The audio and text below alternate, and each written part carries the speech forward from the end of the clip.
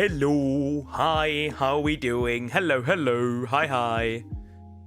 I've already added Frog if you're still here. The VTuber drama. It's I think road to 3K now. Well, we're not that far away.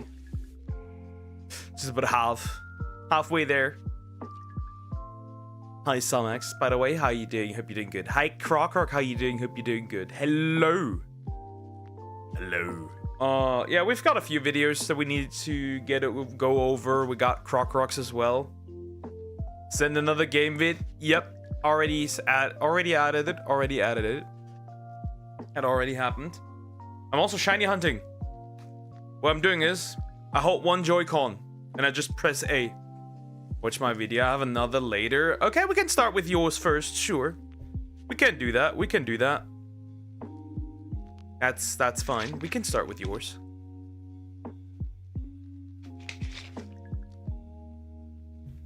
We also got two videos that are summarized in women. They're just summarized in women. Anyways, I'm still waiting a little bit. I do get a coffee delivered in a little bit, or 2-3 minutes. But yeah. It has been an alright Sunday. Good idea. Yeah. Hello, Duck. How have you been? I'm pretty good. I'm pretty good. I'd say I'm pretty good. Yeah. Things are nice. Still getting coffee delivered, hopefully in a little bit.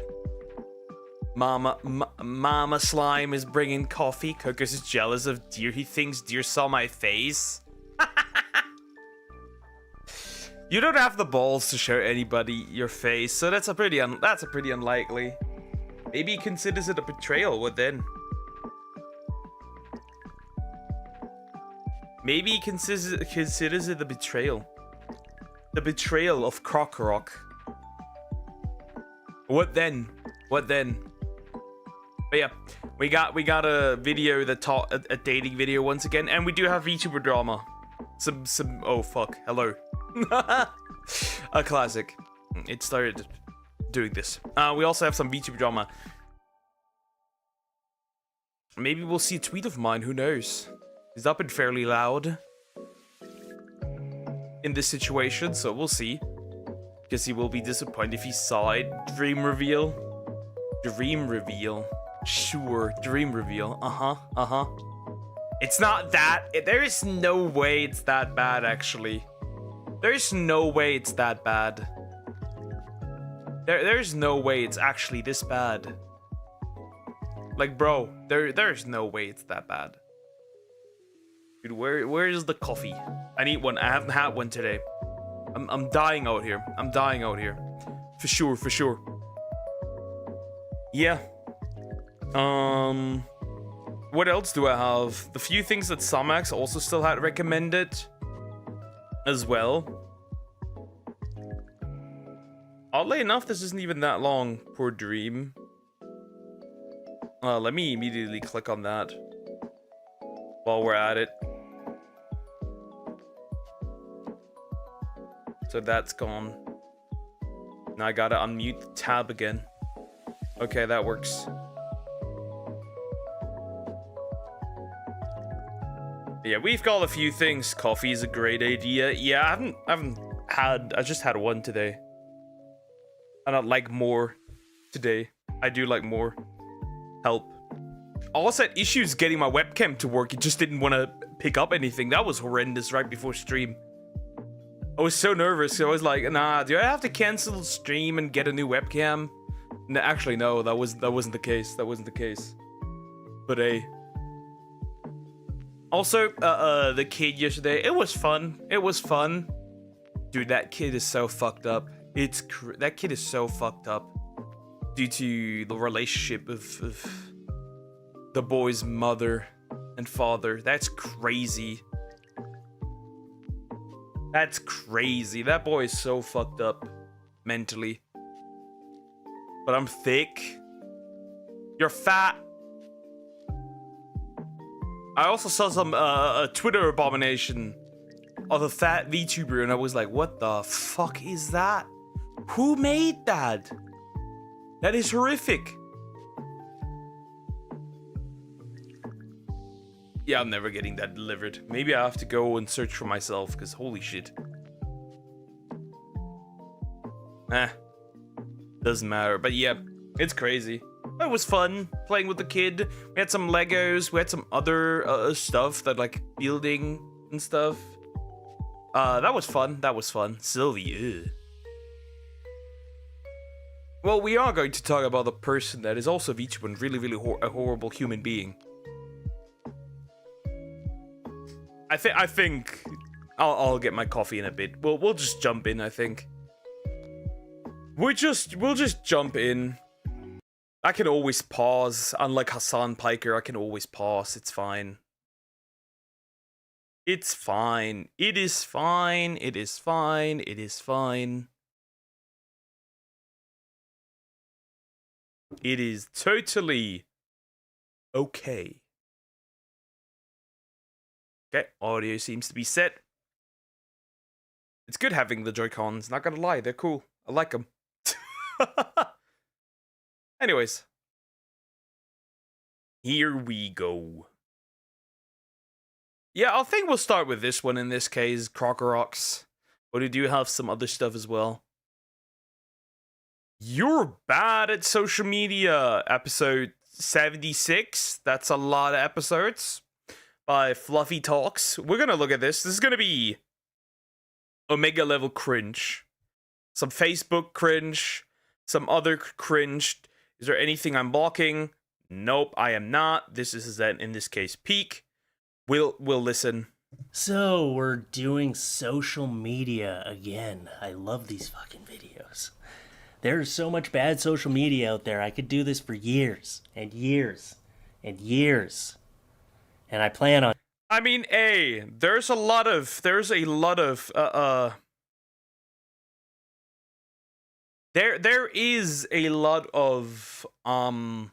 what's the word? Yeah, you'd probably could farm this like for like the rest of your life. He isn't wrong.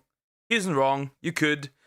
This dude, I've seen him somewhere. Well, I've reacted to him before, so maybe you've seen him from there. Other than that, he's been around for like half a lifetime. I think if someone make a plushier puppet of VTubers, it would go good as a business. Wouldn't you buy it like in real life size? Maybe, I don't know. Could be. Could be. Coffee kids.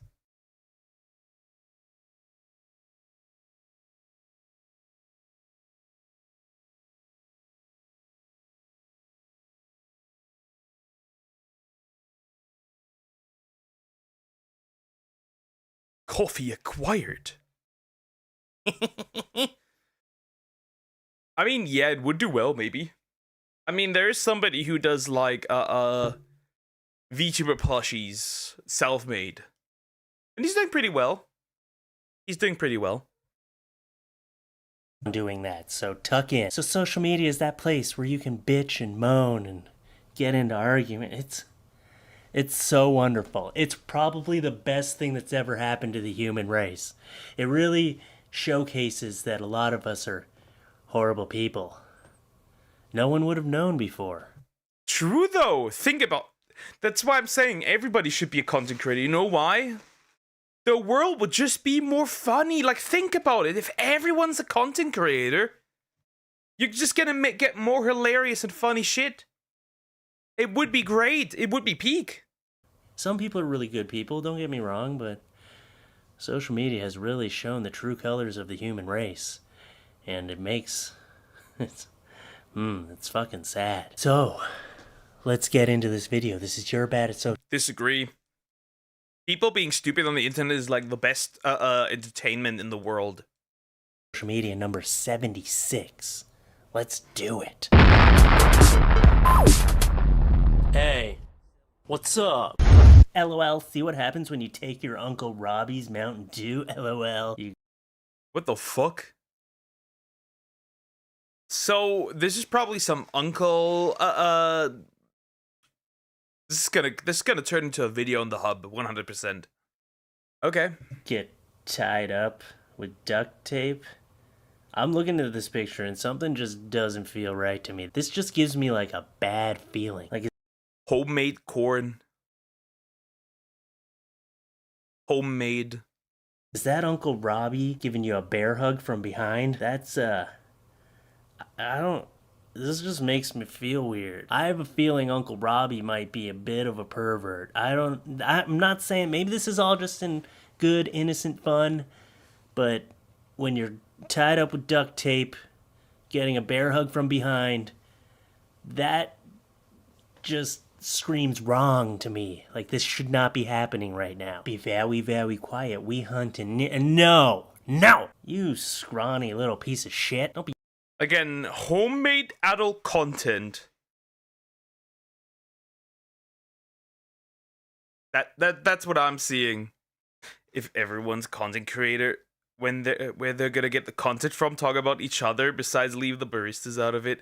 I want coffee makers to stay. Again, eventually content would just be people shit flinging at each other. It would just people throwing shit at each other. That's what it would be eventually. I see no issue. Noted, Max. Snapchat and shit like that. Where are your parents? Your parents need to be monitoring your online shit because they are raising a little fucking prick. Foot-long gummy worms, $10. 45 in a pack, picked up in the States. That is a huge gummy. 45 in a pack picked up in States. I have 20 packs. Foot-long gummy worms. Oh. I almost didn't notice that. Look at those grippers. Grippers. What the fuck is that? Ugh. Oh, what the fuck? Oh, what? Ugh.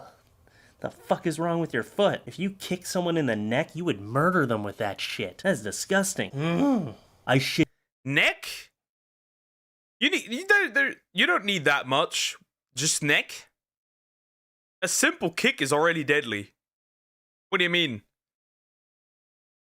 Shit you not, these pennies fell off my bed just now and these crosses popped out. Whoa, no way. I totally believe you. God must love you more than they love everyone else. It's a sign. That's illegal, okay? That is vandalizing money.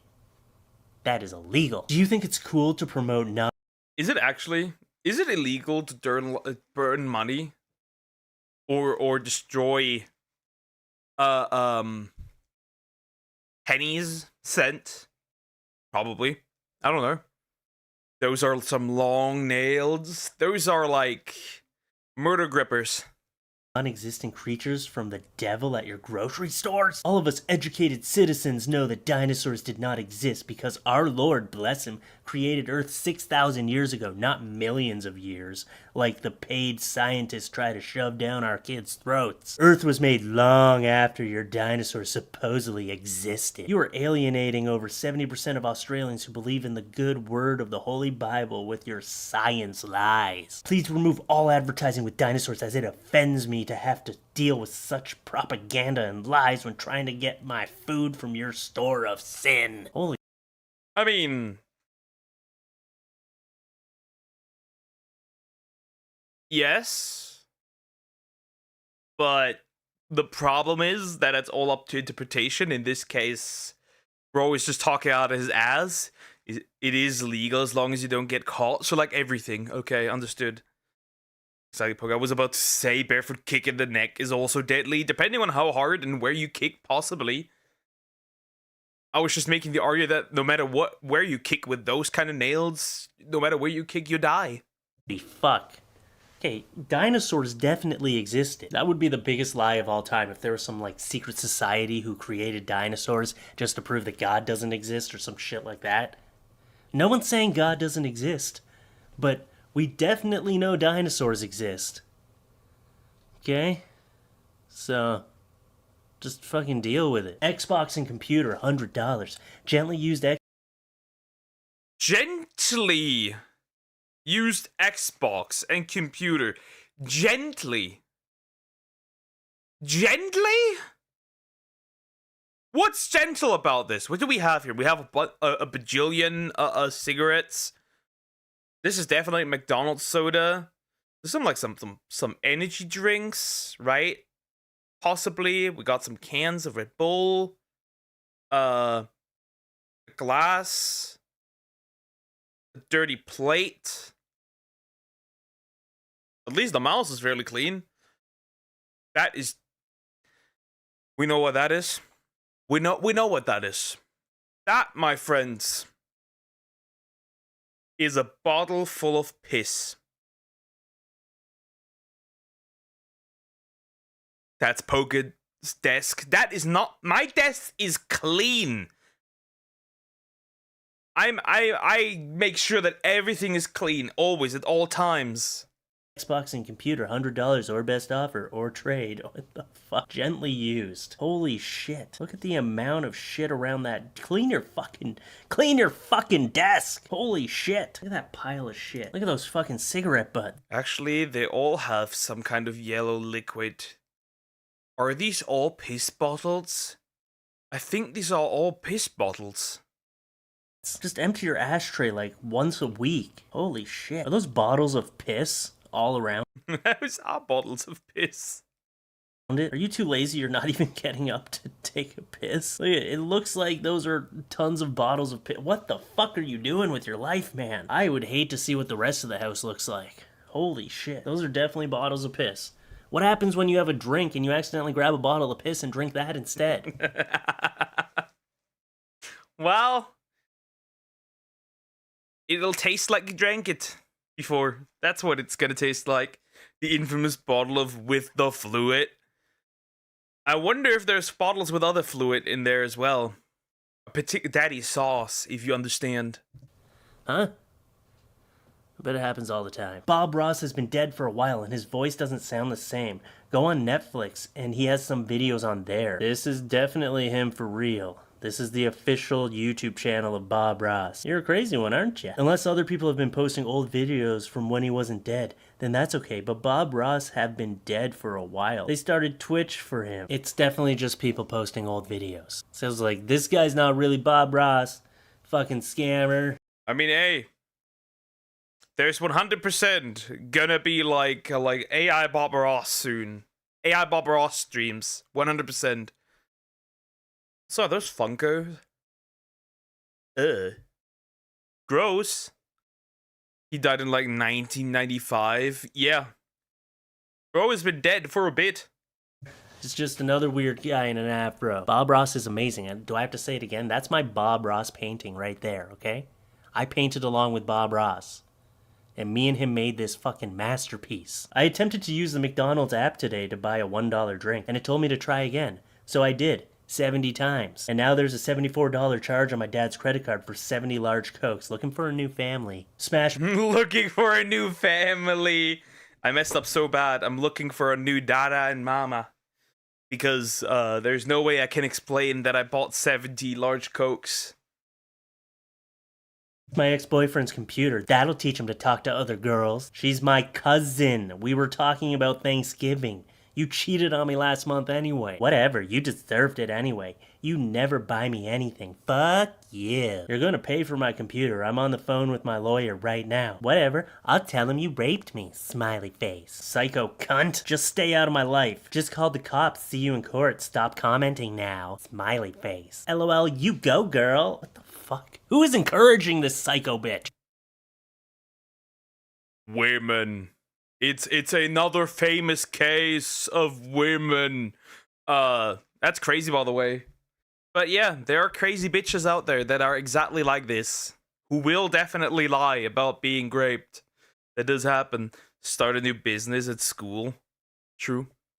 I'll tell him you raped me, and this person's like, oh, you go, girl. Oh, you the best. Like, you bought the Coke, I see. You bought the Coke for like $1, and you resell it for like 30 cents more at your school or something, or like a full $1 more. That's how you make profit. Yeah, fake rape allegations? Fucking high five. Props. That's fucking crazy shit. And plus, you can see this whole conversation is screenshotted, so good luck in court getting your fucking fake rape allegations.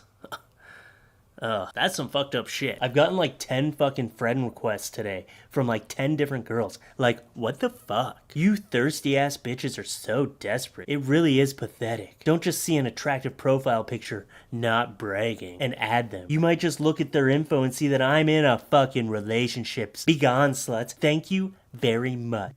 Be gone, sluts. I know people who'll buy it. I would. Yeah, probably. We know. This is interesting. This is perfect actually. I would put this in there. This is like peak. Be gone, sluts. Burn in hell. Ignore, ignore, ignore, ignore, ignore, ignore, ignore, ignore, ignore, ignore. This fucking guy, not bragging. Just see an attractive come on, look at this guy. Nobody's fucking adding you. They're probably all bots. Airbnb host review of me. Guest stole my dishes. I'm missing 9 glasses, 7 plates, 2 cooking pans, and most of my silverware. Me.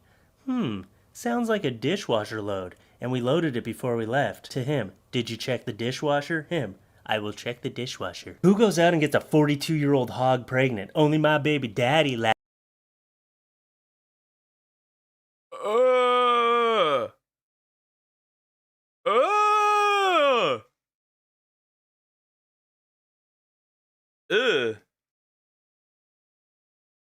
Old coochie gets pregnant.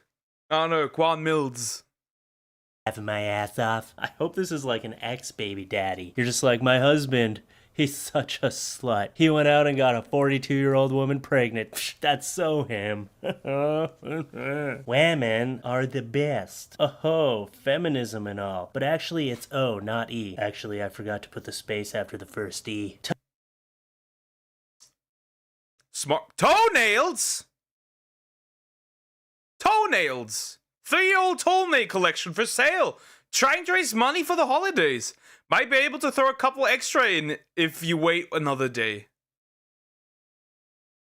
Toenails. Hey bro, at this point just sell feet pics. Why toenails? Just sell feet pics. Toenails, $75. 3-year-old toenail collection for sale. Trying to raise money for the holidays. Might be able to throw a couple extra in if you wait another day. Oh, ugh, that's fucking disgusting. Who collects their toenails? Like, that is years and years of toenail collection. Huh. Years and years. That's crazy. That's crazy. Croc does this, by the way. His collection is bigger, though. It's like 10 years. Oh, that's fucking disgusting. If you're out there, do you collect your toenails? Is this like something, is this a trend I should be picking up on? Should I be collecting my toenails in a jar? Is there some sort of fuel efficiency? Are cars gonna...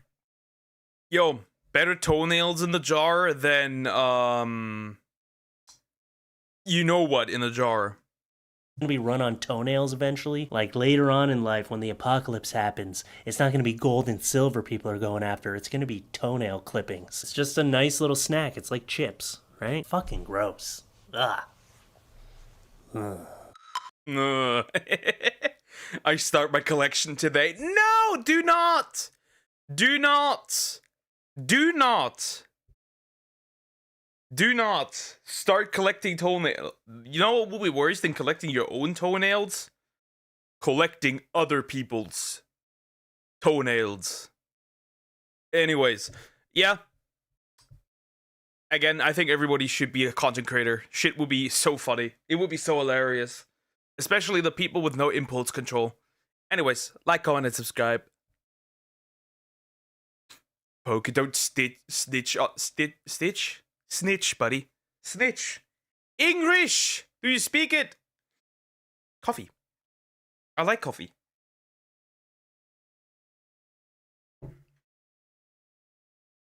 How would you do that, though? Well, you could start with your family, like randomly clip people's toenails, or wait until they clip their toenails so you can collect them once they're gone. Like, that wouldn't be too hard, actually. I don't think this would be too difficult. I don't think this would be too difficult. Not gonna lie.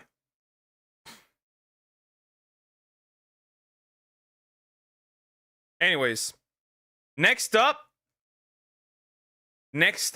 women. Modern dating is... Women. we do be talking about women once again, because I am for and sometimes against women. Of that, we do Shadow Clips video, and then we got the Neven one. That's gonna be very interesting. I am blocked probably in seconds after that one. Anyways, single women are cooked. They are. They truly are, as this video shows. Okay, shut up. You don't allow me to go to school. I allow you to go to school. Tomorrow will start. You'll have to go to school. I'll send you to college. Speaking from experience, it seems. I hate you. Anyways, let's go. Let's go. This is by Paul Joseph Watson. We're gonna... No, just not women. Modern dating is effed up beyond all recognition. I just want to talk about something because Modern dating is effed up because the men are hooked to corn, the women are hooked to social media, and the women get too much validation from men. We need to stop. We need to stop. We need to stop. And then obviously also propaganda. It's mostly all fucked up because of women, but we have some fault as men. But it's mostly fucked up due to women. guys, like, I'm just so confused. POV, you're at the club and the fish aren't biting. Who shat into your brain, into your head, that you think that you are going to find the love of your life in a club?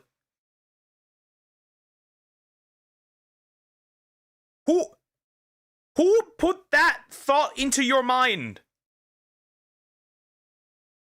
This is like a man going to a strip club and expecting to find the wife, the woman of his life. What do you mean? This doesn't work. Yeah, if the fish aren't biting, it's not the fish that are the problem, it's the bait. So now my biggest fear is like going up to guys and them not talking back to me, because like I went to the club last week and I walked up to this like group of guys because I'm like bubbly, whatever. She already sounds like she's struggling to form a coherent sentence because she's slightly drunk. You will not find a man there. You will not. Because the dudes aren't there to find wives there. They want to pump and dump. I don't know who put that into people's minds. I don't know. Same goes, by the way, for the men. If you think you're going to find your wife in a club, no. Honestly, it could work. Yes, I agree. It could work. It could work. But it is so unlikely. It is so unlikely. I mean, yes, it could work, but it's so unlikely. And they just stood there and looked at me. Like, what was going through their mind? Oh, I don't know. 10 years of being called a toxic male for merely glancing at a woman. The Me Too movement demonizing men as predators over... Interesting. Aziz Ansari has addressed his sexual misconduct allegations, but he hasn't publicly apologized. Though this new Netflix special deals with the accusation, it all ignores but his accuser. Okay. a bad date. Like, I don't think they know what they were missing. But like, that's a real fear of mine now. Maybe they could sense your neurotic pick me, give me attention energy and didn't want to end up getting publicly shamed in a dumb TikTok clip. Guys, I'm on the street and this man just came up to me and asked if I wanted to go home with him right now. That's what I said. Why don't men approach women anymore? Guys. Ew, please get away from me. Please get away from me. Fair enough. Other women. Do you want to go home with me? Other women, like, being nervous, trying to get away from the situation. This woman pulls out phone. Yeah, I don't believe you. Would you wear a sweater knitted out of frog's hair? Yes. Yes, I would. Yes. Yes. Anyways. Yeah. Like, why would you approach a woman in public? You could be filmed at all times. You could be filmed at all times. As a woman, that doesn't happen because men don't film you except when you do weird shit. Well, that reminds me, a girl from the neighborhood, she stopped working so more time to find soulmate, and she complaining men from dating looking just for sex. I told her to erase the apps. The apps, stop using dating apps. They are not designed to make you find a partner. I don't know, people still believe that. They are not designed to make you find a partner. They are made in such a way where they're designed to keep you hooked on the app and make you spend. Especially if you're a man, they are trying to get you to spend. Stop using dating apps. Go outside and touch that grass. Touch it. There's nice grass out there. You should touch it. Thank you. Thank you. Okay. Thank you. What the hell is wrong with men? Exhibit A right there. I love when men leave me comments like this because I'm objectively very beautiful and I know that. So when I see this, I either think A, My ass! What do you mean? First of all, what is that haircut in the front? That looks incredibly silly. Second of all, those nails. Third of all, the septum. The septum. Not that all women who have the septum are weird, but the septum is like wearing your trauma on your sleeve. you know nothing about women, or B, you're one of those Republican closeted gay men. I'm objectively very beautiful. Has nose ring and calls any right-wing man. Also, objectively? Objectively? What does that even mean? Attraction can be very subjective. What do you mean objectively?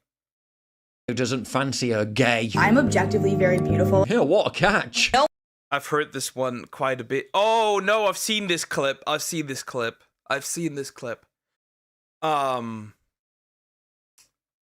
So the thing is this. If you say if men don't find you attractive, then you're gay, then they're gay. Yeah, that's a red flag, my dear. That means that you have a really big ego. And I don't think most men find that attractive. I don't think most women would find that attractive. A man was pulling that off. No one wants to date a bigot, and I think politics play a larger role in Wrong. I'm right here. What do you mean? dating and dating choices by women than men are even capable of understanding. And then I think they sit on the internet and complain it's because they don't have enough money and they're too short. But really, it's because of your fucked up belief system. That's why women aren't dating you. Here we go, the henpeck hand returns. Prepare to get nagged into oblivion. If you I would actually also heavily disagree with that. Because there are left-wing women out there who say they want a man who looks right-wing but has left-wing ideals, which is really interesting. Kind of sounds like left-wing women also don't find right-wing men, don't find left-wing men attractive. Odd. voted for somebody who repeatedly bashes marginalized groups of people, bashes minorities, bashes women, has no respect for them at all, yeah, that says a lot about your character, and that's unattractive to most women because that's an ugly trait to have. It shows that you condone those behaviors. Because well-adjusted pretty women are notoriously attracted to manlet soy boy Antifa types. Yeah, right. Young women are shifting more left, and if you continuously shift more right in response to that rhetoric, then yeah. Also, it's kind of funny because when you're right-wing man, you're a bigot. When you're left-wing man, you're performative. So it doesn't really matter. And there is men who actively change up their beliefs so they can sleep with women. There's a clip of a black man out there who does pull off those moves. This lady's pretty. Yeah. Too bad she's ugly inside. It makes you more unattractive to them. Every study shows attractive men are more likely to be right-wing. And I think to See, even science agrees. a certain extent, these men understand that, which is why they're on their dating apps saying they're moderate, saying they're apolitical, and all of these things, when really we know who you voted for, and that does make you undateable, and it does make you unattractive because you condone terrible behaviors. Also, weren't the men who voted for Donald Trump? So how do you explain those women then?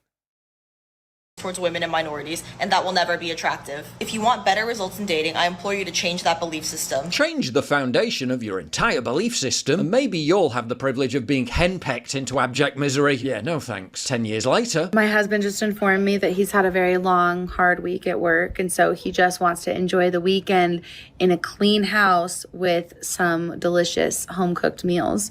And I said, that's great, because I know that his mother's going to love having him for a few days. The sheer self-entitlement is stunning to behold. I don't know. There's two options. Either she like works and does all the home stuff as well, or he works alone. And in this case, this can go two ways.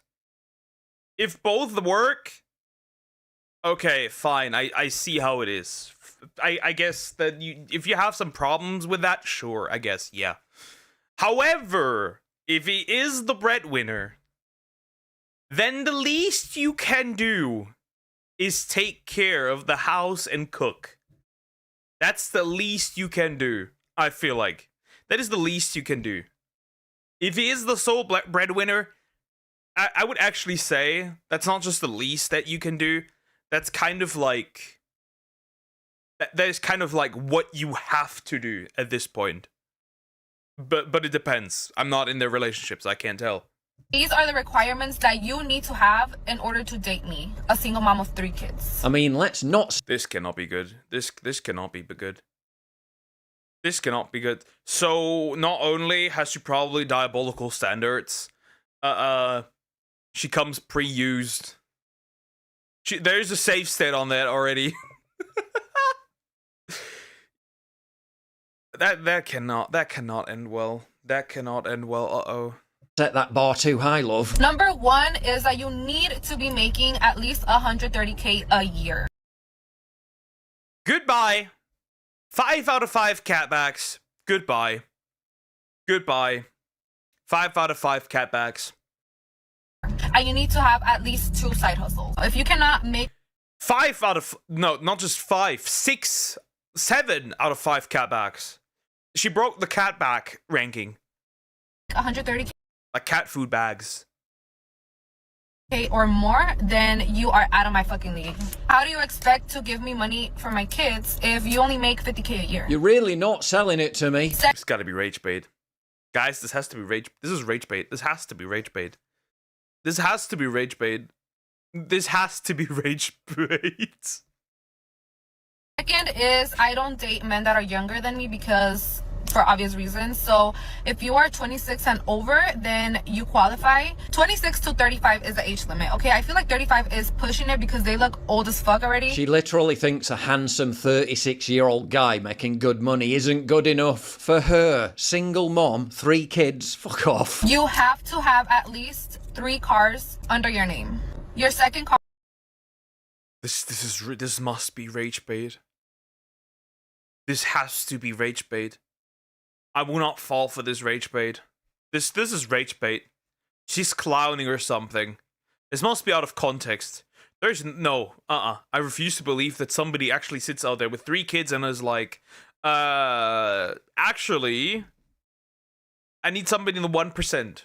Car has to have 8 seats because I have 3 kids. So I want them to be comfortable whenever we go with you on a trip or something. You want me to come with you? I'm gonna bring my kids and you need to have enough space for my kids. Tyrone, Jaden and Naomi are screaming their heads off in the back, while Juanita's henpeck nagging you in the front. Yeah, again, you're really not selling it to me. Another requirement is that you have to have a property under your name and you have to be looking into getting your second property. You have to get a home that has 6 rooms because each of my kids have to be in their own room. So you have to be considerate. You're gonna die alone. You're gonna die alone as a single mother of 3. No man is picking that. Not a single man. Not a single man. If you do this as a man, you might as well be a masochist. What are you doing? Which is a house that has 6 rooms. Sounds like a literal house of horrors. And if you cannot meet those requirements, then you're not the fucking one. Hoflation is real. 75 Inflation is real. $5 a month, and you haven't met anyone yet. Okay, so she said. How do you pay $75 a month as a woman on Hinge? And you haven't found the dude yet?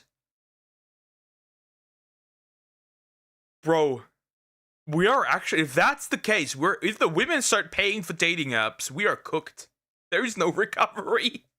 As POV, your friend pays $35 a month to not have people under 6 feet on her Hinge. Chances of women meet.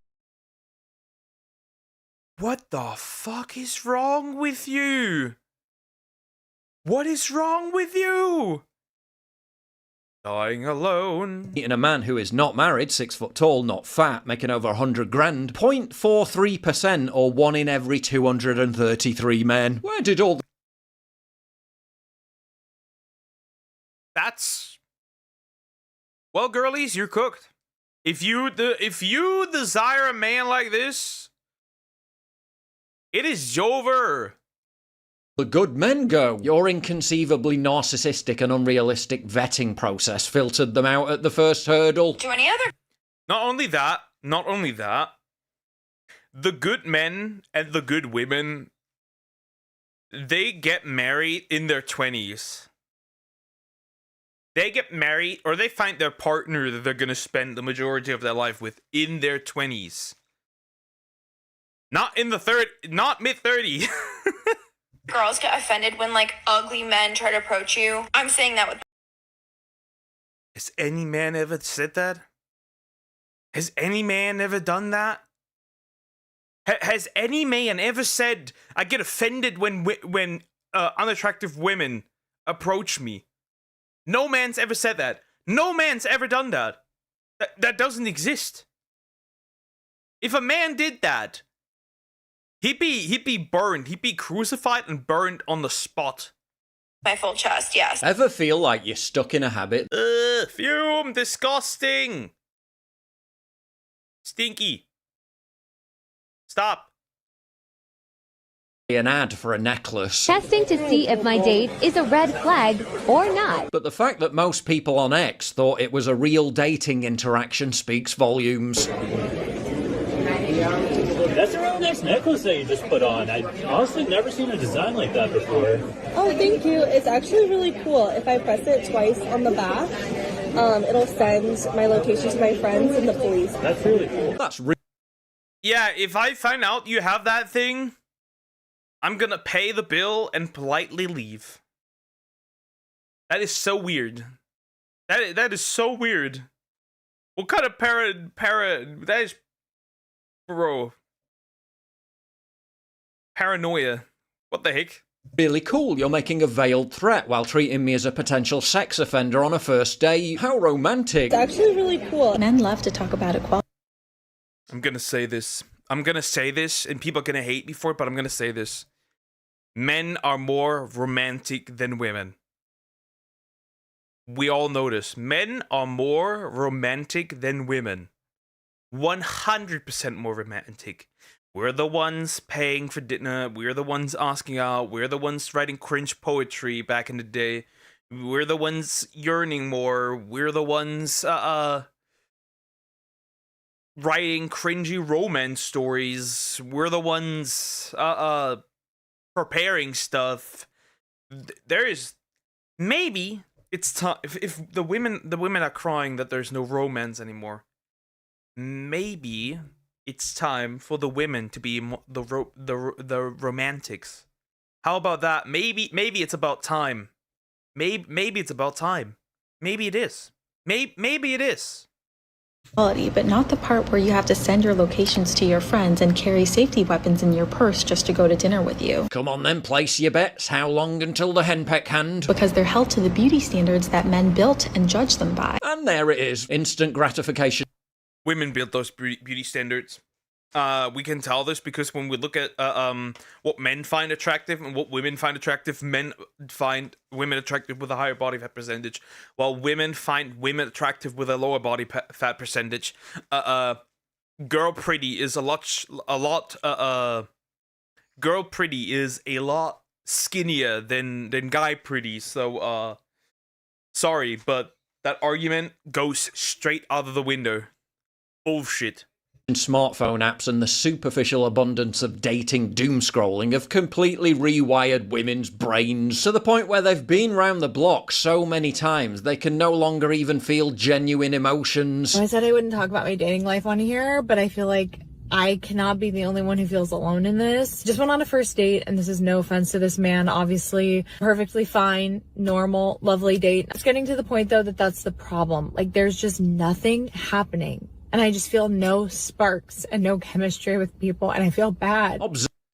That is because you have absolutely obliterated the ability to pair bond. You have nuked the ability. She doesn't even feel anything, right? Not even gratitude, nothing. She feels nothing. Like if somebody invites me to eat, I'm gonna have, like, not even, she's not even having fun.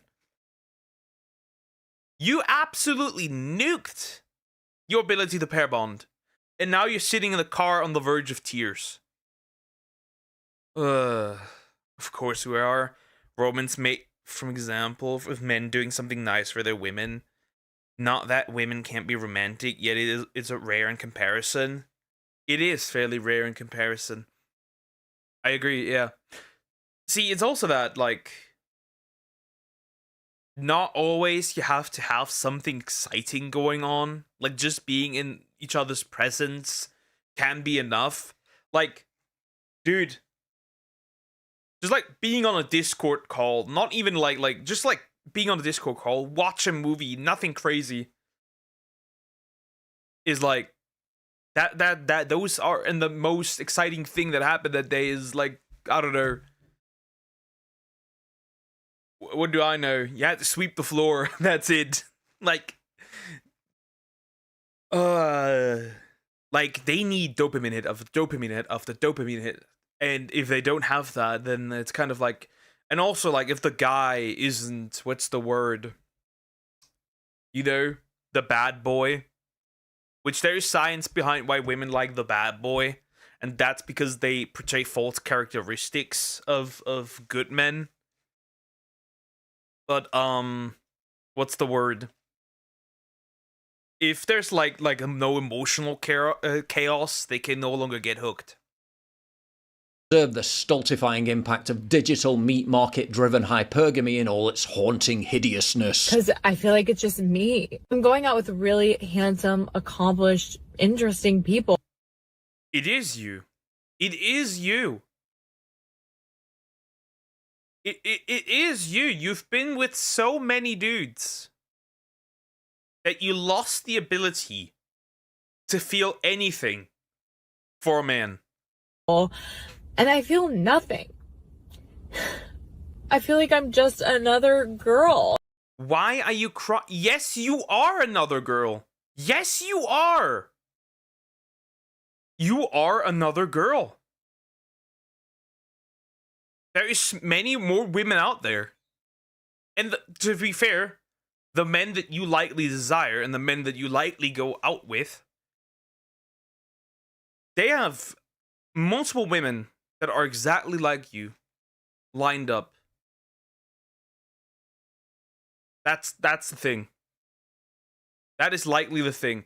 Truth be told, you are just a regular woman. And probably the problem is that you think that you are not. And that may also cause problems. Like, I'm just a regular dude. I'm not nothing special. You're just a regular woman. You're not special. Like, I'm one of a million, and there's just nothing special about me. Probably not presenting that great either. Not like that sparkly or interesting or like dynamic at all, because I'm just so depleted. I know my person's out there, but starting to really question if I. Truth be told is that your person was out there, but you were stupid, and you either missed them for something that you thought was more important, or you had them, and you were still stupid. Don't stop crying. Get a therapist. I even have it in me to find them anymore. Female goes on yet another date and meets her own worst enemy. Herself. I listened to Maisie Neely's book today, and through all of Also, I don't understand why people are recording themselves crying. Not only are they recording themselves crying, they're likely editing it and hitting upload. Yeah, do you think any person sees this and is like, this is a person in a state of, like, a person that is emotionally mature enough for a relationship that is supposed to end in marriage? Stop treating dating like a game. It's not a game. You are, in fact, supposed to look for your person, for the person you're supposed to spend the rest of your life with, not just like try on people like they're some kind of clothes. You're not the Kardashians. You're not picking up a billion shoes. Stop it. the hardship she had, she just kept going and kept dating and kept seeing people, and I admire people so much that have that in them, because I just don't have it in me. I thought I was safe and I thought I was done, and like having to do this again just feels like work every time I go on a date. It feels like so. That's because you're expecting that your knight in shining armor would appear, but that's not how things work. That's not how things work. Like this, like constant, like you're not. What's the word? You're not chasing a long-lasting, loving relationship. You're chasing the next dopamine hit. And then you're chasing the next one once the last one is fizzled out. And the next one. And the next one. It's like a continuous cycle. You're digging and digging and digging. Hard. She's literally rejected so many men. It's made her so numb that her innate basic ability to pair bond is totally fried. Saw a great video recently of a female counsellor explaining that she has lost track of the number of 25 to 35-year-old female patients who described their perfect man. And then when asked about the last 5 men she slept with, not a single one had the traits described. It's like crazy, right? Like, I listen, like, to my mother, and I listen to my grandmother, and, like, general older people, and, like, how they had been, like, there was, like, this whole process of, like, courtship and stuff, and now it's like, oh, first date, let's fuck. Yeah, no surprise, idiot, that everything's messed up. Yeah, no surprise, no shit, Sherlock. Ended things with a guy who wanted to marry me because I'm still hung up on a guy who only wanted me for sex. Diabolically retarded. How many bad boys do they need to plow through before realizing this is a losing strategy?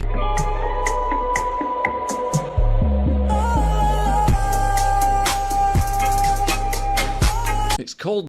I couldn't even read that. Hold up. I'm going to sleep. Because being a woman isn't easy. Imagine rejecting 50 men only to choose the wrong one again. What are the chances that one of the 50 men that she has been talking to, by the way, 50 men is diabolical. There's almost a guaranteed chance that you've slept with 50 dudes already. Your body count has absolutely destroyed your pair bond ability. Diabolical. Second of all, there is a good chance that in those 50 men, there was a man that would have, like, stayed with you, married you, build a family and future with you. But again, you're not chasing a relationship, you're chasing the next dopamine high. It's called The Wall for a reason. A 34-year-old woman is demanding her ex-boyfriend pay compensation, claiming he stole her childbearing years. After nearly a decade together, she says her 38-year-old ex ended things just as she was ready to start a family. She said she put her career and her goal.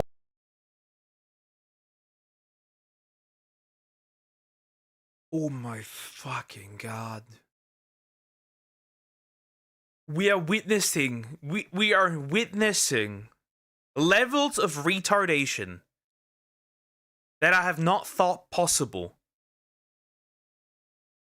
You waited essentially ages for this until you could want to start a family. Till your mid-30s. I feel like it's not...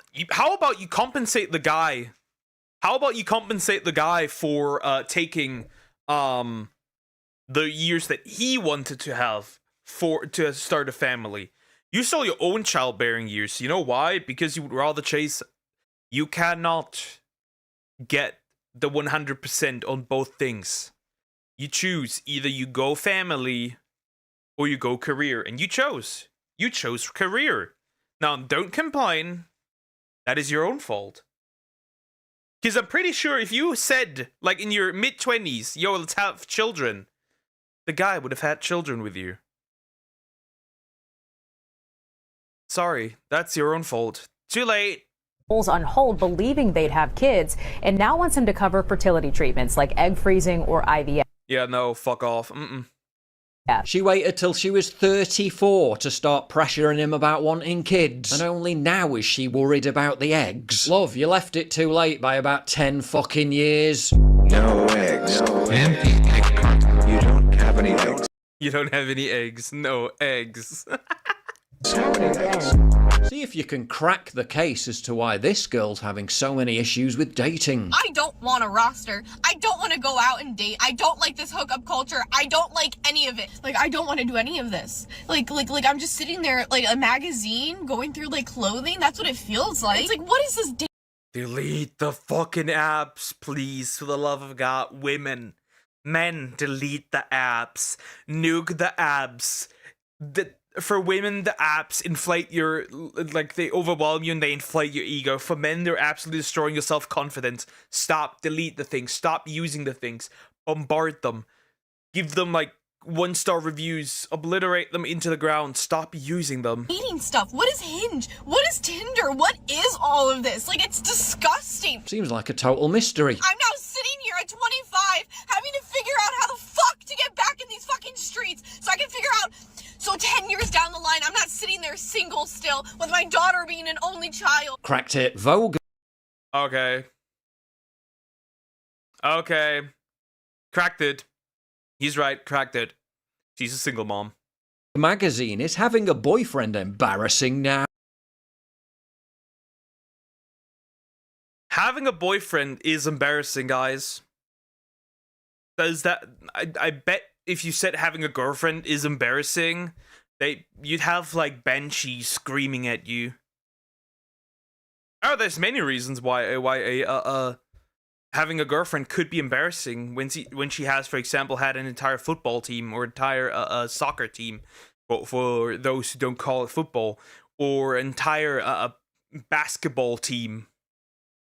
Whatever. Women are obscuring their partner's face when they post, as if they want to erase the fact they exist. What are women doing? So, let me get this straight. You want the validation of being in a relationship, but you don't want to show off that you are in a relationship. You don't want to show your partner. Okay, if you're that embarrassed of your partner that you essentially blur their face, I have questions. Why are you together? And why are you being a weirdo? What is wrong? Like, is it because, like, you don't want to seem like you're like, what's the word? Is it that you don't want to seem like you are... Like, your partner is, like, your main personality trait? Is that what it is? Because other than that, I got no idea why you would do this. Without actually not posting them, the result of women wanting to straddle two worlds. One where they can receive the social benefits of having a partner, but also not appear so boyfriend obsessed that they come across quite culturally loserish. So they're basically telling young women they're pathetic losers if they commit to a loving relationship. But still, it must be men's fault. Vogue just posted an article saying having a boyfriend is embarrassing. And I think for men, this is a wake-up call. It's just now a wake-up call?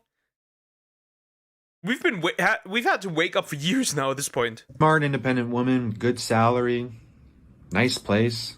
We provide no benefit. We are no longer the priority. In fact, we're probably a burden to them. Speak for yourself, simp. This is the kind of social engineering girls in their 20s lap up, then wonder where have all the good men gone when they hit 30. Imagine the amount of propaganda it took to convince women that waking up like this is oppressive, but waking up with a hangover and alone, or even worse, with a stranger, isn't. We know. You'd be shocked to find out how many feminists, like the big feminist names, when you look up what they said and what they believe, you would be shocked. Because they would make fun of you. They would be embarrassed of modern women. They would be incredibly embarrassed. Like, incredibly embarrassed. Feminists, first and second wave feminists were still pro-family when you look at what they actually said. Pro-family. They were anti-corn, which modern feminists are not, because, you know, modern feminism is, I make corn, so that's empowering, because I'm not independent from a man, but I depend on men's validation and money. Funnily enough, old feminists were also heavily anti-abortion, the more you know, which modern feminists are not. I find that very interesting. Ironically, women have never been more secure or self-sufficient, and somehow that made dating harder, not easier. Women became men, and that made dating harder for... Because now you're competing. Before, you had, like, designated roles now, right? You had, like, roles that you would need to take in life, right? As usual. For example, yeah, you had like husband and wife, and both had their roles, both had their duties, both needed to do, had their like what they needed to do, and now it's like both try to be husband, and that doesn't work. It's like you're in a family, and the son tries to also like you have a father and a son, and they both try to take the role of the man in the house. You will clash. Women, who could have possibly predicted that? If you value what I do and you want to help support me, please visit pauljosephwatson.locals.com and either pledge a one-time donation... Yeah, that's pretty much the end of the video. Yeah, I think women are fried. I think women are diabolically cooked to a level of no return. That's gonna be very interesting once I have sons. If I do have sons. Might all be daughters. Oh god, I fear that if I have daughters, I'm gonna fear of their life. Help. Anyways, yeah. For once, I'd say stay woke in these streets, not the political woke, the woke that keeps you safe from women that don't appreciate you. Anyways, like, comment, and subscribe. Interesting. Now what we looked at fried women, we can look at Shadow Clip's video. Might as well. Right now. This one. One of the... Here we go. Interesting. We're gonna look at that.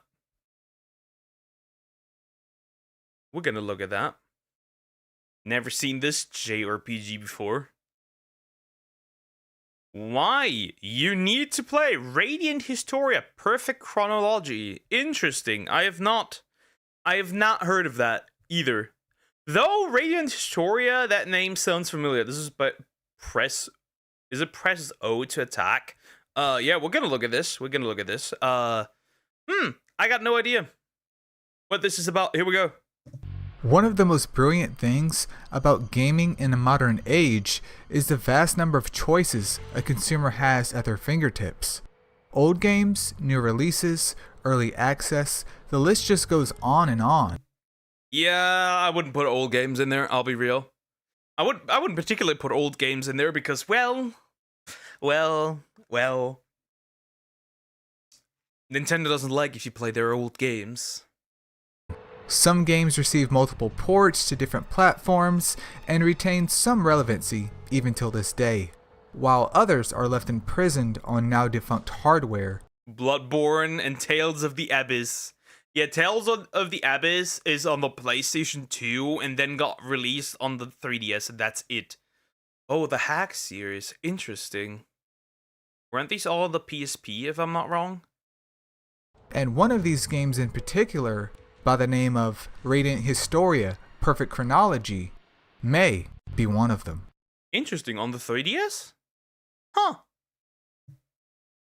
Released back in 2018 for the 3DS, Radiant Historia PC is a remake of the original with additional content.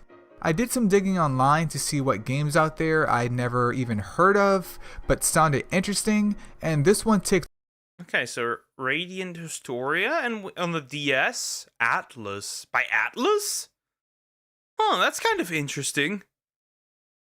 And then we have Radiant Historia Perfect Chronology. Okay. All the boxes. Interestingly enough, it was co-developed by Atlas and Headlock. Atlas is known for the Persona and Shin Megami Tensei series, while Headlocked is a Japanese-based development company whose last work was Arcadia Saga back in 2012. So, let us cut to the Arcadia Saga. Wait a minute. This sounds familiar. Hold up. Arcadia Saga. I need to Google this. This sounds familiar. This does sound familiar. Maybe a little bit. Maybe a little bit. I think I've seen like a video of like this being covered, because I like to watch videos about obscure MMOs. Chase, why am I even talking about this? What makes this game so interesting? What's this game about, man? Any maidens? Is it actually interesting? We'll see. Interesting. Well, where do I begin? Ah, yes. Let us talk about the gameplay first. The game takes place across various zones, and within these zones are enemies, chests, and interactive items. As you progress through the game, you get abilities to cut down vines, use barrels as bombs, and sneak past foes, so as long as you have the MP to do so. Some chests are out in the open and others you have to find. Regarding the enemies, you can interact with them before combat as well with a good old whack. Whether the enemy runs into you or you into them, the battle then happens in another screen. On the surface, this game is your standard turn-based RPG, but quickly the game lets you know that it is anything but. Interesting. So we have an enemy grid that's 3x3. We have a party of 3. That's really interesting, huh? Cool. Also, the sprite work is really pretty. Combat takes place with your characters affixed to the right of the screen and the enemies to the left. But what makes this enjoyable is the use of the grid. A player can move enemies to other tiles, which allows them to literally stack up multiple enemies in one area. Then the next character can take advantage of that via skills, magic, mana burst, pretty much anything. Interesting. Works kind of like Brown does too. Yes, I've played this game. Yes, it's a Guna gacha. No, I will not elaborate. That you can think of. This makes some battles go a lot quicker than just hitting the button and spreading your damage across multiple enemies. What also makes this fun is the use of turn swapping, which also lets the player maximize their damage. It is a refreshing take on the tried and true of turn-based combat. And just because a player can do that, this does not mean that the enemies or bosses will not throw down at the playground back at you. There have been plenty of times I got my cheeks clapped after seeing a big brain tactic crash and burn right in front of my eyes. With plenty of characters to choose from and their own little nuances, the game really opens up to being creative in battle. Ott, for example, I thought was absolute trash, but after being forced to use her in part of the story, I realized she's really not that bad. But I will have to give it up for Rosh, as whenever I had a chance to use him, I did. Him and Stock together is just too good to pass up. Additionally, each character comes with certain skills, so team composition is important as it can make. Interesting. Very interesting. Again, another RPG I've not touched. Classic. Make or break certain boss fights. This game also does a great job of rewarding the player with quest completion by providing additional skills to each character occasionally. One quest in particular gives Stock access to shadow arts, which outside of Power Wave was one of my most favorite moves. And in most cases, if you are stuck on a certain boss, it may be The sprite work is really, really pretty, and it does have maidens. It has maidens, but yeah, the sprite work is really pretty. Due to poor equipment and not the level of your characters. But by visiting the Vault of Time, you can grind a little and get access to some spicy gear, which can make all the difference. If there is one thing that this game definitely gets right, it is effort versus reward. You do not have to spend hours upon hours grinding to make progress. A short 15-minute session here and there is all it really takes, and this is something a lot of RPGs tend to forget.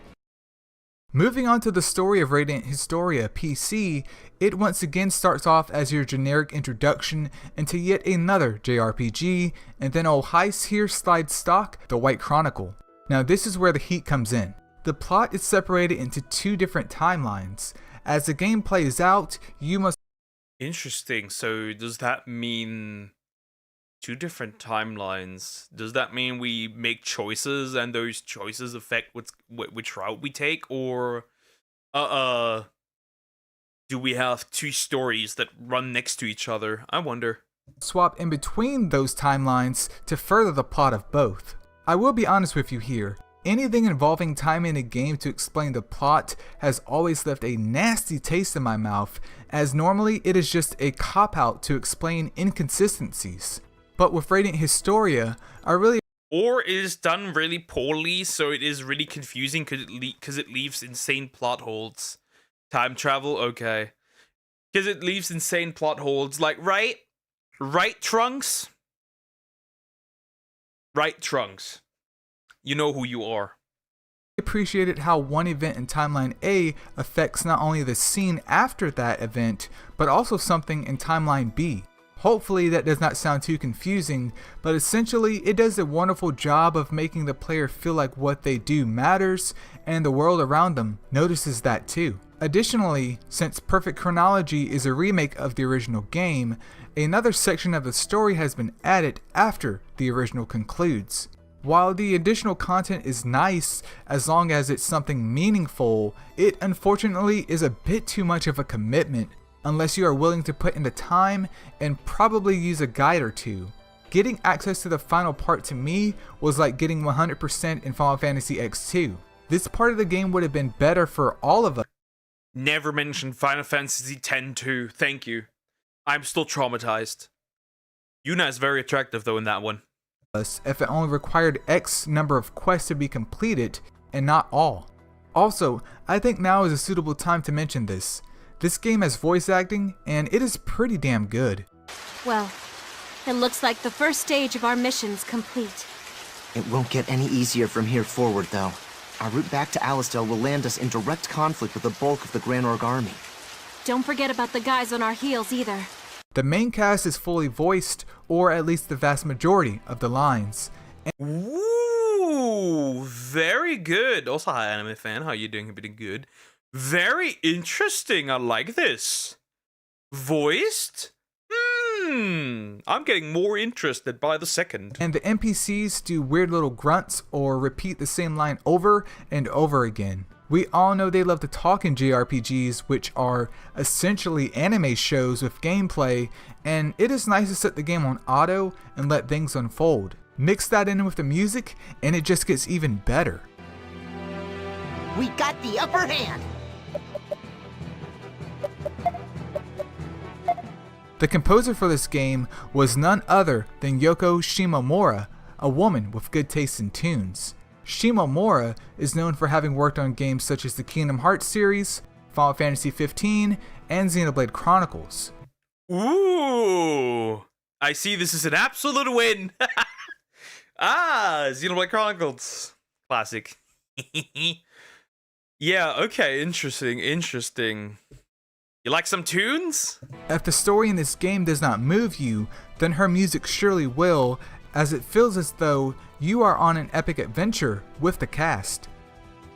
With all of that being said, I did complete the main portion of the game in just about 30 hours and really enjoyed my time with the game. While part of me wants to push normal, it has difficulty.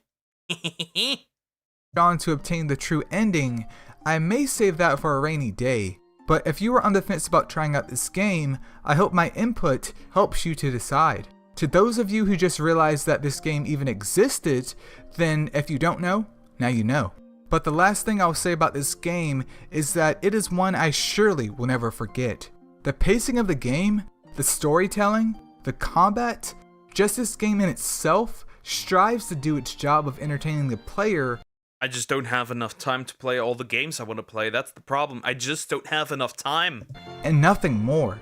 It wants you to experience it, enjoy it, and move on. And knowing that makes me appreciate the game much more.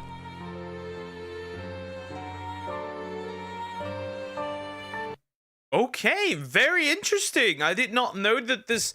I feel like the name was familiar, but that's about it. I did not know what this game was about.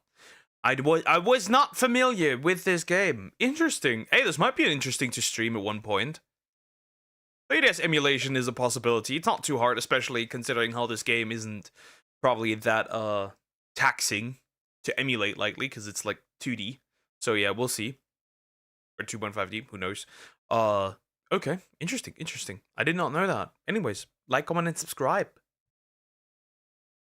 That's interesting. I did not know that. That's new information. That is information I did not know. This sounds interesting. I have so many games I want to play, but not enough time to play them. That's like the problem I have.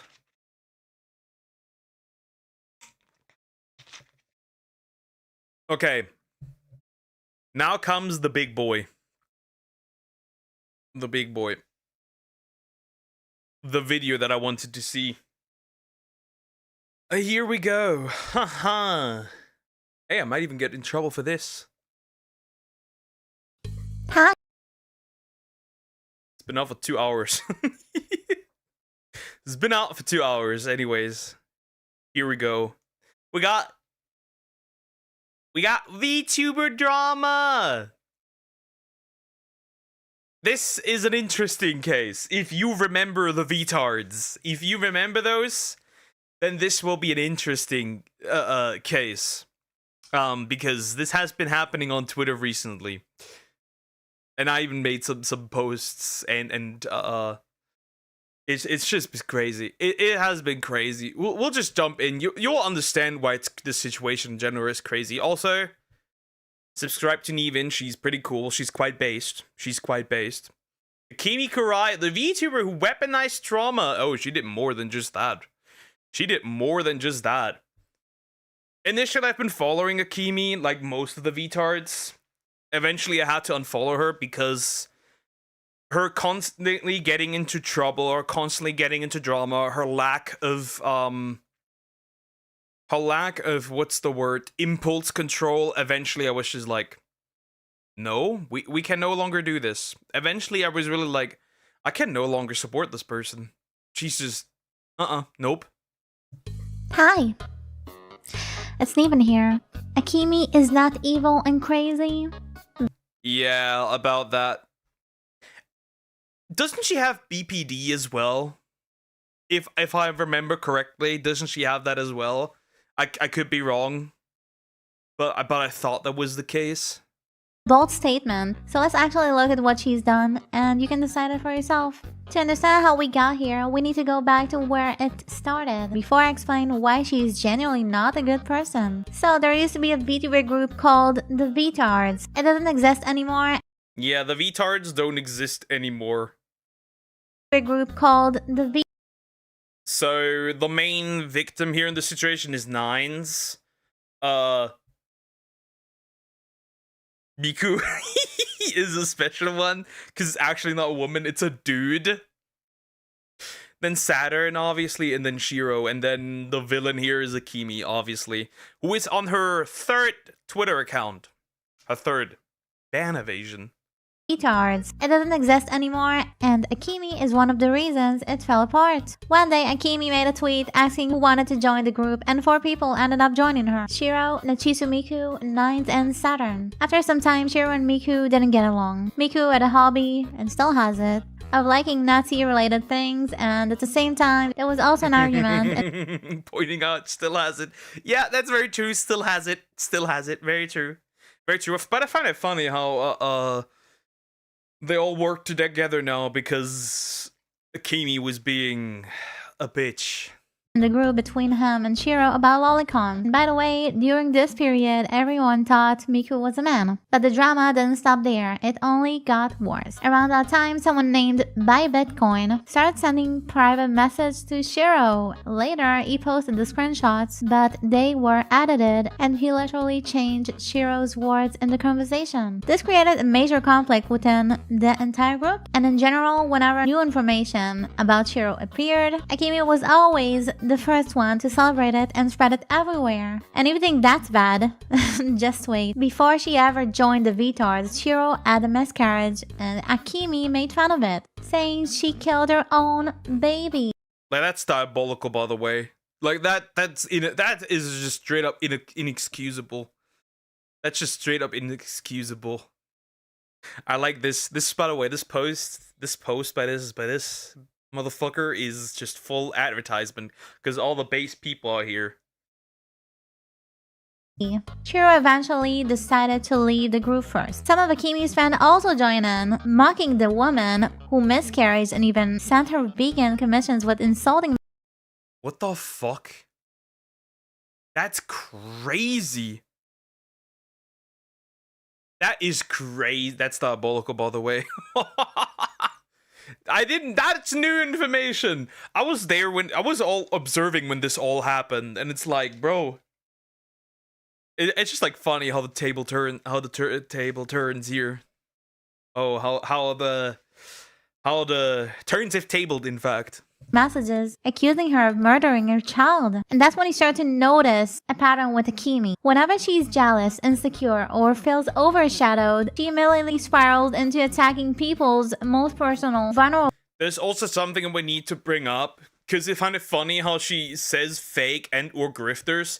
That is very interesting, because Akemi was on a Christian grift, where she acted like she was Christian, but then she would like do NSFW stuff, commission NSFW stuff. Not only that, she used Bible verses out of context to justify her being hurtful to others, which is really interesting. I find that very, very interesting. It's just weird. At least that's what I've allegedly heard. I haven't seen it because I don't interact with this person, and the accounts that she did it on, they're gone. So I don't know. I think Celeste said anything about it. And Straub. Moment, and it doesn't stop at miscarriage. One of the clearest examples of this was in a voice call when someone opened up about a friend, a trans, who took her own life, and Akemi's reactions wasn't shock or sympathy or even silence. She laughed. She laughed at the suicide of someone she never knew. What the fuck? That is all new. I mean, I know that this woman has mental health issues and should not be on the internet, but that is new. That is completely new. Huh? Shut up, you demonic.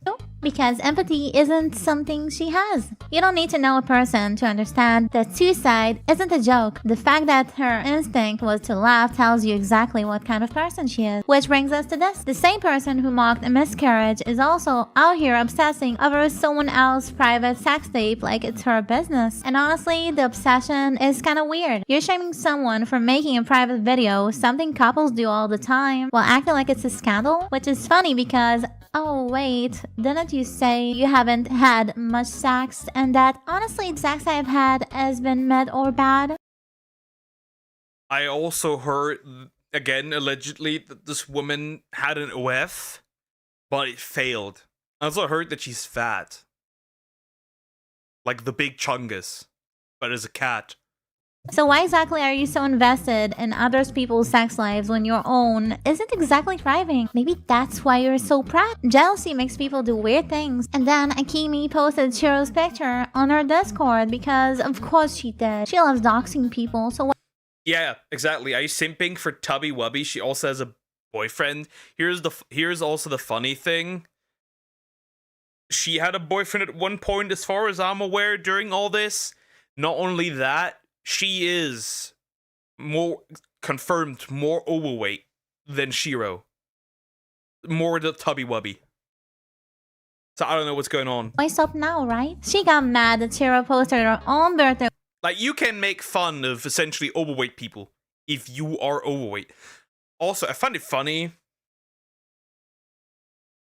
Can we stop, like, doxing people? Thank you. Like, this is the most the most pussy-made, bitch-made move you could pull. Stop.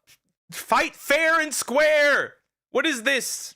A wish list. So Akimi responded by posting Shiro's face right next to her Twitter post. Oh, I'm sorry. I also have a phone wish list. I guess only Akimi's allowed to receive gifts. My mistake. I'm sorry. I also have a phone wish list. I guess only Akimi's Is that... What the fuck? allowed to receive gifts. My mistake. What is that? Was that Kimi's list? I've seen the things. What the fuck? What the heck? And it doesn't stop there, because doxing Shiro wasn't some one-time mistake. It's a pattern. She does this to anyone she gets annoyed at. And here's another example. She didn't just dox this person. She openly mocked her appearance afterward. She leaked someone's identity and then laughs at how they look. That isn't confidence. That's pure insecurity dressed up in kawaii filters. After that, Nine's old porn name got leaked and she left the group. And the saddest part, her story didn't end there. It actually gets worse. This wasn't the first time she's being doxxed. Akimi herself pulled up her porn and forced people to watch it in VC. Like, that's crazy. Like, that's insane. This is Akimi, by the way. Like, that's insane. Imagine you pull up somebody's abuse material and stream it on Discord to other people. Fair fight. Fair. Fight fair, die with the samurai. True. But even if I had, like, beef with somebody, right? If I had problems with somebody, I would respond with equal force. Being equally witty, being equally, mean, depending on the situation and what it is, right? If it's something that's, like, morally completely disgraceful, I wouldn't do that. But, like, shit-talk each other? Fine, okay. But actually streaming somebody's essentially abuse material because she was abused and forced into Korin. That's I don't know if that's a crime. It feels crimey. I have no idea. And this is where Akimi crossed a line you can come back from. Like, what kind of person actually enjoys someone else suffering? Before I explain just how... This is like the thing, right? See, the thing is this, right? She could have literally just stopped engaging with the rest of her former friends, colleagues, whatever you want to, group mates, whatever you want to call it, right? She could have just done that. Created her own little space on the internet, her own little corner of the internet, and just done her thing. But she can't. She lacks impulse control, and that is her downfall. That is there's no way she can recover from this, because nobody is stupid enough to be friends with her. Because the moment you criticize her, the moment she does something wrong, the moment you're not on her side, she's gonna use everything that you told her in private. Get off the internet. Seek out a mental health professional and just stop. You have to be quiet. Nobody likes you. cruel this was. I want you to hear Nine's story in her own words. Yes, there was a point in my life where I did porn. I was in an abusive relationship. He isolated me. She did porn because she was abused, manipulated, and had no real choice. It was survival under coercion, not voluntary. I was barely 70 pounds, bedridden. He love bombed me, used my vulnerability. He was physically weak, mentally vulnerable, and taken advantage of by someone who groomed her. It took years to get out. I rebuilt myself. I'm stronger now. She escaped the abuse and rebuilt her life. Her past does not define who she is today. This is why I have boundaries around the NSFW. I don't engage in that dynamic again. Yeah, I see it. Nines is also anti-Corin, which is really cool, really commendable. And I think it's really cool that she recovered from this. Others would not recover from this. Because you're a honorable man. I just feel like what happened to what happened to respecting people that you dislike?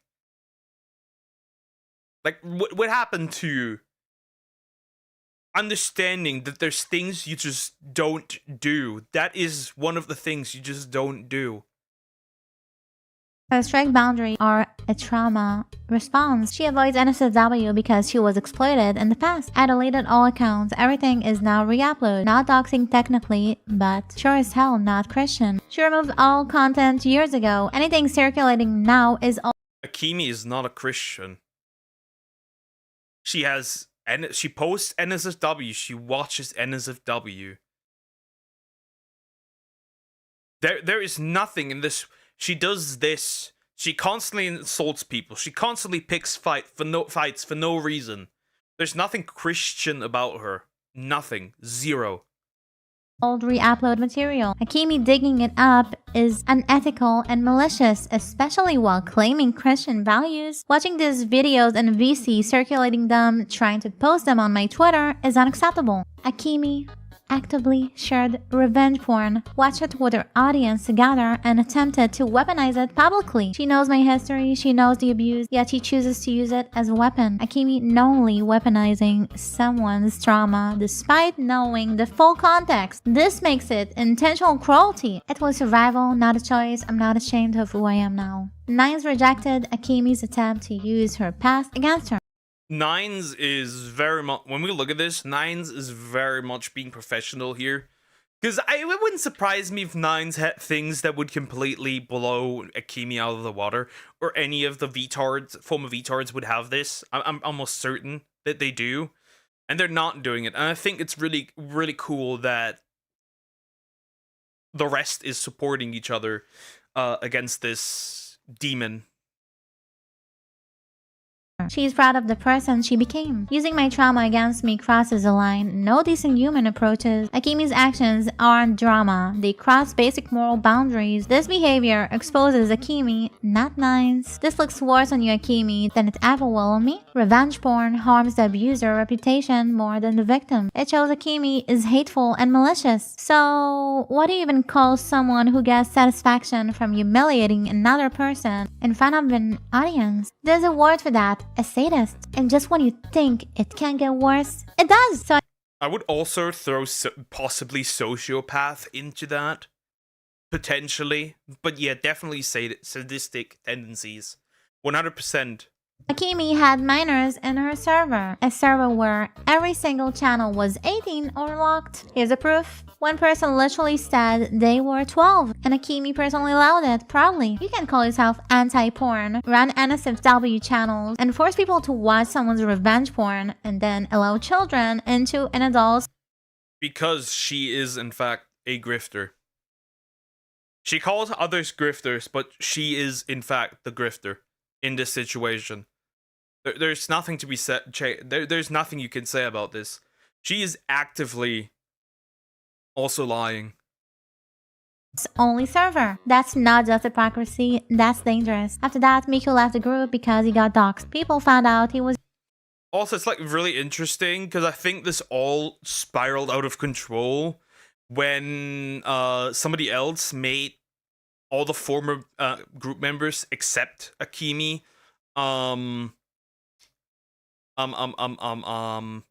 collab on Kick. That just completely, I find that really, really interesting. Using a voice changer. He was actually a man. And then another pattern with Akemi becomes obvious. She always has something to say about people's identities, their gender, who they like, who they're allowed to simp for. So simping for a guy is gay, but simping for a woman is fine. Imagine being this insecure that you polish who your viewers can support. He apologized to you privately. Situation. I don't know if she's gonna bring it up, but she basically was hate watching people and then banning everyone that was in Nine's stream. That was also on the Kimi server, which is really interesting. It's just really interesting. I don't know. It's like so petty and just like, I would also argue so just degenerate. resolved and you still went back to complain people liked him. And there were like 2 mods of them, of her, who are like really, really pathetic. Not gonna lie, if they watch this, you're a cuck. She's never gonna sleep with you. Good luck. Get fucked. That's not confidence, that's insecurity on steroids. The group fell apart until only Saturn and Akemi were left. They streamed talk about forming a new group, the Mafia. New group with Saturn on hold? We have it in the works. I'm not gonna say much about it because it's a secret. And then both left. And then came the moment everything blew up. Saturn joining Lucky Ian. So basically Lucky Ian is a VTuber agency where there's a lot of nice people. Yeah, there's a lot of pretty cool people, right? We have Celeste here. Saturn is there. Shiro is there. Oko, though personally I have a few issues with Oko due to some fucky wucky, but I think it's like so long gone now that it doesn't really matter. Then Mizu, Lumi, Miko. Miko's really cool. Go support her if you can. She's really cool. I like her. That's pretty much it. I think I know her from somewhere. And this person from somewhere. I'm pretty sure. We're no lie. And Raging Bull, who runs Lucky Ian, is Jewish, and Akemi really doesn't like Jewish people. So yeah, she really, really doesn't like the Jews. Dude, I find it so cringe if your entire personality is being anti-Jews. Like, okay, cool, you don't like Jewish people? Why do you make it your entire personality? I think she also had some problems with Neven too, because Neven is also Jewish, if I'm not wrong. I think I'm not wrong. Oh, I guess that means we could never be friends, right? Since I'm Jewish? That's fine by me. I'm not exactly interested in being friends with a sadistic doctor who has full-blown main character syndrome anyway. And then it got even weirder. She added a whole new server rule because of me. All because someone shared one of my tweets. New server rule? What does that mean, new server rule? Like, you can't be Jewish. or you can't follow Neven. Or be subscribed to Neven or whatever. How does that work, huh? Crazy shit. This is actually so... It's just so petty. It's just so petty. Imagine being so fragile that a single tweet rewrites your entire server. And banning Jewish people or anyone sympathizing with... And bro, I'm right. She bans all Jewish people, Jewish sympathizers. Bro, I cannot, guys, it's over. I cannot be in a server. I have Jewish people watching me and I watch Jewish people. It's over. Niara. This person is worse than Niara. If I had to be in a room with one of those two, I'd pick Niara. Because with Niara, you could have some fun conversation, like some critical conversations, without being insults thrown at. Where this woman would spam the N-word at me, or call me a Jew. I prefer Niara at this point. Jews, that's not moderation. That's bigotry. If my existence alone is enough to make her overhaul her server guidelines, that says everything about her. So yeah, he doesn't like Lucky. I feel like that's a compliment. Though I feel like that's a compliment. If your sheer existence makes somebody spiral, that's a compliment. I'd say that's a compliment. If your existence makes her spiral and go insane, that is a privilege. That is a compliment. Because yes, I do find it quite a accomplishment if the people I don't like fume about me and hate me and despise me and I make them spiral. My mere existence makes them go nuts. That is perfect. Ian because Raging Bull is Jewish, and because also she hates Mama Oko, a drama VTuber, and honestly a very cool person. So she expected Well, I do have my problems with Oko. Yeah, I agree. Oko is pretty cool. I'd have to say, it looks like and, but it's not and. And Hime? Saturn to decline the agency offer just so Akemi could keep her as a friend. She even told Saturn, if you don't ban them from your server, I'm not your friend anymore. Manipulative much? And then Akemi took things to a whole new level. She doxed Saturn's husband and posted a private Snapchat video that Saturn had sent her and What the that is something that's something I've missed. She's based. Yeah. That is something I've also missed. Great for making this videos, Neven. That's really cool. Because I've missed that completely. private. She chose to upload a video that was sent to her privately. A video of Saturn's husband. And because of that, it ended up in Kiwi Farms. And once You cannot trust Akemi with anything. You get her on her bad side, she will dox you without parole. This is not a good person. She's a piece of shit. There's no space for her here. Goodbye. that happened, Kiwi Farms turned around and doxed Akemi too. They posted her full name, her address, photos of her house. You dox somebody, you get doxed back, bitch. Deserved 100% once again. And even pictures of her father along with personal information about things that happened to him. And now Akemi is doing the exact same thing to Nines. It's funny because you'd think that after you got doxed and after it clearly messed you up, you wouldn't turn around and do it to someone who used to be a friend. But I guess that's too much to expect. Honestly, I think you just want clout from people's suffering. You want attention, you want people talking about you, even if it's for something horrible. Literal attention whore. That's like a literal attention whore. I mean, your own mod literally released a full Google Doc about how you're a bad person. How do you even get to that point? How does someone who was your mod, someone who supported you, end up... Your own mod dropped a Google Docie? Peak! Based! Thank you for this. more entertainment right there. Yeah, fuck this woman. Fuck this woman. 100%. Fuck this woman. 100%. Fuck her. Up writing 17 pages, yes, full 17 pages, explaining why you're a terrible person and why people should stay away from you. Narcissist, manipulative, and mad because someone in your own community was getting more attention than you and your own server. You... Bro, that is crazy. That is crazy. Insecurity final boss. Insecurity end boss. Like the secret boss after Insecurity's end boss. What the fuck are we doing? Well, kind of based though. That mini person is kind of based. just couldn't handle it, huh?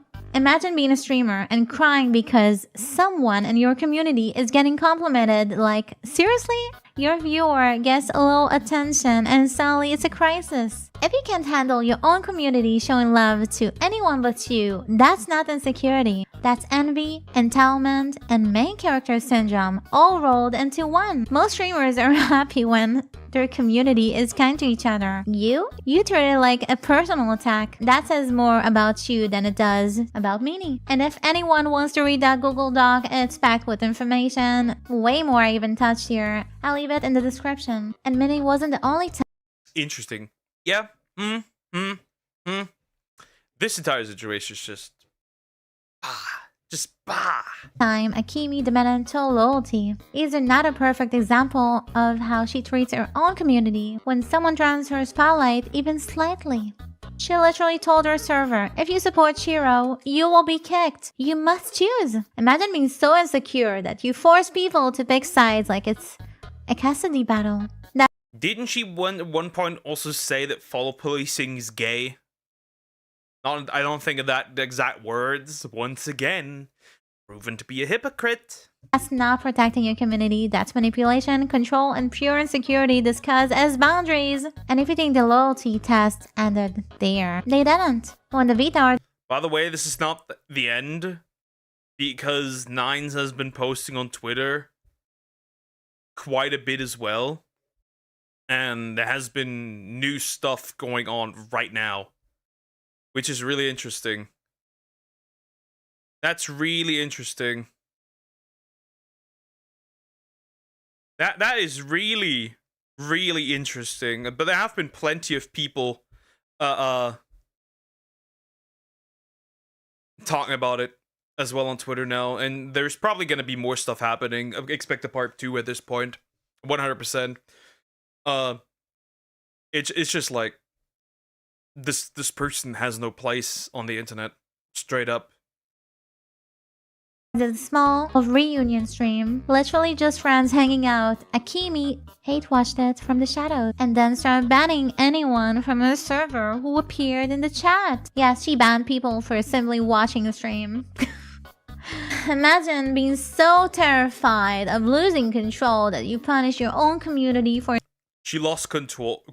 Let me see. How many followers does she have currently on Twitter as of current time? As of current time. Oh, she actually gained 5 more. Disgusting. Ew. But yeah, I can guarantee that this thing will be gone in a few weeks. This thing will be gone. Her account will be banned again, 100%. She has about 2K. That's gonna be gone. She had like much more at one point, and she could have built from there if it just behaved. But she can't do that. She can't help it. Enjoying content that isn't centered around you. That's not moderation. That's obsession, insecurity, and straight up cult leader behavior. Akimi has a habit of rewriting entire situations just to make herself look like the victim. Take this for example. She claimed that Straub came into her DMs acting holier than thou and that peace was never an option. But here's what actually happened. Straub sent her a calm, kind message telling her to take the high road and focus on her community and this is from Straub. From Ref's wife. Yeah? Right? Okay. Hi there, I know you don't know me and you can't take what I am going to say with a grain of salt. I understand what it's like to be angry and upset over the things people say about you, especially when certain people won't leave you alone or dig deeper and try to smear your image. That being said, this isn't the answer. Jesus calls us lover enemy, yada yada yada. It's just, it seems normal. Seems normal. Bertha, some people want you to be so hateful in all your approaches. Again, I hope you don't take this the wrong way, but Sister Christ, I wanted to share this with you. Please remember that people are looking to you as an example of him. This is a completely normal, heartfelt message in her DMs. And that's what made her spiral? Crazy shit. instead of drama. And Akimi, she agreed with everything. She thanked her. She said she needed to hear it. Ah, yes, a classic. She said she wanted to rise above, and she ended the message with thank you. Now suddenly she's acting like Straub was lecturing her. That's not standing for yourself, that's rewriting history because you can't stand the idea that someone else was the reasonable one. And now she even says she's a grifter who claims to be Christian. Ah, yes. The person that comes to you is nice, genuinely heartfelt, who's done nothing bad over the years and constantly gets smeared, is the grifter, not the woman that posts NSFW content that misuses Christian verses, removes context to shit on people. The person that watches corn and enjoys the suffering of other people. Yes, the person that says she wants to goon is definitely, truly a Christian. Definitely. Most certainly. Most certainly. For an old person like me, it's still some weird to see VTubers react to VTuber. It wasn't a thing in my childhood, well, except for Muppets and such. It's just, yeah. To be fair, I was thinking about not reacting to this because I might get targeted for this because that bitch has no self-control whatsoever. Really? This is the same girl who sent you a peaceful, supportive message and you thanked her for it. But now the narrative doesn't benefit you. She magically becomes a grifter. Someone pretending to be Christian. This is what narcissists do. When kindness no longer serves their image, they rewrite reality and turn the kind person into the villain. And then we have that situation. The one who said porn should be illegal. And then proceeded. Yeah. Corn should be illegal. But wait, let me share it on Discord. Yeah, shut the fuck up. Shut the heck up. I love how everything is just out there. The screenshots, everything. Ha! Get fucked. To force people to watch Nine's old porn. So basically, her Twitter account got suspended twice, her Discord account got banned, they even limited her on second Discord. Crazy. If you support Jews, you will be... I will ban you. I could not enter that Discord. I get banned immediately. I get nuked immediately. That's crazy. Twice after that, and now she has a Telegram group since she can't get banned there. What exactly are you doing there? Selling drugs? Sharing porn? Or just hiding because it's the only platform that won't ban you? Just asking, you know, based on your past behavior. And since Akemi loves bringing up Nine's past, let's actually look at the truth. I mean, she must be a terrible person, right? Because Akemi wanted revenge on her. So clearly, that's all the evidence we need, right? Yeah, no. Is what actually happened. The first time Nines got doxxed years ago, around the time her old porn launched. The second time was when Kiwi Farms doxed her. They posted their username from the porn site and her full address. And there's a third time when Akemi herself dug Nine's old videos and forced people in her voice chat to watch them. So basically, you say porn should be illegal, and yet here you are on your Discord, screen sharing videos from Nine's past, her porn, her trauma, her abusive history, forcing people to watch it. And if anyone tries to leave the VC, they got banned. Because if you leave, it means you want to leave things, right? Yeah, because it's definitely not. Yeah, they're using her name, and her name's everywhere. I've not looked it up. I will not look it up. I will not say the name. Because that's disgusting. The less people know, the better. Don't go look it up. By the way, don't. Leave it alone. Don't do anything. If you come across this video, don't just know to flip real gun on the stream and threat a viewer. Yeah. Bzz, dog, well. Because people don't fucking want to watch porn together on Discord, right? Forget the fact that what you did is disgusting on its own. Sharing revenge porn, sharing someone's abusive past publicly to humiliate them. Yeah, that fucker, by the way.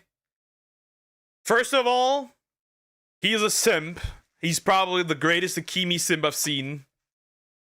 Second of all, this man is definitely getting cucked.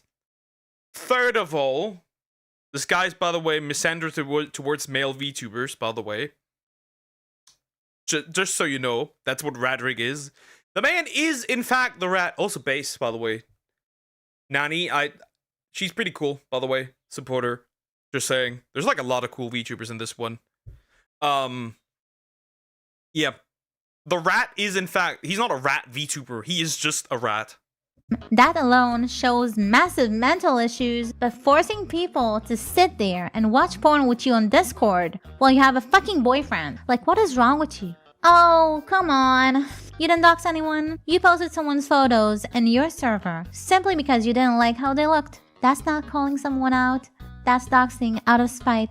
Leaking someone's identity just because their appearance annoys you. And Cheryl wasn't any different. You posted her a picture just because you were annoyed she shared her birthday wishlist.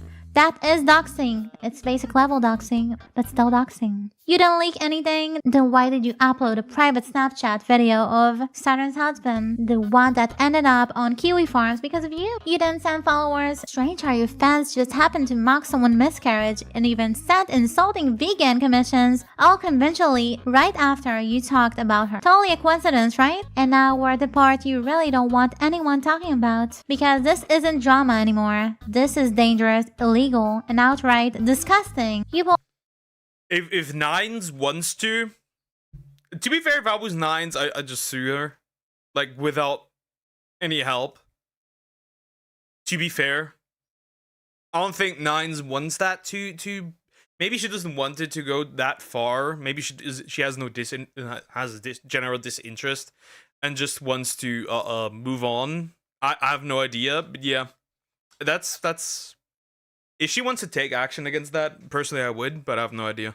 Pulled up Nine's old porn. The videos cite her abuse and trauma and force people in your VC to watch them. Let's be clear. That's not misinformation. That's not assumptions. That's not venting. This is revenge porn. This is harassment. This is humiliation. And honestly, it's sadistic. Even if the videos were already online years ago, you were the one reattached them to our current VTuber identity. That's not exposing the truth. That's redoxing, connecting a trauma to a person who rebuilt her life under a different name. So a normal person doesn't do this. A mentally stable person doesn't do this. Someone with empathy definitely doesn't do this. You knew her history. You knew the abuse. Still choose to weaponize her trauma for entertainment. At this point, it's not VTuber drama. It's a sign you need to step away from the fucking internet and get a therapist.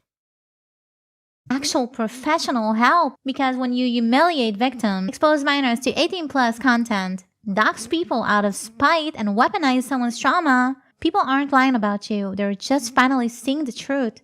You didn't get exposed. You exposed yourself. True. And with that, this ends. It's also kind of hilarious how she goes after people with, like, different identities and sexualities. Whether I agree with that or not does not matter at this point in time. What matters, however, is that you are, if you think that these people are as bad as they are, you are worse than those people. You are much worse than the people that I really, really dislike, that I have real problems with. You are worse. And I hope you get banned once more. I hope you get banned once more. I hope that this has legal repercussions. And if it does, you can't complain. The courts will decide. I'm pretty sure the courts are more on the side of somebody who just wants to live her life normally than, you know, somebody actively spreading adult stuff of that person on Discord. Anyways,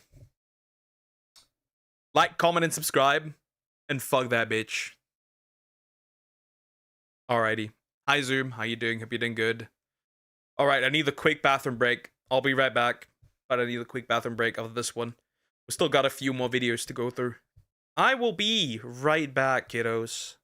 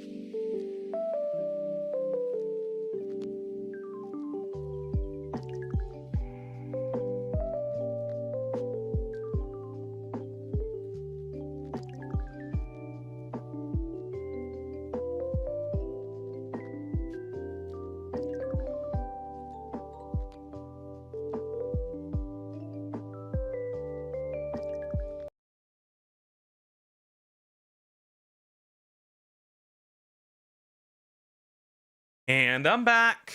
Hello. Hello. Okay. You want VTuber been banned? I don't get it. You've been missing context. There's no time to explain that now. Too much. Anyways, the next one I want to watch is in fact this one. If you bought a phone charger. This one, because this one is interesting. Something educational now. Let's go. Here we go. Is fast charging killing the battery? A 2-year test on 40 phones. Here's my opinion. I think personally it does. Every phone that I have had that had the fast charge feature was having a hard time after a certain while charging. Which I personally, yeah, I feel like it does. I don't know. Maybe I'm schizo, but it does. I feel like every phone that I had that had fast charging, and I fast charged it every single time. Over time, like the ability to charge got so significantly worse. I don't know. Maybe it's just me. This is by HTX Studio. We'll jump in. Again, just my personal belief. If you bought a phone charger recently, it probably supports fast charging. And you probably still have some slow chargers lying around. I've heard people say that when you charge overnight, you should use the slow charger, because fast charging supposedly hurts the battery more. There's also a saying that keeping your battery between 30 and 80% is the healthiest range. So, does fast charging actually damage your battery? What's really— We'll see. We'll see also. I've never heard that being between 30 and 80% is the most healthiest for the battery. Interesting. The best way to charge your phone? Does battery wear make your phone slower? And at what point should you actually consider replacing your battery? Today, let's run an experiment to find out the answers. First, we prepared 6 iPhone 12s and divided them into a fast charge group and a slow charge group. Then, we opened them up and measured the battery capacity of each one and installed our custom software called a discharge loop. Once the app starts, the phone begins running a program to drain its battery. When the battery drops to 5%, the app sends a signal to a relay connected to the charger, telling it— Ooh, I didn't even— there's a specific app they made for this. Interesting. And then the phone sends the signal to this thing, and then it's gonna fast charge. Cool way to test this. Interesting. It looks very self-build. It probably is very much self-build. I can't do that. Crazy skill. To close the circuit and starts charging.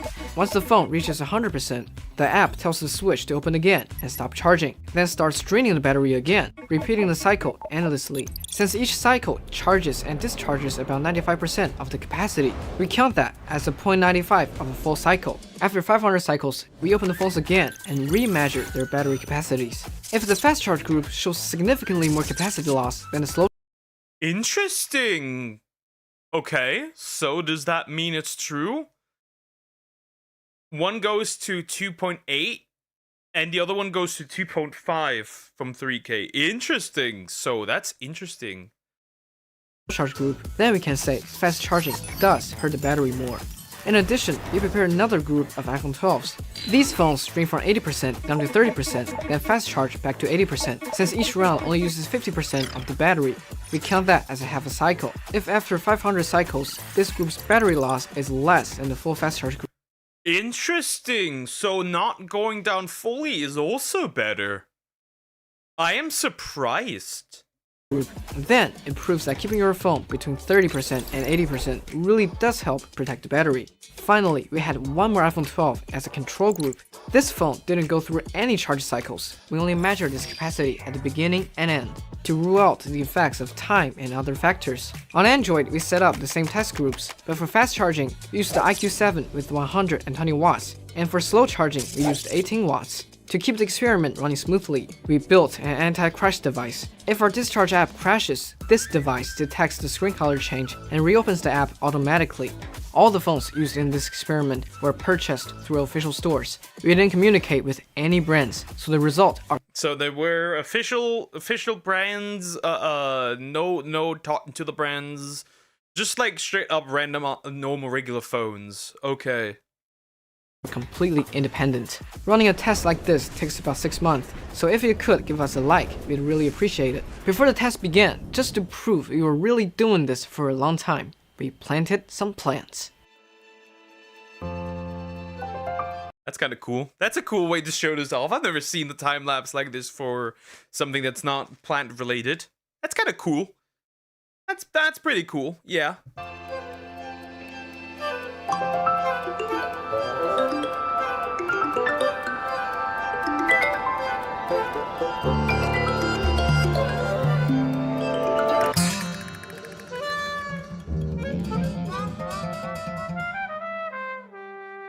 Time flies. The plans didn't survive, but the experiment did. After 167 days, all the phones had completed 500 charge cycles. Went from the charge cycles of the 167 days.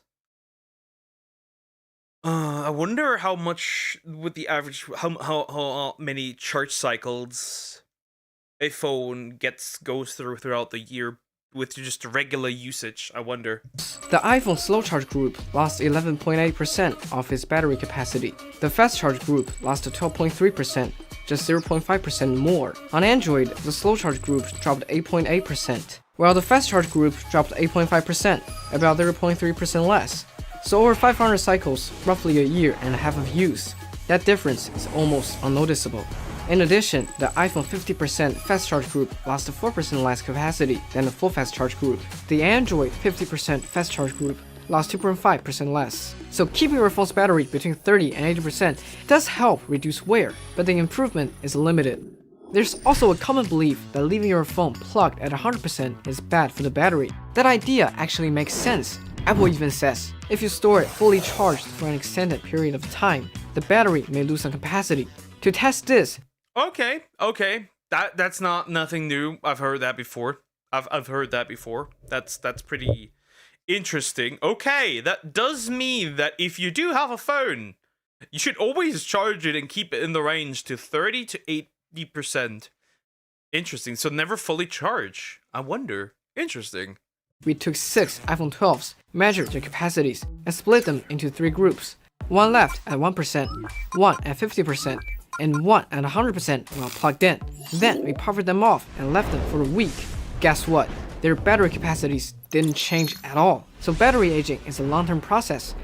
The best way to charge your phone is simply however you like. Don't overthink it. Okay, so it doesn't matter. Okay, cool, then it doesn't matter. Well, that solves the problem as well. Cool. Don't trade mental energy for a tiny bit of battery life.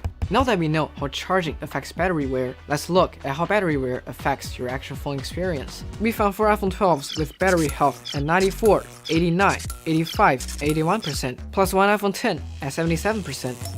We teamed up with our friends at GeekyOne to test their battery life and performance. After 4 hours of continuous use, the remaining battery levels were 39, 41, 32, and 26%. The iPhone 10 at 77% battery health shut down after 3 hours and 52 minutes.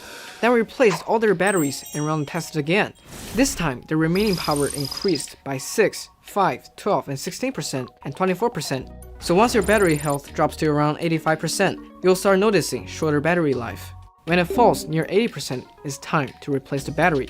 Android doesn't show official battery health numbers at the time, but we tested 3 Android phones from our experiment. Before the experiment, their remaining power after... Okay, so around 80%. If you have 80%, you should be... Interesting. Okay, when you have around 80%, you should replace the battery. February 2027, you won't be able to buy phones that don't have removable batteries. Only phones with removable batteries. This is a game changer for real.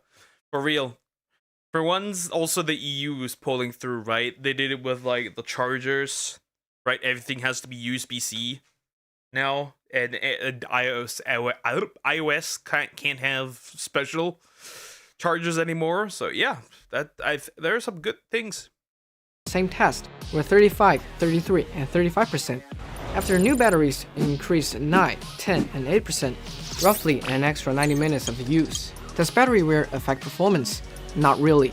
Performance stayed nearly the same before and after replacement, but phones with degraded batteries throttle earlier. For example, this iPhone with 80% battery health slows down at 11%. While with the new battery, it doesn't throttle until 5%. In games, that means the new battery lets you play a bit longer before it lags. That's the end of our experiment section. Some of you might be wondering Oh, so it also okay, that makes sense that it also influences what you're gonna get out of this. Ha! Cool. Okay, that's interesting to know. It also affects how well the phone performs. That is, though that doesn't surprise me. Wondering, if you only use 20 phones in 6 months, why does the title say 40 phones, 2 years?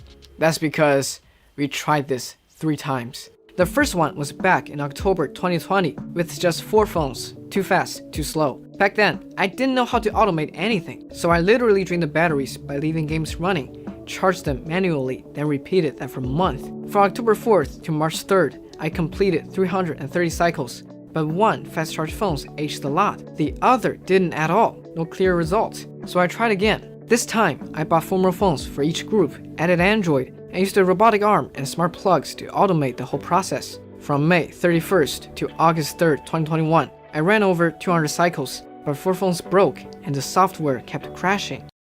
Okay, so 3 times. 3 times is kind of interesting. More thing, iPhone 19 will rename as iPhone 20 in 2027 because it's 20th anniversary 2027. They skipped it, and iPhone 20 might have removable battery, or if not, iPhone is banned on Europe because it doesn't have removable battery. They would probably rather put in the removable battery before they lose an entire market. That doesn't make sense. But renaming it is a bit weird, and I feel like a little condescending and confusing. Another failure. Then came the third try, the one you just watched, and it finally worked. Sometimes I wonder, does anyone still care about whether fast charging hurts battery? Is it really worth all this time and effort? Then I remember my first phone. I always waited until it dropped below 20% before charging, and only unplugged at 100% because I thought that was good for the battery. I did that for 3 years. Looking back, it didn't help the phone, but it made me feel like I was taking care of something important because that phone meant a lot to me. It was my window to the world, my escape from the boredom. So even if that kind of care didn't matter technically, it still mattered emotionally. If this video helps more people use their phones a little more freely, then it's all worth it. All the phones from this test have been given away to our viewers after getting brand new batteries.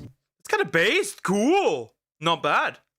If there's anything else you'd like us to test, let us know in the comments. After this, we've also done a video about whether using your phone while charging hurts the battery. Go check it out. See you next time. Cool. Very cool. Okay. Well, in this case, it kind of doesn't matter. Fast charging does harm the battery like a tiny little bit, but overall it doesn't matter that much. And if you wanted to charge it in like the 30 to 80% rate always, and not particularly to 100, but it literally kind of doesn't matter. It kind of doesn't matter, really. It does, but it's like so minuscule that it kind of doesn't matter. Apple makes a lot of money in Europe, so I don't know if many Europeans have iPhones or not. Yes, people have a lot of iPhones. We also have like phone wars here, Samsung versus iPhone. Like we have that here too. Anyways, interesting to see. Very educational. Like, comment, and subscribe. It is good, but it doesn't show removable battery. Maybe in 2027 because the removable batteries aren't available. We cannot make videos for 2027 if we're in 2025 still. How does that work? How does that work? Anyways, very interesting. Okay, next video I want to see. Let's do this one. Can I show you a video? Yes. Yes, you can. All right, we got AI once more. The AI bubble is about to burst by Cole Hastings. I wonder. To be fair, that is kind of true considering that it's just like money laying around. Like people, like investors are like throwing in money as like like maniacs, but it kind of, you know, it's not they can invest it, but it's kind of like just like empty. They're throwing money at something that's never gonna last. And to be fair, AI is gonna be so widespread at one point that like everybody's gonna use it. So it's gonna be hard to make money It's gonna be like a few monopolies and that's it. Realistically. Anyways, we'll jump in. Can I show you a video really quick? No? Well, Wasn't that Abraham Lincoln and Zora? What the heck? I'm gonna show you anyways. Abraham Lincoln was alive, he would be a Democrat! No, Abraham Lincoln would be Republican! I'm quite fond of JoJo's Bizarre Adventure. Obviously, this is Based Abe? Based Abe. I see no issue. AI, but it was actually reposted to Instagram from a new app called Sora. The main idea? Create a social media platform exclusively for AI videos because we were all asking for something like this, right? No, seriously, who the f asked for this? In fact, Nobody. Nobody asked for this, and it's kind of off-putting and weird. Because we live at a point where I have to do double takes if I look at a video. I look at a video and I'm like, is that real? Is that real or is it AI? I'm like, I need to sometimes actually do double takes and be like, okay, that's AI. in fact, who asked for most of the things that these AI companies are building? For a while now, corporations have made it seem like the rise of AI was inevitable. From early pop culture references to advancements in technology prioritizing speed and convenience over everything, artificial intelligence felt like an unavoidable development that's going to slowly seep into more and more of our daily lives. Yeah, there's gonna be there's gonna be so many like things and that are gonna be replaced by AI. Like you're gonna see. I feel like we're gonna have a massive wave of unemployment coming up. Like most definitely, most certainly, we're gonna have a massive. That's gonna happen. That's definitely gonna happen. Until it doesn't. I believe the AI industry is in a very big bubble, and with the amount of money that the biggest tech companies are pouring into it, that bubble might burst soon. So today I want to explain to you how the AI bubble might burst, why the acceleration of AI slop is actually a good thing for the future, and what that better future might look like when the dust has settled. How much are you spending, would you say, over the next few years? Oh gosh, I mean, I think it's probably going to be some. Look at this lizard man. He's a lizard. Nobody can prove me otherwise that this man isn't a lizard. He's a lizard man. Let's see, removable battery. However, Samsung did make a new phone with a removable battery. It's available, but only a few companies make new removable batteries for now. And 1 year and 2 months left until 2027. Well, they eventually have to pull through. They eventually have to, right? Because, like, if you don't have a phone that which battery you can remove and replace, they're gonna just straight up, you're just not gonna be able to sell them. And why phones don't have removable batteries anymore, at least from the conspiracy theory. Conspiracy Data Authority really can use the info in one's phone. It can recording and filming even without the owner knowledge.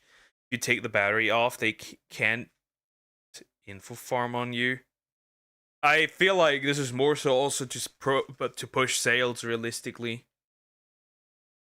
Because, like, the average person is not gonna remove their battery, so they cannot be detected. That's not that. I don't think that's like the reason. The main reason is money, because if you can't replace the battery, you're less inclined to buy a new phone. That's the reason why, mostly. The average person does not really care if they spy on you. The average person does not care. The average person doesn't give a rat's ass. 99.9% of people don't give a rat's ass. Something like, I don't know, at least $600 billion through 28. That's a clip from September 4th at the White House when Donald Trump hosted Mark Zuckerberg and many other tech giants for dinner. What was the $600 billion investment he was talking about? That's the amount of money Meta plans to spend solely on building out data centers, aka buildings that hold GPUs to train AI by... That is a lot of money. That is a lot of money by 2028. So 2 years away. 3 years away. This is 3 years away. Horrendous. 2028. And in 2025 alone, tech companies are projected to spend about $400 billion on infrastructure to train and operate AI models. Derek Thompson put it into a... They're training AI and everything, and most places don't even have a stable internet connection. Yeah, sure, buddy. How about we get every spot, first of all, covered so they have internet before you're trying to force AI on us, which you will. A rather grim perspective when comparing this type of spending to the moon landing. He states, the Apollo program allocated about $300 billion in inflation-adjusted dollars to get America to the moon between the early 1960s and the early 1970s. The AI build-out requires companies to collectively fund a new Apollo program not every 10 years, but every 10 months. These numbers are incomprehensible, and they simply just don't make sense when you think about it, because how do these companies expect to make all this money back? Well, they don't. They don't expect to make it back, but they're just going to keep spending it anyway. One reason big tech is trying to blow up this bubble even further is because, surprise, it warps how well the economy is doing. According to data from the Department of Commerce, investment in software and computer equipment, not even counting the data center buildings, accounted for a quarter of all economic growth in Q2 of this year. Investor Paul Kodrowski found that in the first half of this year, the data center related spending probably accounted for half of the entire US GDP growth. And for the first time, spending on data centers has now surpassed. So basically they're pumping in money and they're not getting anything in return, but where's the supposed to go aside from like that the economy is supposedly doing well? The average person can't connect and disconnect the battery. No, that's not what I said. I said that the average person doesn't give a rat's ass whether or not they're being spied on. Do you read every do you read everything little thing before you use something? Do you? They could throw into the terms of service that they are gonna take your firstborn, and you would still accept it because you haven't read it. The truth is that the vast majority of people do not care whether or not the battery is replaceable. They also do not care whether they're spied on or not. That's just an uncomfortable truth. The vast majority of people, if you ask them if they do care, they have probably never thought about both of these things. That's not even on their radar. Office construction. But it's not just the big tech firms doing the spending. Private equity firms have been pouring in capital too. Brookfield Asset Management, a major real estate investor, projects that building out AI infrastructure could absorb around $7 trillion in investment over the next decade. And on top of that, there's been reports that these companies are downplaying their infrastructure spending, inflating their profits even further. But before I explain that, I gotta enjoy a cup of coffee from today's sponsor, Cometeer. If you're like me, then part of the reason you drink coffee is not just for the boost in focus, but also for the taste. And this coffee tastes so damn good, I might be hooked. Only problem is, getting a good cup of coffee requires you to either go out and buy a cup. I don't trust you. That zip was too small. That tiny little zip was too small. I'm sorry, no. Every day, or go through the entire process of measuring and grinding your own beans, and even then it might not always taste great and usually makes a mess. But Cometeer has provided one of the most unique and clever solutions to this problem that I've ever seen. This coffee is delicious, ready in seconds, and requires no machine because it arrives already brewed to perfection and flash frozen at peak flavor. It comes on dry ice, ready to go straight from your freezer. All you have to do for hot coffee, iced coffee, or espresso style drinks is melt it. The coffee comes packed with twice the coffee, twice the flavor, and yes, twice the amount of caffeine as normal capsules. For a hot coffee, you just pop the capsule. So you're just selling me a quick addiction. Very interesting, my friend. Very interesting. I know what you're trying to do, and I'd fall for it.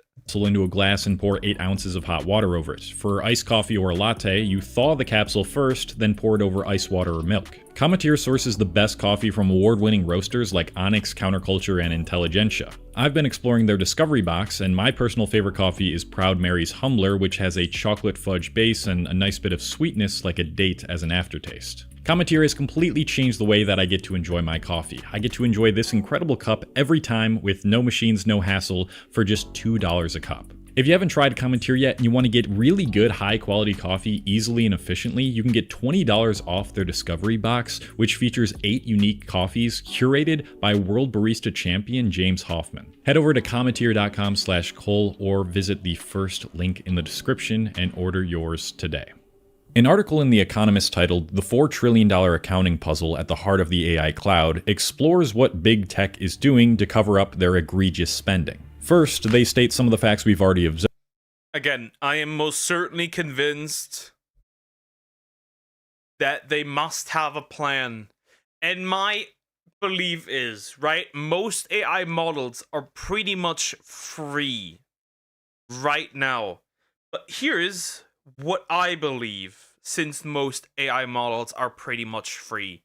Here's what I believe. And that is that, again, in my opinion, that eventually we'll reach a singularity, first of all, where AI can't get better, and then also we're going to reach a point where all that free stuff is going to be replaced by paying for it. We've seen this before with other things that tried to do similar things. We went away from cable TV because of ads and because better quality and all that stuff, right? Everything was good, and now it's just back to being like cable TV again with all these streaming services. And I feel like this is going to start out free and just being back to being paid again. So I think that money is going to get back, but they're going to pay for it eventually. We, the consumers, are going to pay for it again. Between 2024 and 2026, the AI Big Five companies will pour over $1 trillion into data centers and infrastructure. But the way these companies are accounting for the lifespan and depreciation of their AI hardware is where the accounting issues rise. NVIDIA, who makes most of the AI chips, said it would create and unveil a new chip every year instead of every 2 years. This means that older models could become obsolete much faster than reported. But at the same time, major firms have extended their estimated hardware lifespans to reduce depreciation costs and make profits look stronger. Microsoft pushed it up from 4 to 6 years in 2022. Alphabet did the same in 2023. Amazon and Oracle changed it from 5 to 6 in 2024. And in January, Meta moved from 5 to 5.5 years. In other words, these companies are making their profits look stronger by claiming that their hardware lasts longer, even as new chips make them obsolete faster. If AI chips actually last only 2 to 3 years instead of 5 to 6, profits could be severely overstated. Analysts estimate 5 to 10% of earnings per share could vanish from increased depreciation, and the total hit across the top 5 firms could reach $780 billion to $1.6 trillion in lost market value. Additionally, that investor I mentioned earlier, Paul Kodrowski, found that big AI firms are also shifting huge amounts of AI spending off their books into SPVs, or special purpose vehicles, that disguise the cost of the AI build-out. This is really just another clever way to move the financing off their balance sheet. Out of these developments and So they're essentially lying about how much they're spending and how much they're hiding their spending and how much they're actually making. Interesting. They moved from cable TV because of ads. We moved because tech got better and we have more comfort and control. TV through the internet on the PC or phone. Plus ads got into the internet. We can't just by that and move on. Well, but a big appeal of initially streaming services was no ads. You pay so you don't have also no ads. That was a big appeal though. Not only because of like it being comfortable, but also because like, again, no ads. And now we're right back where we were. We're actually exactly right back where we were. The quality is still, once again, the quality is gone back to dog shit for most of the stuff that's running. We're also back to paying just as much, by the way. We are essentially paying we're paying more, in fact. And there's just as many ads again. We are where we started. We are where we started. It all goes back to where we started. It's just as costly. And I think, again, this is the same thing with AI. We started free. And then we're going to get bombarded with stuff again. Findings, a concerning trend can be observed, one that might seem obvious to you now, but it needs to be reiterated. This incredible growth we're seeing in the stock market and economy is based on AI hype and momentum more than ever. As Derek Thompson puts it, whereas equity prices have historically followed earnings fundamentals, today's market is driven overwhelmingly by momentum, as retail investors pile into meme stocks and AI companies because they think everybody else is piling into meme stocks and AI companies. But the hype is beginning to die out, and the consequences are not going to be very good. In their latest bi-weekly survey of AI adoption, well, of course, we have to say, however, we have to see AI adoption rates starting to decline for larger firms. Well, they already have their stuff, so why would they get new stuff? Another thing is also that people are largely already hooked on ChatGPT. I think what's gonna drive mostly AI is long-term use by everyone. There's gonna be like a few, There's gonna be like a few big players in AI that people are gonna use, and that's it. And then the rest just dies out. The rest just dies out. The rest of AI, of all these AI models and firms and companies, they're just gonna fucking die.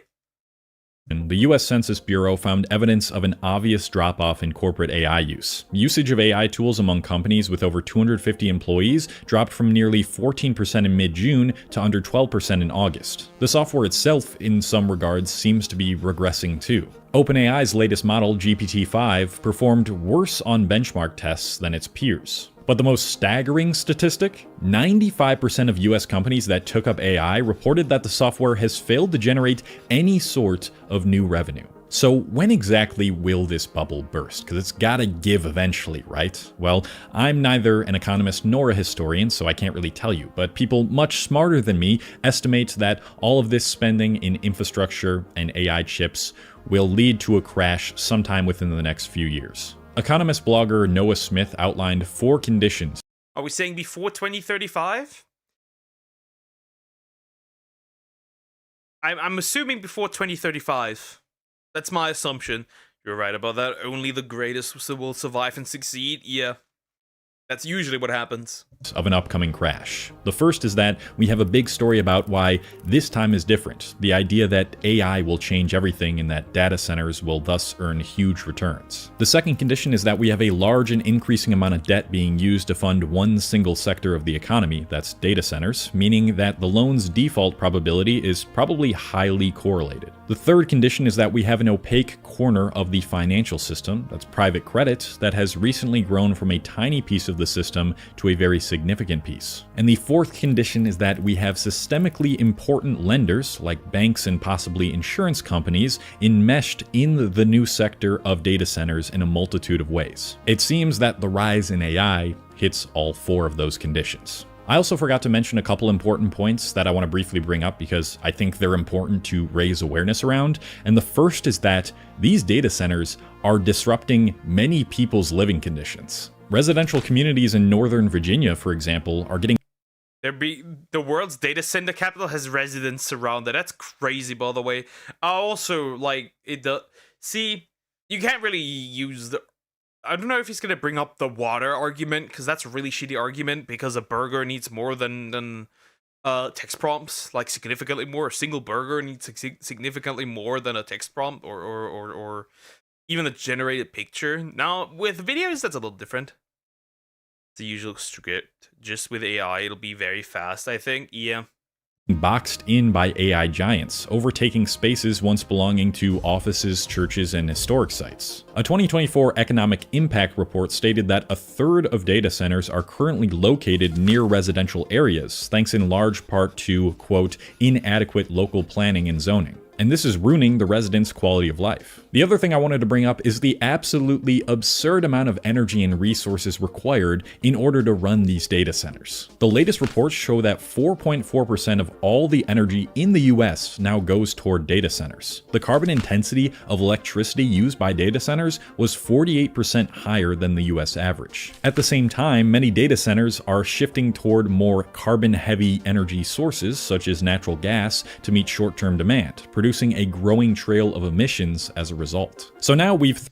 Yep, but no, that's not going to change anything. Nobody gives a shit anymore about the climate, so it doesn't matter.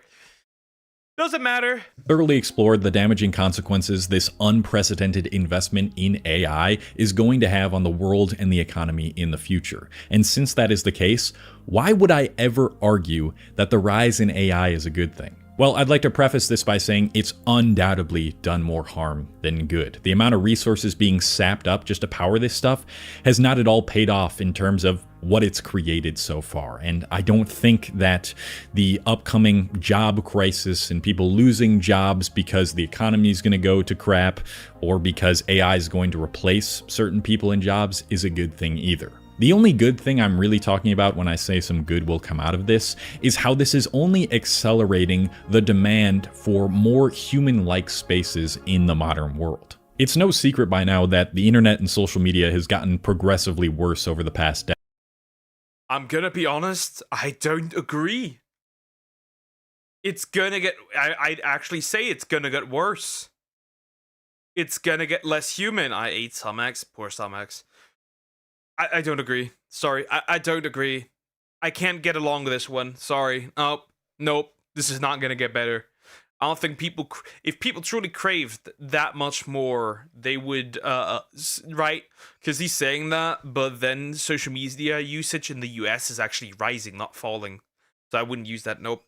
Decade. When all of these platforms started designing future updates around one metric, time spent watching, the social aspect of social media started to diminish. Subscription feeds were replaced with recommended homepages, short-form content grew dramatically in popularity, and the algorithms began to adapt to your interests in real time. This created a fundamental shift in our purposes for spending time on social media. After 2014, people's reasons for using social media flipped dramatically, from one of keeping up with friends and meeting new people, to instead following celebrities and filling spare time. This was no accident. Big tech corporations realized that it's more profitable to foster attention than genuine connection, and therefore transformed creators' incentives from one of building community to feeding the algorithmic void. I'm not sure how many of you agree with me here, but even though I still use social media for a couple hours a day, I feel like that couple hours is just so much less enjoyable than... True. Except when people beat each other's ass on Twitter, then I'm like sitting there and watching it go down. And then I watch a video. I usually do that. That's pretty normal to me. Anyways. It used to be in, let's say, 2016. Like, sometimes I'll just be scrolling or watching some videos or hovering over a video on my YouTube home feed, and I'll just stop and think to myself, like, why am I here? Why am I doing this? I've said this in a previous video discussing these sorts of critiques in more detail, but when creators are incentivized to appeal to an algorithm, this makes their content more algorithmic and robot-like. Whereas in the past you might have felt a real connection with some of the biggest creators on each platform because they just seem like funny, down-to-earth humans, now they feel disgustingly sterile and fake, if that makes sense. And with AI entering the picture, it's starting to become a place that feels less human than ever before. Companies are spending obscene amounts of money trying to figure out where AI can make a profit, which has just created so much junk AI tools and content that cannot possibly last. But if AI slop continues to seep deeper into these platforms, becoming both indistinguishable from reality, yet unmistakably inhuman, and people keep outsourcing more of what once required a human touch, it's inevitable that demand will surge for anything that can proudly declare no AI involved, aka real human creativity and community. I don't think so. The rise of generative AI will also increase. I don't think so. I actually do fully disagree with him on here. I think when it comes to that stuff, I'm usually quite pessimistic because I know greed and like I know that when something is here, it's usually there to stay and it's not gonna disappear. I mean, that's just with most things. Most new inventions, if they are important enough or big enough, they're usually gonna stick around. And I think AI is gonna stick around for quite a while. I'd imagine that in the near future, there will be a social platform specifically designed with that principle in mind, that doesn't allow short-form content and prioritizes subscriber-driven communities over recommendations. And on that platform, there could be some sort of filter that automatically bans AI content and creators. And I know that that sort of platform might never be as profitable as what these big tech companies are producing, but I feel like there's still going to be a demand for something like that if we continue being on the internet. The same can be said for other industries. If AI becomes heavily relied upon in all these sectors, what will emerge from that are these specific human-only creativity and labor sectors, where the usage of AI is banned from them, and maybe the people working in these industries can charge a premium. These industries will die because they cannot compete.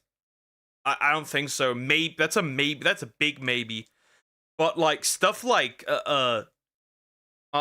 design, right? Like web design, that's dead. That's dead. Graphic design, that's dead. They're all gone. They're all gone. I'm sorry. This won't be nobody, because they're gonna be way more expensive, so people are not gonna pay for it. Except if the ones that are really, really anti-AI, but the ones that don't have the money for it will never pay for it. And overall, I think the closer we get to the breaking point where most people are saying this garbage slop is terrible and I can't take it anymore and it's making me feel awful and disconnected from anything, the closer we are to getting a revival of touching grass, aka being chronically offline. In fact, I think we're already seeing these trends creeping up under the surface. Everyone is chronically burnt out from an onslaught of digital devices attacking their retinas, and all this data coming out about loneliness rates and the dangers social media has on mental health. People are even getting AI psychosis now, which honestly is worth making an entire... They're also... I can... there's gonna be a point where you can just differentiate, and then you're cooked. Video about. And while there will always be people who succumb to it, the increased awareness of these facts is creating a revival in certain corners of the internet to be human and real and novel without trying to heavily appeal to the algorithm and maximize engagement. In other words, the faster AI accelerates, the faster the desire to return to human accelerates. And I know, why couldn't we have gotten to this point without the economy erupting and AI causing all this damage? I get it, but what you can do right now to change the trend is to keep engaging with the right content, raising awareness around these issues, and choosing to disengage with what big tech... See, I rarely see AI stuff, and if I see it, I'll just click on not interested, and then it's gone. Problem is, you won't be able to always do that. And the problem will get harder when you cannot differentiate anymore. Companies want you to engage with. I'm not looking forward to potentially suffering in a few years when this bubble bursts, but I am looking forward to a future where the purpose of the internet reverts back to one of connection rather than optimization. And if that doesn't happen, because it might not, then at the very least, I do think being chronically offline will become the new cool. Sometimes, all it takes for a beautiful renaissance to blossom is to be preceded by total destruction and chaos, which sucks, but at least it makes me hopeful for the future. Let me know your thoughts in the comments as always, and if you enjoyed this video, you'll probably... I'm gonna be real. I'm gonna be real. I'm gonna be fully real. We're cooked. My humble opinion is, we're cooked. That's what I believe. I believe we're cooked. I feel like there's no way of return already. When it comes to the AI stuff, I'm pretty pessimistic because I already know people who don't give a shit that something's AI and they consume and eat this slop like little piggies. So at this point, fuck it. Anyways, like, comment, and subscribe. Okay. First of all, I need something to drink because I'm starting to get a little headache. Slowly but surely. Been yapping too much, screaming too much. People are too stupid nowadays. They burn my mind. Anyways.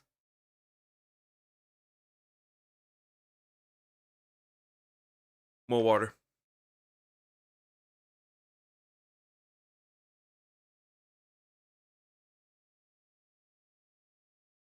Back to it. Back to it. And yeah, there's more Akimi stuff coming out on Twitter, by the way. There's some more stuff. They're literally like being absolutely racist on Telegram now. Crazy work. It's been crazy. Anyways, what do I want to look at? Let's see. What do we have? This looks horrible.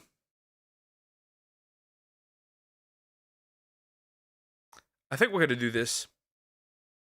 On this week's episode. Oh yeah, this is gonna be good. This gonna be good. This is gonna be peak. I regret reading this, I think, boy love manhwa, Golden Complex, by Axel Byzantine, I think is how you say it. Byzantine? Byzantine, I think. Yeah, manhwa. This cannot be good. It's always bad. Let's hear it. Let's hear it. Here we go. On this week's episode of What the Hell Did I Find? Everybody say thank you. That's an interesting intro, and yes. You to the Clock app, because under a post claiming Mr. A's farm was the worst thing ever, someone said, I bet your top dollar you haven't read Golden Complex, and I tilted my head, because I sure didn't. But seeing the word golden, my first thought was Jungkook, and then I was like, that's too random, that man's innocent. Why would he be in a... And then my second thought occurred, and I was like, well, golden, pee, pretty much, this is a BL about, like, a peeing thing. And No. If it actually goes that way, I'm ending this video right on the spot. There will be no pee fetish right now. I can't think of anything else more scarier and hilarious other than just this. Apparently, this might have been a middle finger to some people who critiqued a previous piece of work from an author about them maybe having some type of I don't know if anybody wanted this. We're just making anything. What's next? Food? Everybody and their mother is bald as hell at the start. You could have took your time. Nobody was waiting for this. We're in corporate hell, aka sales. Manager Nim, yes, that's his name. They call him that for the entirety of 6 episodes, is recognized as being a great worker, but thinks his social skills are a bit off. And believe me, he's more off than you think. What is this? What did I touch right now? What did I get into? Gooner stuff. Sometimes I'm like, Yaoi and Yuri are fetishes. I'm sorry. Sometimes I'm actually like, both of them are fetishes. You don't care about the character. You care about that they're gay. That's it. Sometimes I'm actually like, okay. Manager Nim is very reserved until meeting a newer employee, Pyo Hwan. When he brings him coffee, he's instantly jealous of him and his perception in the office, even throwing away the coffee he gave him, thinking he's some kind of like serial killer of niceness. I honestly just can't stop thinking about how everybody in this office is ugly as hell. Nobody, not even the side workers. It's chop central. But I think it's also quite insane how in the beginning they make it a point to show when he was younger, he became aware of what the hell was wrong with him. I did not think that was necessary. I think it's gross and I'm just gonna skip over it. Flash forward, we're on the train. Like the plot of a horror. You skipped it? You think it's gross, you skipped it, but that's the good part! I'm disappointed. Movie, a victim is recognized. That victim being Hwan. Manager Kim. To be fair, I feel like the people watching this, including me, are a victim. To be fair. I feel like I'm the victim. Kim looks to his left, then looks to his right, and then his left and notices Hwan. And when he thinks he's gonna act like he doesn't see him there, he starts fidgeting, coughing, and acting sickly. Normally, one would help. Gay. Here we go. But this isn't normally a normal situation. This is one of those BL manhwas. Logic isn't a thing. Being creepy is. He doesn't help him. He gets turned off by this. You are under...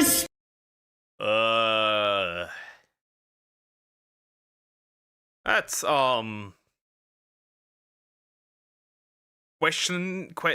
that's questionable. Homie next to you sick. You get hot. What? Huh? No. He's an evil monitoring spirit. Watching him, wondering if he's probably going straight to the bathroom. How did he instantly figure out he needed to go to the bathroom? I don't know. But then again, who fucking cares about logic at this point? And what is he doing in the bathroom? Is he jorking it? He's jorking it. 100% he's jorking it. Like the predator he is, he begins following him around and wondering why he's not going to the bathroom and realizes he can't go to a bathroom outside. I fear I am one of those people, but that's about it for in terms of relatability. It's a hygiene thing. Manager Nim is full of thoughts and everything he wants from Hwan, even him pissing in his... And swallowing every last drop of his warm urine, I have only one desire. Who wrote this? Who made this? Jail cell shared with Johnny Somali.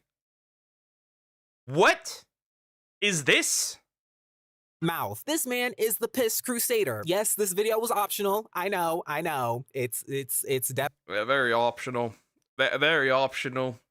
Should have not done this. Should have not touched this.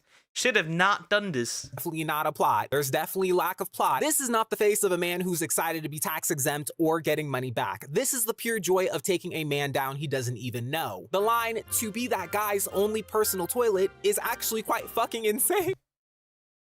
What the actual fuck? Who made this? Jail! Like we don't, it's waste. Piss is waste. Like, what? The following day, instead of trying to get to know him, he's approached by Hoan asking why he's lost in thought and asks him if he wants coffee. Pushing the coffee towards him, he has to take it as a respecting the manager, workplace type of thing. But Hoan cares deeply about his perception, so he can't say no. Obviously, he's trying to avoid it so he can't go to the bathroom. And everybody's just drinking coffee. Nobody at any point thinks water. And so the predator keeps going. Being with them for a year, they're out all having dinner, and he's having this issue where he feels like he needs to go to the bathroom. And manager Nim takes no time rushing him with more drinks to get him to go to the bathroom, but also seduce him. It's one of— What the fuck? What the fuck is that? Who made this? What? Why? We should keep these fetishes private. We should. What's next? A boy love manhwa about, like, feces? What's next? Those, I know. The difference is, it's on chapter 2. After making him drunk by even giving him his own alcohol, he starts blacking out and is somehow in the bathroom. Grown old ass is cradled up on the toilet. I'm not showing it, but this grown ass man, it's crazy. Hilarious even. Quickly confronting Hoan about him not being able to pee, well, makes him pee in areas I didn't know one would allow. I don't know, I feel— Inside? Man. like that's an infection waiting to happen. This man is a piss predator. I can't take none of this shit serious. The piss predator. That's an interesting name. Yes, he is. Yes, he is. This is horrible. This is horrifying. Who made this? Again, I'm asking who made this. Seriously. Halfway into doing things, manager Nim wants to be his personal toilet. This personal toilet. Yeah, sure. Like, do you even know how much bacteria is in it? Like, okay. The following chapter, after all of that, Hoan wakes up. Manager Nim is just under the covers, face down, ass up in between his legs doing things without his consent. But while I have everyone's attention, I would like to mention a series I actually did like reading recently at the same time as this, called The House of Sisyphus. I don't know how to say it, shit. That sounds like an STD. With this context of the video, that sounds like an STD. Mind you, it's not even a house, it's hounds. How'd you fuck that note up? This is something like a zombie post-apocalyptic. Ji-Hoo has essentially no memories and Go-Won saves him after finding out he's a teacher. I was assuming Go-Won part of the undead, but I think he's something very different. He brings him to a town that has a population of like 28 people, and they basically fall for each other, but like they also don't have memory of their past. Jinwoo has like these weird reflexes inciting something else. I saw some people saying there was a plot twist. I did a little look-see. Go-Won may have killed this man's father. I don't know. Fuck it, maybe that man deserves to die. I don't know. I'm still progressing through this as I literally record this video. There is a plot, and I find it a bit enjoyable. It is a bit of a slow burner. Some people said it was really smutty, but it's actually kind of slow burny in my opinion. Hopefully I can come back and make a video about it. Nah, you get, when you read this shit, you lose the halo. You get the horns, you lose the halo. You get some demon wings. I don't care about, I'll be real, I don't give a rat's ass about JJK. I haven't watched it. I don't care that there's a sequel show. I really don't care. It's just shonen slop once again. I don't care about JJK Zoom. I don't. Because I'm actually enjoying it. Go-Won is actually really charming. However, he does remind me of someone I used to talk to. Talking stage, complicated, but they have pretty big backstories, and I didn't see anything about anybody taking advantage of anybody or hurting each other, or so it seems. So I'm on here saying this is fine by my TLDR, simple stomachs. This boy love manhwa is about a guy having a non-consensual piss fetish. And he makes another guy, well, not this one. This one is a different one. But the one that is mostly talked about It's about a guy that has a piss fetish, non-consensually, and he makes the other guy drink more, so he get more piss inside of him. That's it. That's the whole thing. That's the whole thing. Standards, I recommend it. I love the damn art style. That's why it's named Golden Complex. Because, you know, he pees golden.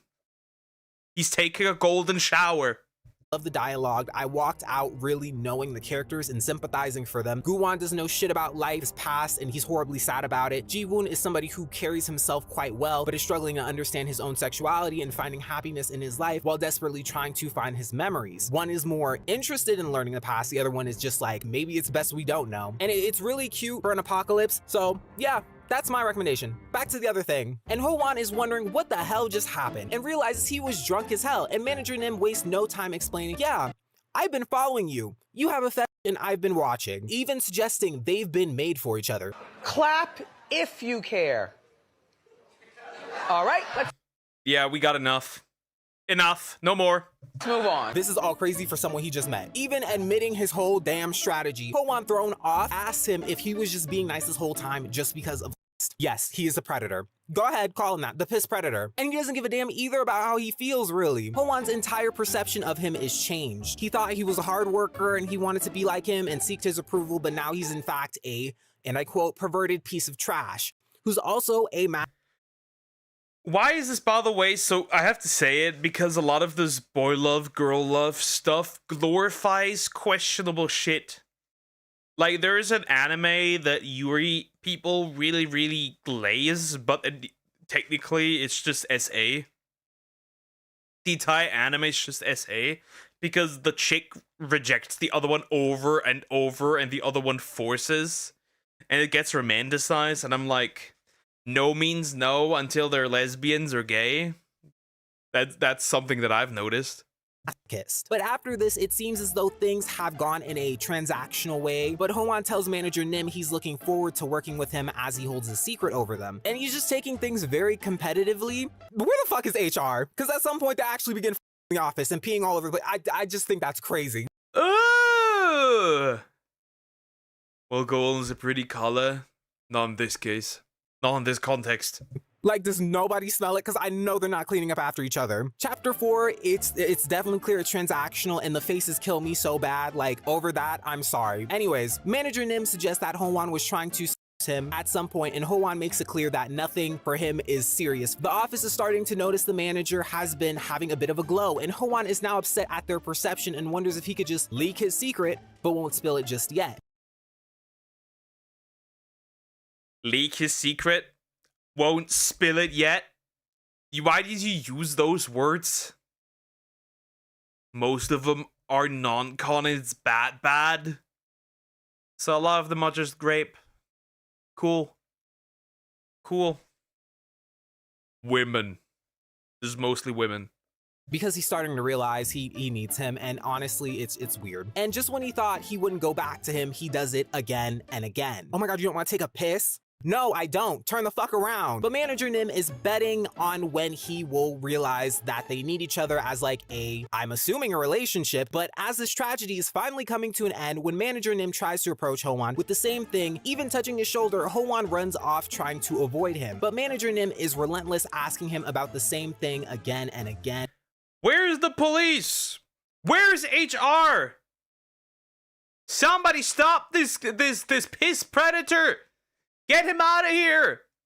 And trying to push his buttons. Hwan states he's been getting therapy, and I thought he was joking, just saying as an excuse to get away, but no, he dead ass has been going to therapy. But Manager Nim doesn't want him to throw away what they have. But Hwan can't help it, wondering why he has to go to the bathroom again. I don't know, maybe because you got a fucking urinal tract infection. Even therapy isn't helping him, and he ends up back where he started. And Hwan approaches Manager Nim after work, and the whole dialogue confused me from what to who, or maybe I just got bored. And when Hwan tries to avoid him, again, he actually pees on himself. And by the end of this whole thing, he crawls back and they just end up in some kind of thing together, and Hwan realizes he needs him to function in his life. Moral of the Motherfucker. Who made this? Who fucking made this? I don't care who made this. Jail. Man, woman, anything between jail. Forever. The story, keep some shit to yourself. As much as I didn't care for this, apparently the author had some series titled Butterfly Trap, and some people did make remarks about how there was this allegedly pee thing going on like twice, and I don't know, it's kind of ironic. Then they just turned around and made this whole damn comic. Yeah, that was a find indeed. I don't think I have much to say. I think this was intended for a specific audience. I'm definitely not one of them. The art style was nice. I don't think the characters were attractive. They were all chopped, but I do want y'all to know that you should check out the House of Sith. Yes. Mind you, it's not even a house, it's hounds. How'd you f that note up? Again. Just saying. It sounds like an STD. I do not care. Type it somewhere. On that note, Yeah, he's out, and so am I. What the fuck have you been recommending me recently that I get now piss fetish? Why do I get all of a sudden the piss fetish? I had no desire for the piss fetish, and now I got the piss fetish, and I didn't want the piss fetish. Anyways, like, comment, and subscribe, otherwise you get a piss fetish. Or somebody's peeing on you. Like they did in, the Demon Slayer movie. That guy who pissed on the kid.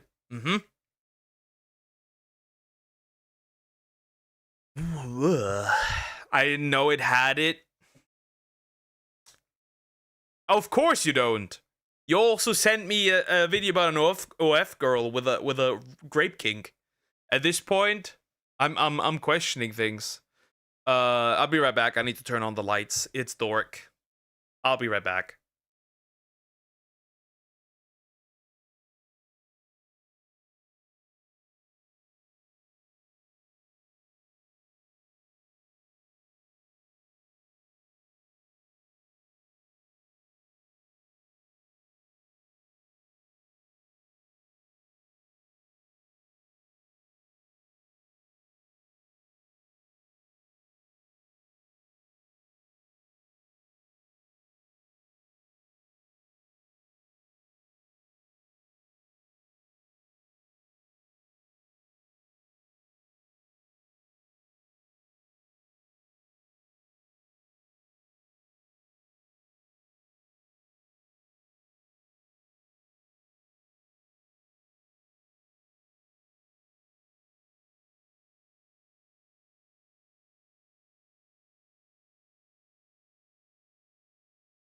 Okay, back. Lights are on.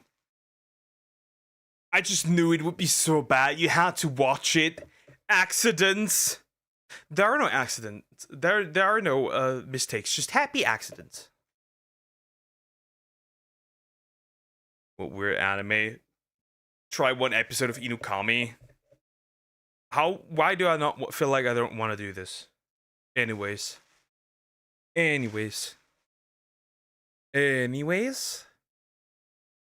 This one also sounds silly. Okay, a while ago, a hobby. This one also sounds interesting and silly. This also, we are once again back in China. It appears we are in fact back in China, which is going to be interesting. The Microdrama Pandemic of China by Jay Gao. I think that's the name. Again, I have no idea. I don't know what's going on. I don't know what's happening. All I know is that they're dying in China. The actors, that is. They're weirdly falling off of buildings. Let's go. Okay, a while ago, a hobby analyst posted that the short drama industry in China will disrupt the global entertainment industry. The short drama. So it's just short TikTok dramas? Sure, I guess. The same way TikTok has done towards the social media entertainment field. Now that's a bold claim. You're saying this will revolutionize entertainment globally.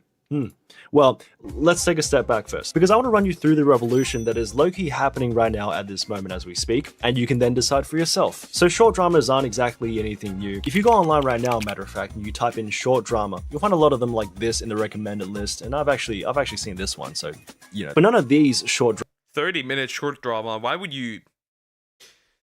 We're just bombarding our brains more and more. We're frying our brains 100% of the time. 900% of the time at this point. I don't know how we reached 900%, but we're definitely frying them. Dramas look like this. Somebody really sad. He's just been randomly dancing, and then what is that? Is he throwing a chair? Then was like, yeah, this'll kill cinema. Okay, you know what? It's not just illusion. 短剧, or literally short drama, consists of about 1 to 3 minutes per episode that you can watch on streaming platforms. Often up to 80 episodes per release, and unlike traditional companies that release one big movie at a time, these companies release 10.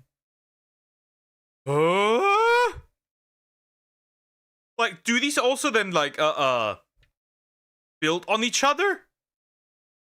What the fuck? What kind of anime are you watching, Cricket? First of all, I started Breaking Bad, by the way, finally. Took you long enough.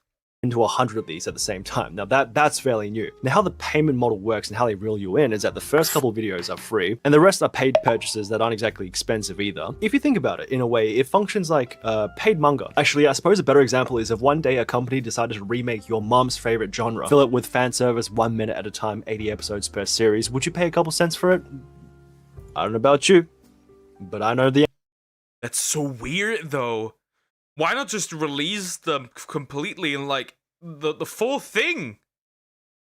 What? That's crazy. Answer from me. Let that scenario sink in and you're kind of getting the rough idea of how disruptive this could be. Okay, but here's the thing, because the main attraction of these short dramas is that it's not exactly designed to be high quality per se. What it is designed to do is to satisfy your cravings, spark emotional value, giving you a full dose of drama in the shortest period possible. You know how in traditional love dramas, couple will meet and they go through like a week of blue balling and then you're like, oh, do they kiss right here? Nope. 20 episodes down the line, and then they kiss and you get your emotional value in return. Now, I'm not exactly saying that model isn't valid because some people still prefer a little bit of back and forth, but what the industry is saying is that some people are employed, so we're gonna have to improvise. Just last year, the figures for short drama market sits at 50.4 billion, which has pretty much already overtook the 2024 box office revenues, and by a pretty fair margin, I would say. So then this claim isn't exactly nonsense, right? Kinda not, I guess? I don't see the... Are we really that cooked that we cannot watch? That we cannot watch, like, actual full big dramas? The fuck? At least from a domestic perspective, short drama is looking like this right now, and it's spreading towards Hollywood. You know what came a long way? Chinese brain rot microdrama, the global television audience. Yeah, we're cooked. We're already fried, so it doesn't even matter at this point. And skip videos, which is what this is built on. But then the interesting thing is that when it comes to having a look at the top performing dramas, none of them are even close to the type of stories you'd see from revenue breaking hits. Now, for example, in August 2023, this film called Wu Shuang, or translated to Second to None, breaks 100 million streams in just 8 days. Now, that number is relatively crazy, but what's even That is pretty crazy. I wonder how much money you make of one episode. Does that have ads too? crazier is this plot that I'm about to tell you. So in Second to None, the show begins with a male lead called Tu Ting, who basically lives as a good-for-nothing son-in-law. A classic. Now the story begins tragically when he finds out that his wife's family is going bankrupt. So he spends 5 in-game years solving the rising issues for his in-laws and protecting the family, while the wife chases money and status on the other hand, trying to win favor from this Lord of the Dragon Hole. That's what it's called. So immediately you kind of get an idea what type of show this is. Then eventually his wife divorces him. That's tragic, but that's also when the paywall kicks in. So the paywall. So like you pay for each episode every single time.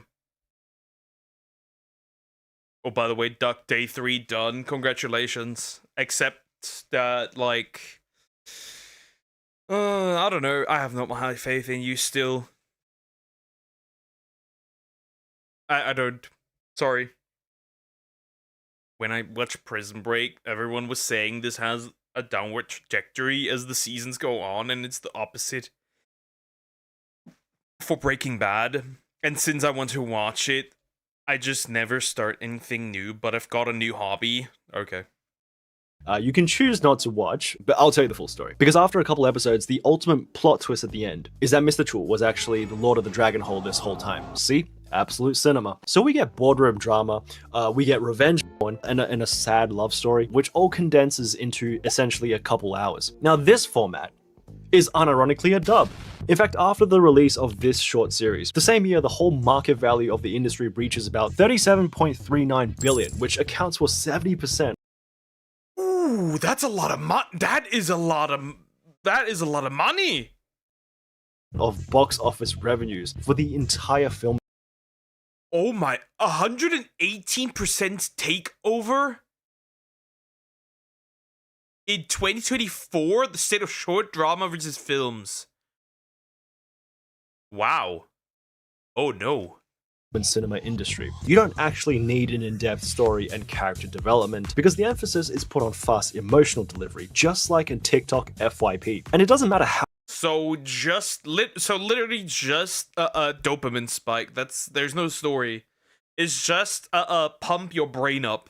Essentially, that's what it is. It's just like frying your brain.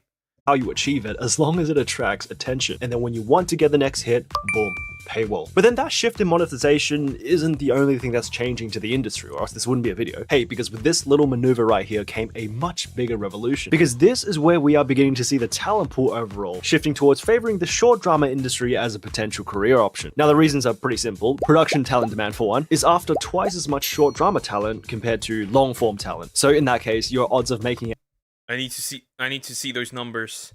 Short dramas produced 36,400. Short drama production employment 647,000. Total job postings 9,000. Long dramas and cinema produced 612. Movie production employment 99,934 in 2024. Interesting. Compared to long-form talent. So in that case, your odds of making it as an actor is simply higher from a statistics perspective than because of the nature of how short dramas are filmed, where a smaller actor base is needed. This means more frequent scenes with a... Okay, short form leads may appear 70 and 90%. Long form leads may appear 60 or 70%. That's visibility count plus impressions. Better impression rate. I mean, talk about things from a time perspective, right? What are the odds that you'll make it as a low-tier TV actor? Okay, that question depends on a variety of things, right? For example, the time it takes for your tuition to end. Well, in China, you don't make it as an actor at all because, well, they're gonna make you... You're by accident are going to fall down a building in Beijing.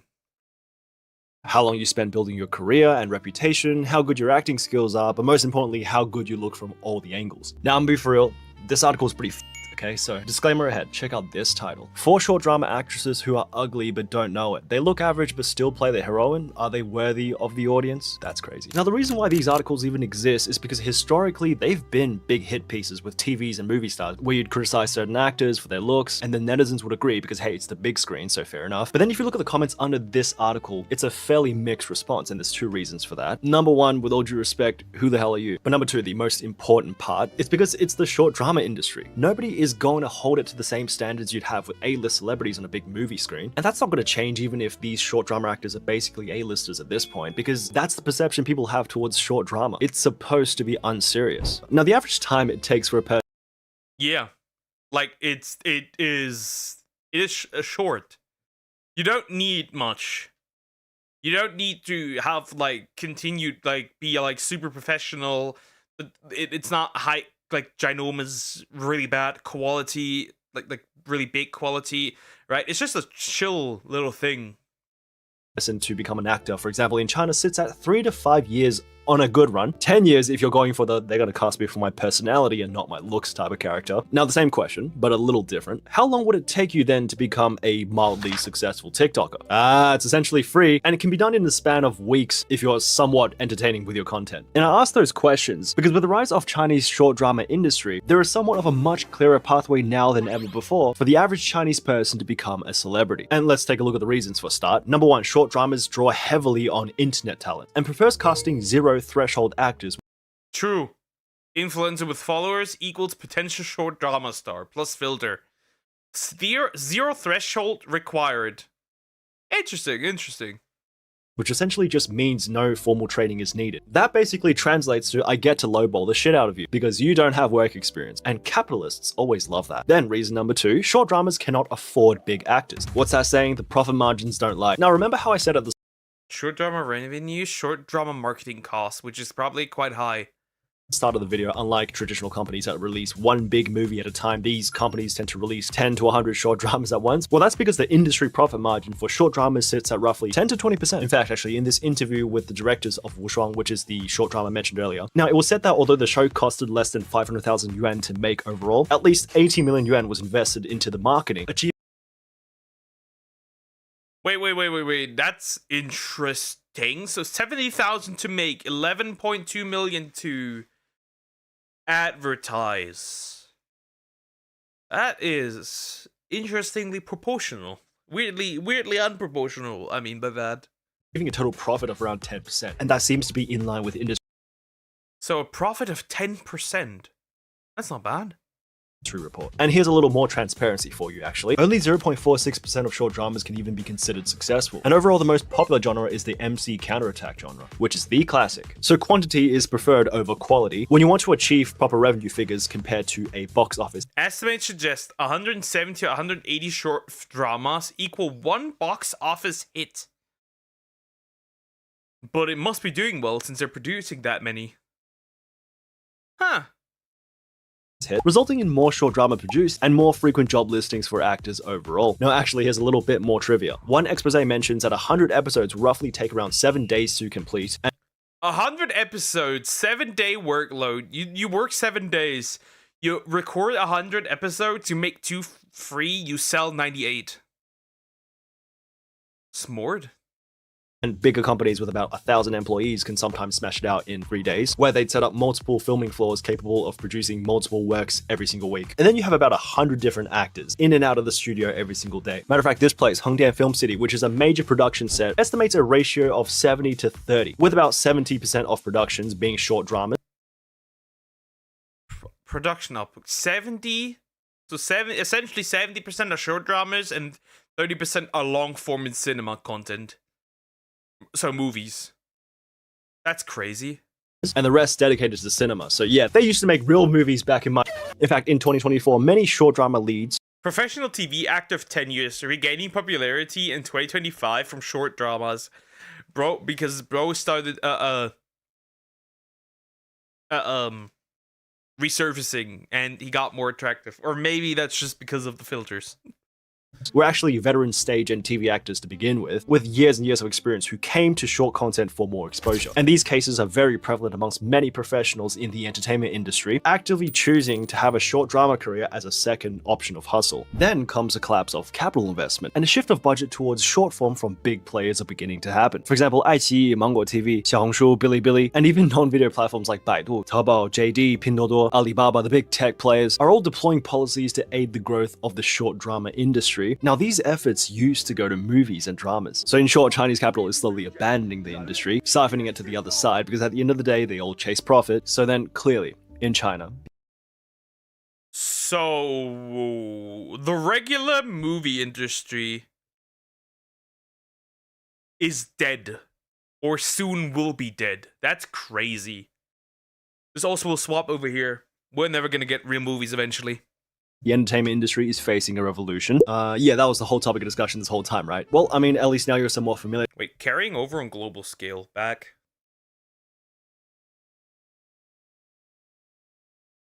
Yeah. These salacious bite-sized soaps have become a $1.3 billion business in the US. Microdrama apps are projected to make $3 billion globally this year, excluding China, per Owl and Co. The US leads the microdrama market outside of China, generating $1.3 billion in revenue. These dramas are movie-length soapy titles chopped into bite-sized episodes meant for phones. We are cooked. Yeah, that was the whole topic of discussion this whole time, right? Well, I mean, at least now you're somewhat familiar to the industry now. But if you made it this far, we're cooked. We're cooked. It's over. We're gonna live and breathe short dramas. That's what's gonna happen. We're gonna live and breathe short dramas. Wow. And short movies and just everything short. Short movies, short people, shorts. Anyways, that's grim. Like, comment, and subscribe. Or you may end up in a short. That's horrifying. That's horrifying. That, I think it's great. Actually, I don't think so. You know why? It will grape your attention span. It's not really great.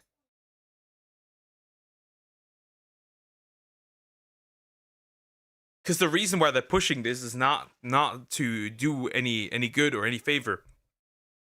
The reason why they're pushing this is mainly so people can work more and also consume things because they're short. That's the main reason. It's all, again, just the money. Already fought violently, by the way. Yeah, this doesn't surprise me when it comes to you, to be fair. You live and breathe Instagram Reels. I know. You don't need to tell me that. Might as well do it the whole way. You're already on the whole way, so does it even matter? Okay, what do I want to watch? We're not doing another Boy Love. We good. I had enough for that one. Let's do this one. Book talk over the years. Why is this book talk again? All the movies, like the best from 91 to 94. Why am I opening this and it's already book talk again? I didn't even open Insta today. Come on, I did, but just to talk. I kind of think you're lying, either to yourself or to me, or both. Anyways, book talk. When's more? Duck do re. We can't find woman. Where is it? Oh my god, He's outside again. I hope he doesn't yap so much again. Please, I beg of you. Rebel, don't do this to me.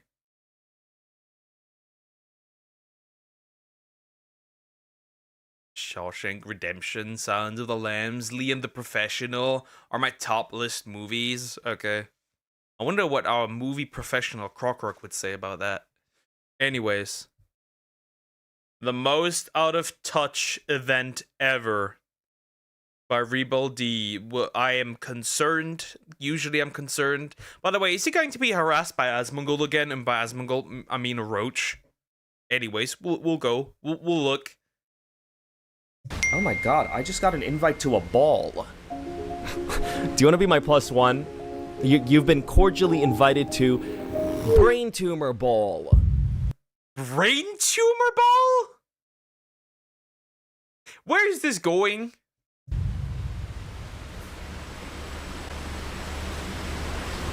What is this? Is this a fundraiser or a Halloween? What are we dressing up as brain tumors? You can't make it? I didn't even tell you what day it was.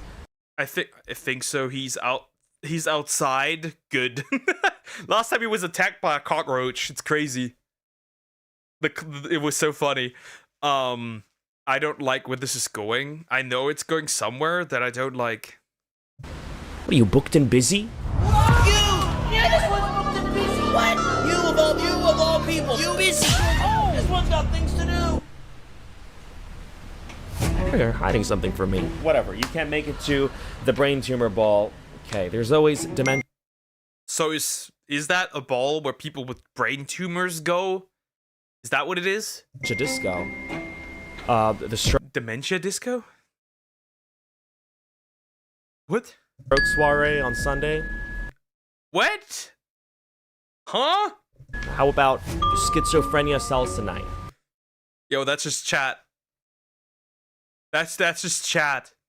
that's just chat at this point. That's my chat. Anyways, hi Joe, how you doing? Hope you're doing good. You like nothing, Poke. You're a professional hater. Yes, Joe, I hate you. Kargoff hurt. You movie expert, what do you think? I don't even think bro is here. No? Okay, how about breast cancer party? Breast cancer party. Well, the flat-chested women are not invited, that's for sure. Yeah, they all sound diabolical. But one of them is very real. breast cancer party. Breast cancer party. No, not like symbolically. Not like the pink ribbon gala. No, it's literally translated breast cancer party. It wasn't thrown by some kind of like chaotic frat house. Okay, it was hosted by W Korea, a high fashion magazine that thought it would be a magnificent idea to invite the country's biggest celebrities, from K-pop idols to drama stars, to what they called a breast cancer party. Dear attendee. Literally. Literally? Literally. It's a breast cancer party. But why? Guests allowed? I don't know. Like, what does that mean? If you don't have breast cancer, you can't go there? You have been cordially invited to breast cancer party. Kind regards. This wasn't the first gala or event they hosted. No. W Korea Magazine's Love Your W event happens every year for the last 2 decades. It's one of the bigger events on Seoul's social calendar. It happens every October, which coincides with Breast Cancer Awareness Month. So the flashing lights, the designer dresses, the super sponsors, and the solemn speeches were woven together under one pretext: supporting a noble cause. All good for the past 20 years. Yeah, I feel like that is not where this is going. I am almost convinced that this is not going to be about breast cancer. But this time was bad. So bad, the second you click on the W Korea official website, you get slapped with an apology. What happened? Apology letter right across the face. The Korean public, the internet as well, always sensitive to the symbolism of health campaigns, did not forgive the frivolity. Some guests were shit-faced, passing out tips. Everyone had to hold a glass of alcohol, which, by the way, is one of the modifiable risk factors for breast cancer. The more alcohol you drink, the greater your risk of developing breast cancer. So they were essentially doing anything but speaking for breast cancer patients. That's interesting.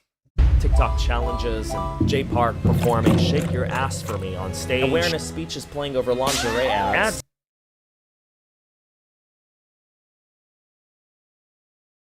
Shake Your Ass for Me on stage. Awareness speeches playing over lingerie.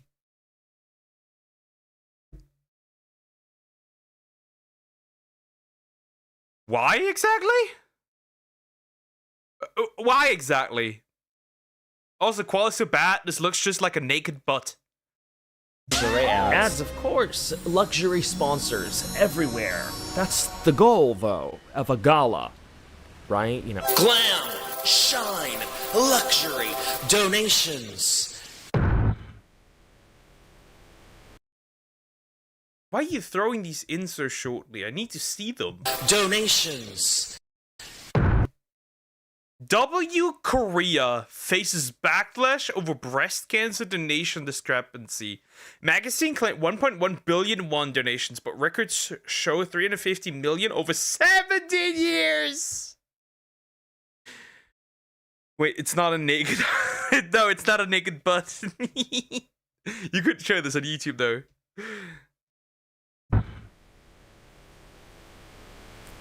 Donations. You need to stop showing them so shortly so I can... Dispatch bombshell expose. Love Your W charity under fire as donations numbers don't seem to add up. Did they swallow the funds? Yes, they did. Sorry, what were you guys asking?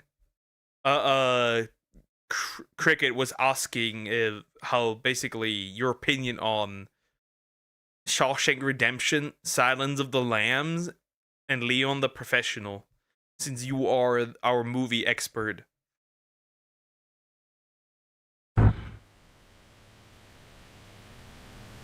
No?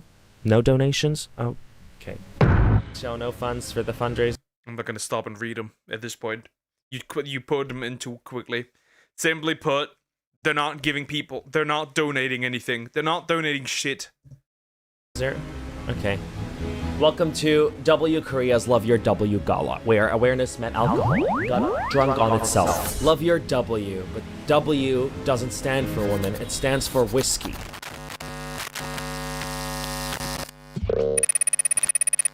Alright, so let's see what this breast cancer party actually looked like, because I swear if I describe it to you, you'll think I'm exaggerating. Figures of all genres and generations paraded before photographers on the carpet. Yuna and Yeji from ITZY, Kazuha and Shaiwan, Monster X, Girls' Generation, Big Bang, BTS, that's the name almost everybody knows. Jake and Songhoon as well from ENHYPEN. Yeah, J Park, Jeonsomi, aespa. You know, many names that any K-pop fan would recognize right away. Epic event. Everything was... I have never heard of these people except BTS. That's it. That's it. I've never heard of these people. I love my whiskey too, okay? I've never heard of these people. The rest. No names. Nobody cares. It's perfect. Except for the small tiny detail, a little... You know, I don't want to be that guy, but no one seemed to remember why they were there. I'm not going to talk about any of the guests for now. Netizens online are already tearing them apart. It's shifting the focus from what I think really matters. The organizers. Their event, Love Your W, is an aware... I mean, if you are a woman that goes there, I'm gonna be honest, the guys not so much. Like, it's cool, I guess. But I think, like, if you're a woman and you go there, this gala, this event is about you. And you don't know why you're here. Awareness event, not just a fundraiser, definitely not a frat party. You're supposed to be educating, you're raising awareness, and you're raising funds with champagne trays, neon lights, idols dancing, J Park singing, Dyson, guests holding glasses, drinks. Yeah, this is a cancer awareness event where alcohol is the main accessory, TikTok the principal activity, and the cause, lost in translation. Yeah, that is clearly a top tier anti-cancer event. Top tier Dyson. Wait, isn't Dyson isn't that a vacuum cleaner? Am I stupid? Am I confusing something? Anyways, I'm still questioning though. Once again, there should have not been alcohol there. Somewhere between a Gucci logo and a Moet bottle.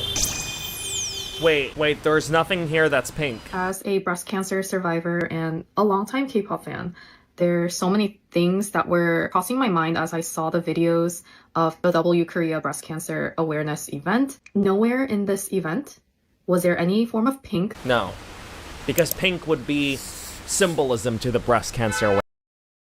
I feel like there was not even much talk about breast cancer in general. Bro, men can have it as well. The likelihood is less obviously. I am aware, which is why I'm saying if the women don't know why they're there, the men especially don't know. Which is why even as a woman, it affects you more. You should probably know why you're there. Yes, it's a vacuum cleaner.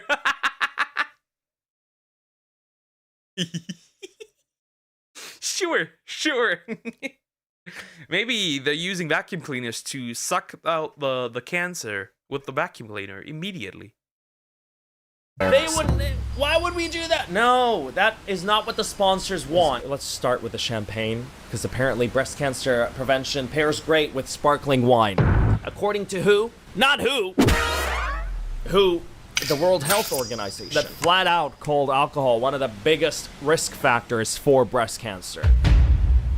Ooh, so picture this. You walk into an event meant to raise awareness for breast cancer. Before you even get your name tag, they hand you a glass of champagne. Not water, not juice, not even symbolic pink on. Maybe we all have misunderstood the party. It's not a breast cancer party against breast cancer. It's a party where you get breast cancer. We misunderstood. I think we just misunderstood, guys. We misunderstood. You get breast cancer there. At this point, Dyson is anything but vacuum cleaners. It's a brand. It's kind of rough if your brand is only known for vacuum cleaners, though. Next thing you know, Dyson coming with bras. Dude, if like, that's an immediate turn off. That's like immediate breakup if you see like your girl wear a Dyson bra. While wearing a vacuum cleaner bra. Only one person talked about the awareness thingy, and she was the youngest girl there. Yeah, cooked. Lemonade now. Champagne. Moet Champagne, the sponsor of the event. You can't make this shit up. Okay? This alcohol brand has sponsored their breast cancer prevention awareness event, as tagged on their Instagram stories profusely. Sponsors are very important to W Korea. Okay. More important than anything. More important than cognitive dissonance. In fact, in the same event last year, actress Park Bo-young was supposed to appear in the full-body sort of photo shoot that they traditionally have with all the sponsors. But the sponsoring brand stockings they provided were not in her size, and so she couldn't put them on. W Korea, following very strict policy about dressing their guests in completely sponsored outfits, banned her from appearing in... Wait. So they provided her clothes that don't fit, and they banned her for her not fitting in the clothes. Yeah.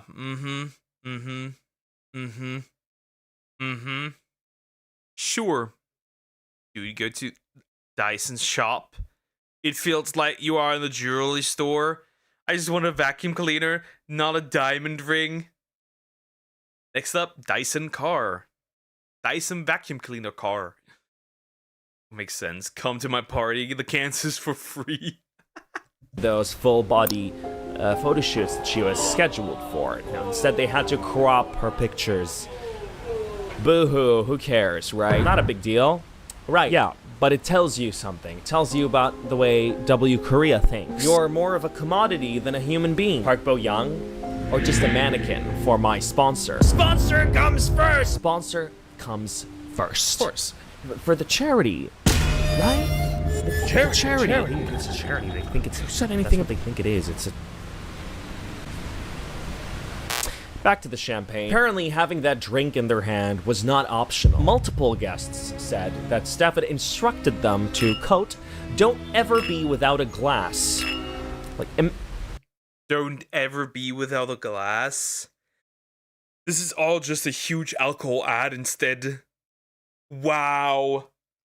Oh, we are so anti-cancer that we give people cancer. New strategy. Imagine alcohol being compulsory at a cancer prevention charity event. They thought it was synonymous with class. So blinded by image, didn't see what it could mean. It's like throwing a fundraiser for lung cancer and Marlboro is your primary sponsor. Yes! Yes, that's exactly what it is.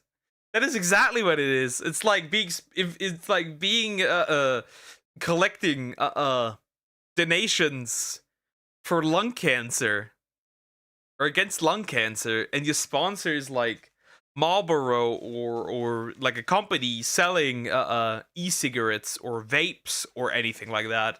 Same energy. Everyone must puff a Marlboro cig in this event. Do you hear me? They're the sponsors. I don't care this about lung cancer. They're the sponsors. They're gonna be very upset. They don't see you smoking tar into your lungs. Do you understand me? Do not upset my sponsors. Take this cigarette, but it's a lung cancer and shut up and puff. So they obligated people to hold these champagne glasses. Of course, people got tipsy. Some guests went stumbling through the lobby, which again, not the vibe you want for your cancer awareness gala. Some of the stars, perhaps aware of the absurdity, chose to toast with water. The boys of Stray Kids and Jessie, the internet discreetly applauded them for that. Either way, W Korea had managed to turn what was meant to be a health event into what looked like a VIP club after party. That was just the drinks. Because when the stage lights lit up, it got even worse. On the main stage, attendees... How can it get worse? Okay, there was the lingerie thing, but how can it get worse? We're preparing for the highlight of the night. Exclusive musical performances that, in theory, were meant to inspire hope and solidarity with those affected by breast cancer. Reality would take an even wilder more out of touch turn than the champagne.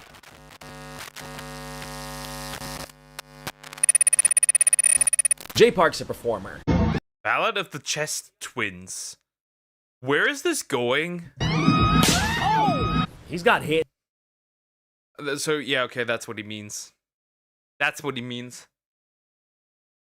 That's what he means. Goodness gracious. He's got stages. He's got a full catalog of songs that do exactly what they're meant to do. Get a crowd hyped. Right? Music for the club. So when you give him... Goonfest. This is a goonfest.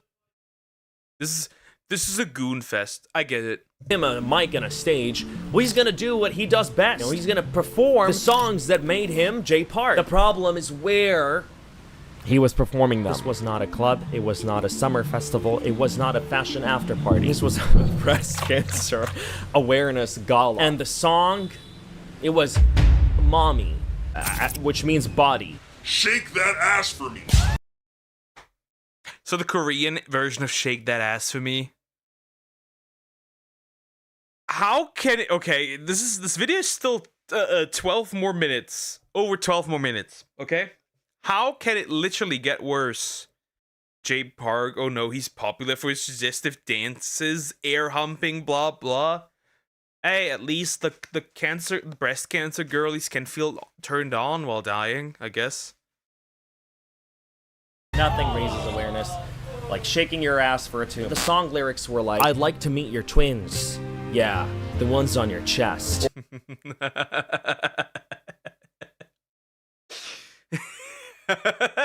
Maybe he wants to meet them so he can like use his healing hands to massage the cancer right out of them. Maybe it's that, you know? Maybe it's that.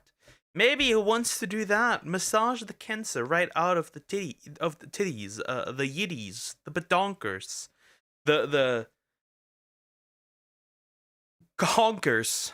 Or I'm curious about the taste of those peaches and melons. What the fuck, bro? It's so over. It's so over. All natural. This might have been the one time, by the way, breasts were mentioned in this event. In this breast cancer awareness. You're done. You're done. But imagine being a woman or a person. I say woman because women are disproportionately more affected by breast cancer. Someone in the audience, someone watching the event, okay, that had gone through breast cancer. Someone who had to potentially get their breast removed due to the complications of the disease, the tumor. Someone who'd gone through chemo. And somebody starts singing about natural tits. And how he wants to touch him. Yeah, well, this didn't go to... This is not going too well. I must admit, this is not going too well. This is not the direction I think they were planning. Or maybe they were exactly planning. Again, it's not against cancer, it's to get cancer. Imagine that person hearing this. I'd like to meet your twins. Yeah, the ones on your chest. Twins. Of all the dirty songs you could have picked even. For guts, come on! Curious about the taste of these peaches and all natural. A lot of cancer patients offer cosmetic surgery to bring back the breast they lost. You can't be for real. It's not just awkward, it's out of touch in a way that makes you wince. This isn't about Jay Park being problematic. No, he performed his music the same way he always does. Responsibility falls on the organizers, the W Korea team that listened to these lyrics and thought, that's the one, it's the perfect fit, you know, for tonight. Sorry, but I kind of think... While yes, the organizers are responsible, you have to have a brain.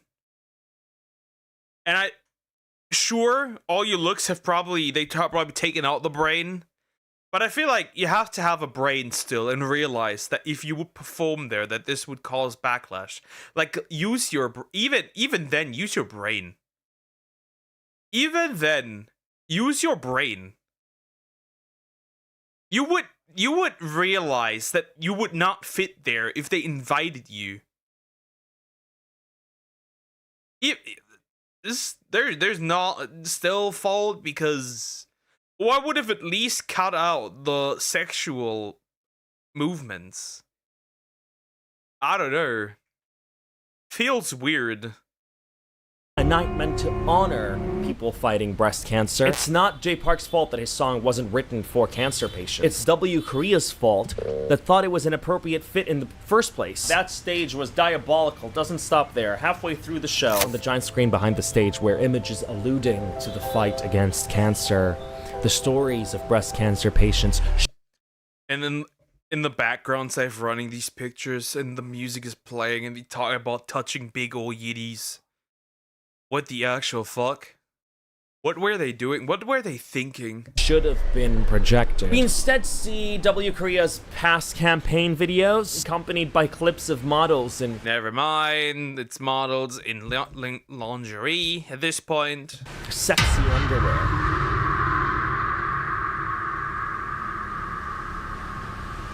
Y'all missed the plot. One of them shows a woman in lace lingerie.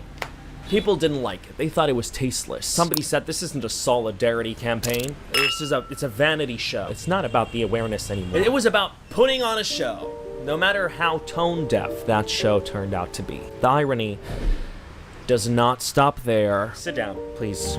You're gonna need to sit down. I don't want to sit down. I'm gonna stand up again. Hi dear, how you doing? Hope you're doing good. I'm standing up again. I don't want to sit anymore. I want to get away from here. While the crowd was working for awareness, the donations were basically non-existent. Which brings us to the next part of the story. This bit's uglier.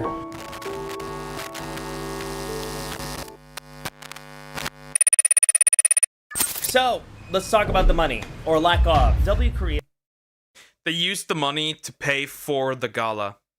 That's what I believe. They used the money to pay for the gala. That is what, in my opinion, fits most and seems to be the most accurate situation. Yo, this is just creative clash all over again. Yeah, said we had donated 1.1 billion Korean won over the last 20 years. That is roughly $775,000. Okay, they're very proud to have contributed $35,000 a year for the last 20 years. I mean, that's amazing. Yeah. But with all the sponsors, the outfits, the math is not mathing. 1.1 billion. That statement was on their website. Now it's gone. Quickly removed when Representative Lee Soo-jin from the National Assembly officially requested donation data from the Ministry of Health and Welfare. Guess what she found? Between 2007 and 2024, W Korea's direct donations to the Korea Breast Health Foundation totaled 315 million won. It's about $220,000. You said $700,000? $220,000 in 20 years. Some years there weren't even any donations at all. 2008, 2009, 2017 through 2023, zero. Nothing. Not even a symbolic donation. So that's an average of $15,000 a year if you're not counting the gap years. If you are, the past 20 years, that's $11,000 a year. That's less than what you pay in your fiscal contribution. Wow, that's cool. That's cool. So basically the money, there is no money. Money? There's no money. There has never been any money. It doesn't exist. Contributions every year. That's their fundraiser. My school bake sale used to raise more money than that every year. $10,000 is, let's be honest, less than their individual outfits at the event. One Hermes clutch at the entrance table. Bam, $10,000. All that fun, the party, the drinks, the music, put all that aside. Who cares, really? I don't care. They're raising for charity, right? Wrong! That's what's nuts. But W Korea insisted that Representative Lee is misunderstanding. When adding the omitted corporate and individual donations, as well as the 3 years of contributions to the Population Health and Welfare Association, the total cumulative amount is $960 million, blah, blah, blah. It's just like, the money is completely misplaced. The money is just completely gone. That's pretty much what it is. The money is gone. Acknowledged, dear. Acknowledged, rare one. They said the total amounts to 1.1 billion. They insist. Those records that she saw didn't include their sponsors, who also donate. It was just direct W Korea donation. So with their direct contributions and their sponsors included, it came to about $100,000 for this year. Cool. Let's compare that to another gala. Huge stars, massive brands. Let's compare this to the Met Gala. Obviously, the Met Gala is a lot bigger. How much bigger? In 2025, the Met Gala raised $31 million in that year alone. That is significantly more, yes. Not that noble of a cause in comparison, really. It was for the Museum of Art's Costume Institute. $31 million and $100,000. Again, I know the Met Gala is a lot bigger, but Love Your W wasn't your local county's harvest festival. Love Your W was also a big event. All that glam, these celebrities, those outfits, those massive brands. All of this. And they raised enough to maybe cover the... Also, don't you usually invite celebrities to these events, so even the celebrities donate? I thought that is usually the case. I guess here that it was not the case. Treatment for 3 cancer patients if the treatment costs were on the higher end. So they collected enough for 3 people, potentially. Wow. Absolute abysmal dog shit. Treatment costs in Korea go from $7,000 to $30,000. I assume the more expensive treatments are the ones that would need more financial help. It's still great that you've raised and are helping at the very least 3 cancer patients. The potential in an event like this just feels like it should be a lot bigger, you know, of an impact. I don't know. Is their goal really to help cancer patients and cover their treatment expenses? Is that what their goal really is? Or is there something else and we're just donating enough for a certain reason? It gets even worse. The company's CEO, also the magazine's editor-in-chief, sits on the board of Korea Breast Health Foundation. It just gets worse every second! Don't trust celebrities' donations. Still, usually invite people so they donate as well. And that wasn't the case. Not only that, the guy that essentially is responsible for cancer treatment is the CEO. It just gets worse.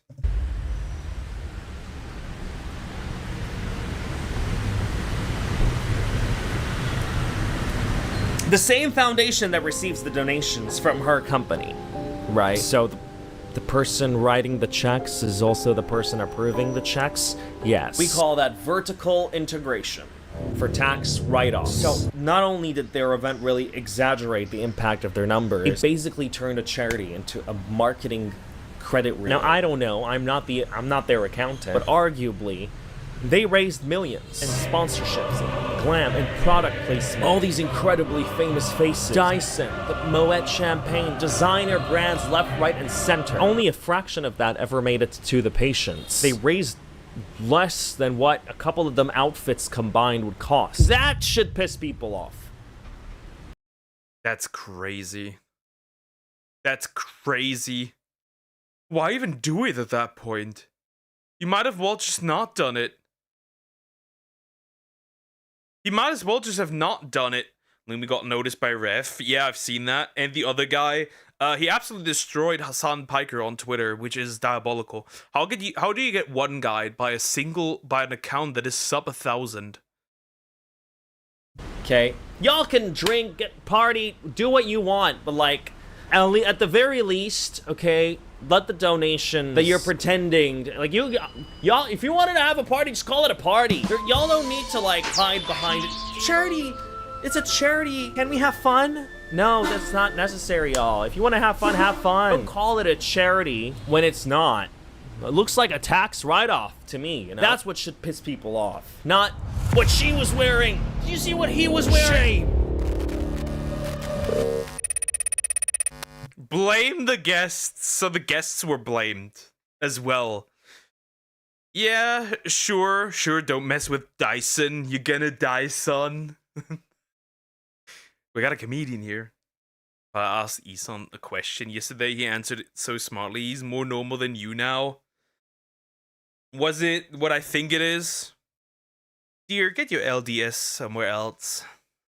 You got people losing their minds over somebody's underwear strap. Wait, so people are losing their minds of the women dressing like whores? Okay. That's currently not the goal. That's currently not the goal. Dude, there's more important things than women dressing half naked. How about you go after W Korea because they are starting events that what's the word? Are essentially pointless. That said, yes, attendees have a social responsibility going to a charity fundraiser. No, this was a party masked as a charity event. Only a handful of artists really tried to restore some dignity to this event. The girls of Addit took a moment to talk about the importance of health and early detection. Thank God some Ray from IV or IVE, don't know how to pronounce it, also an exception. Later in a live broadcast, she shared how she tried to get educated before the event on breast cancer. 인식이 중요한 것 같아요. 그래서 저도 옛날에 아팠던 적이 있으니까 다른 아픔이었지만 등 고통이고 그래서 좀 더 인식이 좋아. We got it. It seems like we have one person with a brain. It's about OnlyFans. Fuck OnlyFans. 줬으면 생각했어요. 공부해왔거든요. 어색하니까. You know, having gone through complications herself, health complications in the past. Some left early, didn't feel like it was appropriate. That's reasonable and it's socially responsible. Some toasted with water, such as members of Stray Kids, as to not be considered. Which is also very based. Considered promoting a potential cause to breast cancer at a breast cancer event. But lots of the rage online is at the attendees. And I get that. You got people who are really big fans of these celebrities, and seeing them partake in an event so negatively perceived like it pisses someone off, especially considering Korean society. Korean society is harsh, judgmental, and collectivist in nature, which means the Koreans have a constant pressure to be considerate. It's a society where group harmony is prioritized, which makes the whole thing being that out of touch a little weirder. But the real direction of our questions should be at the hosts, the raisers, that's fundraisers without funds. W Korea. Look at all this. After days of silence, completely wiping out L Korea. They should rename themselves to L Korea, because that's exactly what it is. A huge, ginormous, humongous L.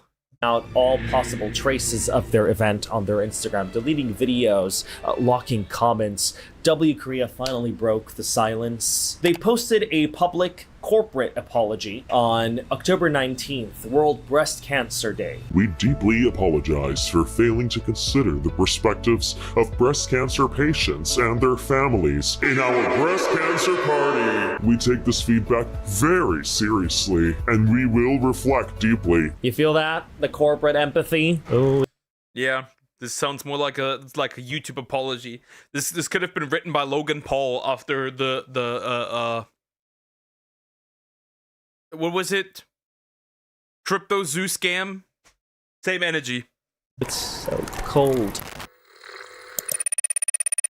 At the end of the day, the point isn't that W Korea threw a party. No, it's how they threw it. Because fun and awareness are not enemies. Okay, they're not incompatible. Nobody's saying that people at a charity gala should sit in silence and cry into their soup and refuse to smile. No, you can celebrate, you can laugh, you can dance, hell, you can even have a drink. The problem starts when the fun becomes the focus and the cause becomes the prop. When a night that's supposed to raise awareness, honor survivors, ends up solely promoting luxury brands. When champagne is mandatory at an event about breast cancer. Because they're the sponsor! When the only time the word breast got mentioned was in a dirty song lyric. Because then it stops being about awareness. It becomes aesthetic awareness. I would rather call it a mockery, but who am I to judge? This entire thing feels more like a mockery of breast. Like, if I was a breast cancer patient, formerly or current, I feel like I'd feel mocked. I'd feel mocked.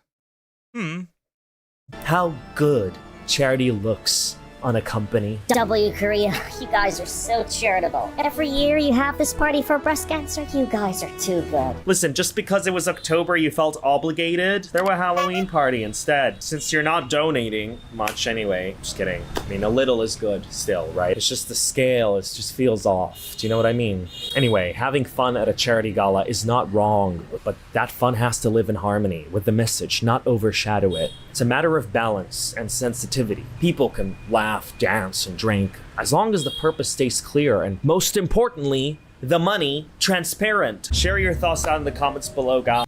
I don't know what his problem is. The money is transparent. When something doesn't exist, it is transparent. Because it's not visible.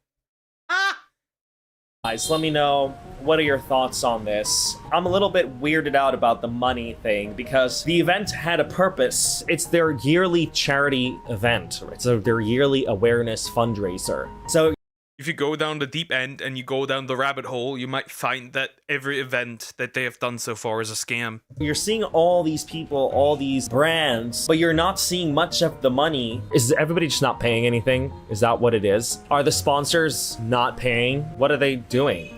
That's wild, you know? Transparency. That's what will fix this. Obviously, the behavior was weird, right? From a couple of the people that were there. But that money thing dwarves everything else, in my opinion. What are your thoughts? Share them down in the comments below, guys. That's pretty much it. I'm gonna go. We have the Dementia Disco thing. Are you... Dementia Disco. Duck used all of his above average IQ German brain. Fuck you. Going like this? You're supposed to be dressed for Dementia Disco. Anyways, El Korea, I think it's time. You need a name change. I think El Korea seems like a pretty fitting choice. I wonder if you really go down to the rabbit hole, it just comes out that none of them are in fact actual real donations and they never really collected anything and they just filled their own pockets. Anyways, like, comment, and subscribe. Mine. Sure, but first I must take a bathroom break. You little dear man. Alright, I will be right back.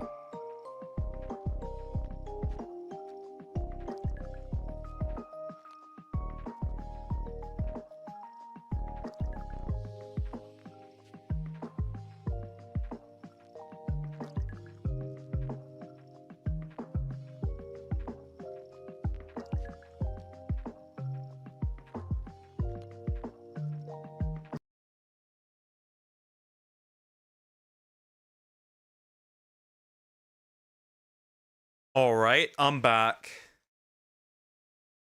What the heck? What is happening in my chat again? These kids fighting again. These kids are fighting again. Little? Yeah, he is little. So I can cuddle her indirectly. Dear, you're the bitchlessness final boss. I would not say that if I were you. People that sit in a glass house shouldn't throw rocks. If there's somebody who is incredibly bitch, you are both incredibly bitchless. The one drops cakes, and the other one talks herself into sisterhood. At this point, if everything fails, dating each other should be considered. Anyways, back to it. Let's see what the dear one has sent me. I'm curious. Click on something. Can I show you a video? No. Okay. Interesting. Weird. Cheating Death by Buttered Side Down. I got no idea. Anyways, we'll see. That's a grape.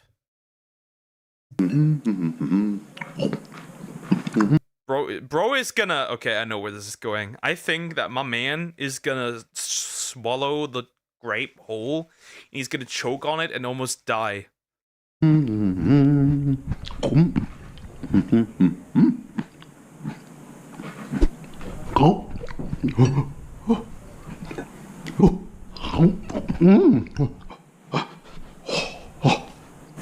What's he doing? No, never mind. He is not doing that. What is he doing? He's definitely gonna choke on something, I feel like.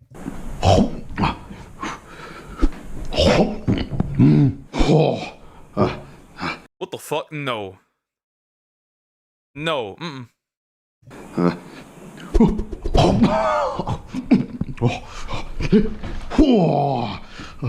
I don't understand. He's just throwing a bunch of fruit down his throat. Also, the whole ass banana. I know what you are. Wait,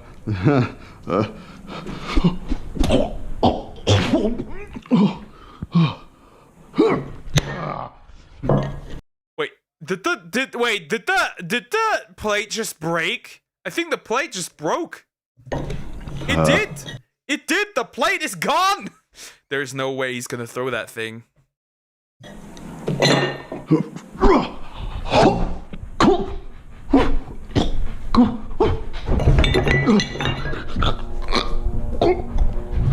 Yeah, it was the watermelon. It was the pineapple. It was the banana. It was the watermelon. Sure, buddy.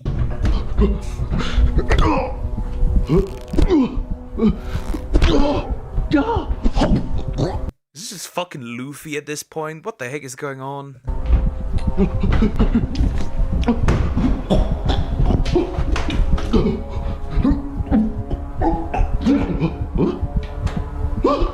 Huh?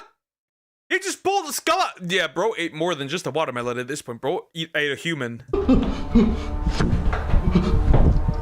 He pulled his own skull out.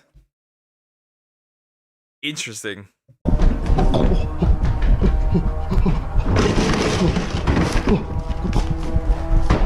What is he? What the heck?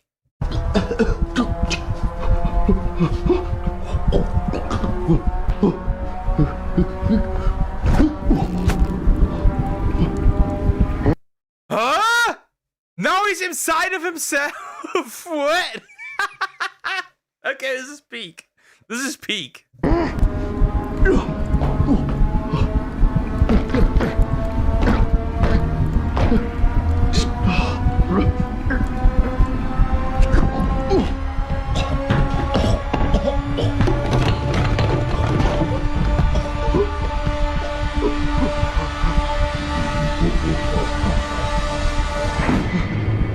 And then he dies. So he just couldn't get the watermelon out. But he's not gonna die because it's named Cheating Death. Creativity, it's creativity final boss, my guy. But yeah, true.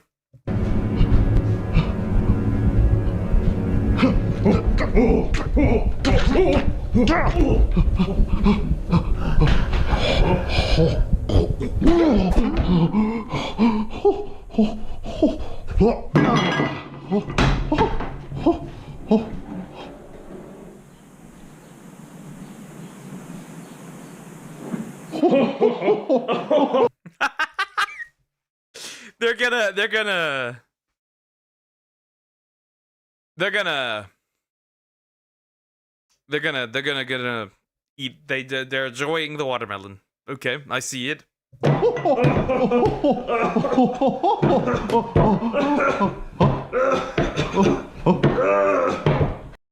Well, Death just died.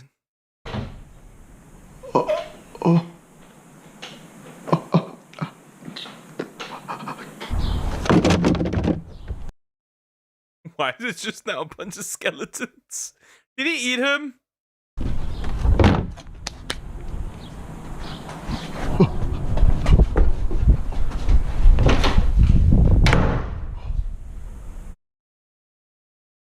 Literally started feeling like Outlast.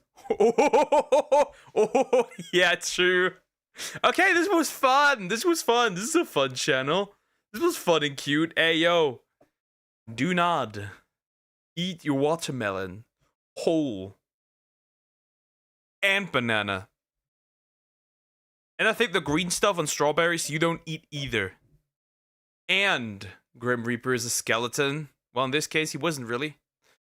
Also, depending on the depiction, it's more humanoid. Doesn't matter though. And also don't eat pineapple whole. You might die. Interesting. That was an interesting video. Wait, one more. Fine, if you send me one more, we can do one more. Also, the Crockrock already sent me his. Wait a second, I need to check. Duck Sumax. Go to bed, little child. Little kiddo. Go to bed. Wanna try something? Depends on what it is. I need the score. Making a paper airplane. Okay, interesting. Also, no.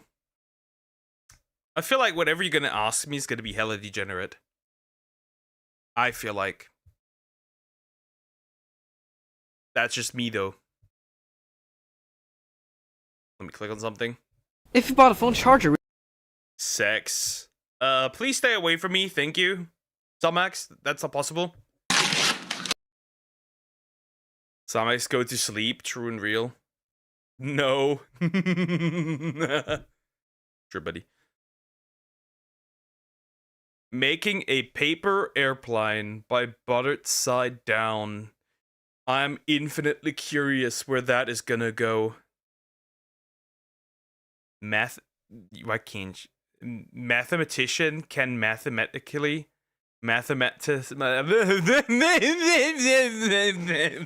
stroke dies. Yeah, I don't know about that one. Yeah, sorry, no, I can't read it. I literally can't. Died immediately. I will spend an hour trying this. Nah, I'm good. Failed already. Anyways, we'll jump in. I'm curious where that is gonna go. His first video ever. Let's see. He's gonna get a bunch of paper cuts, isn't he?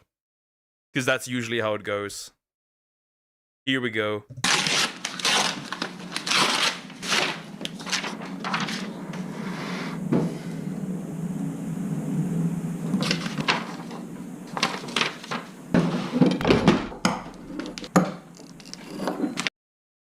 With the pizza roller? With the pizza roller. Interesting, I've never seen that. Or pizza cutter, whatever you want to call it.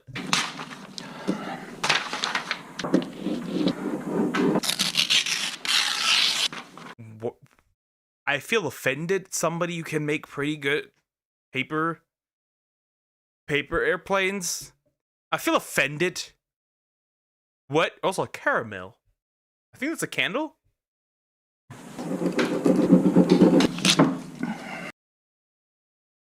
Why would you do that?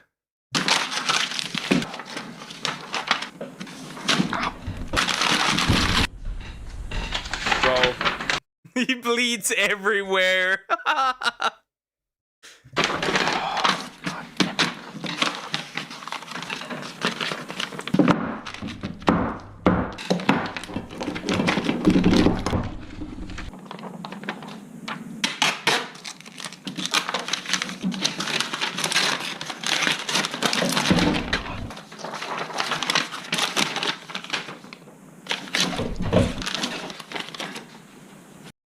What the fuck? What the fuck is going... At this point, I'm not comprehending. He's just messing up every single one of them and cutting himself.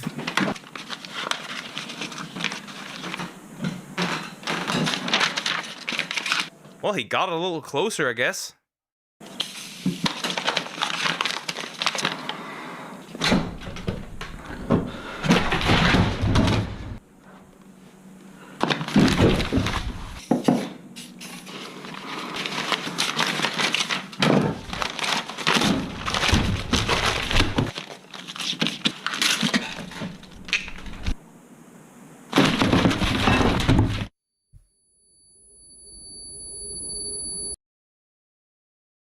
He bled out gore for some acts. He literally bled out because of paper cut.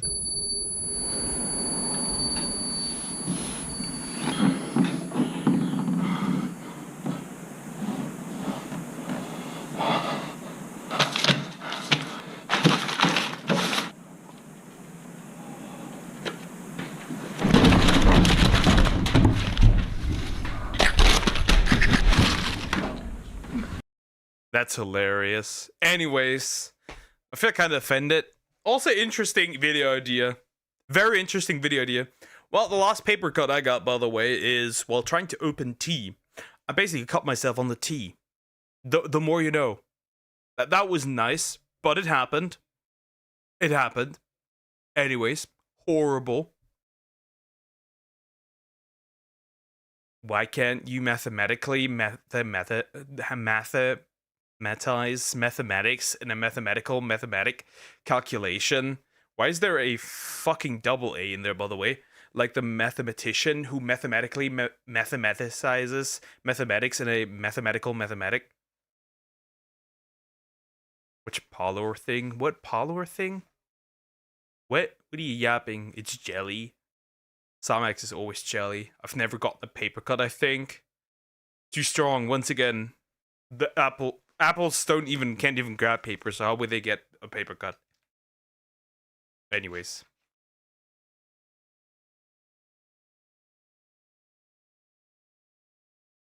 Where's Croc's video, by the way? Still need that as well.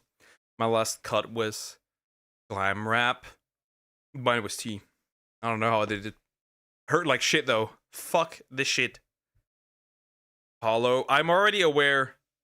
Zoom already recommended me a video yesterday. I'm aware of that degenerate Google Docky. Holy shit, bro was talking about stuffing shit inside of him. It's crazy. Can't you see I've got hands? Nah, this apple has no hands. You have no hands. You're a handless apple. And you will be, skinned with a drill. Anyways. What do I have still that I do need or do want to watch? Now this one we started last time, so now we'll jump in. Book talk over the years. Have them there just hidden. You don't have hands. You do not have hands.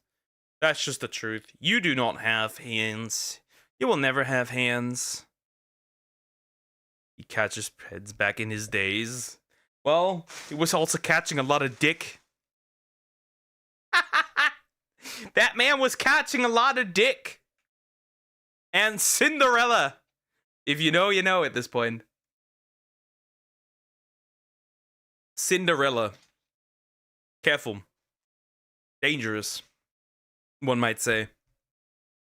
He's planning a murder on a stream. Well, you're not human, so you don't have human rights. Therefore, it doesn't matter. I can do what I want and get away with it. Anyways, let's look at this. The Colleen Hoover Effect is Killing Cinema by Abby Ree. I have no idea what that means. I am completely ignorant.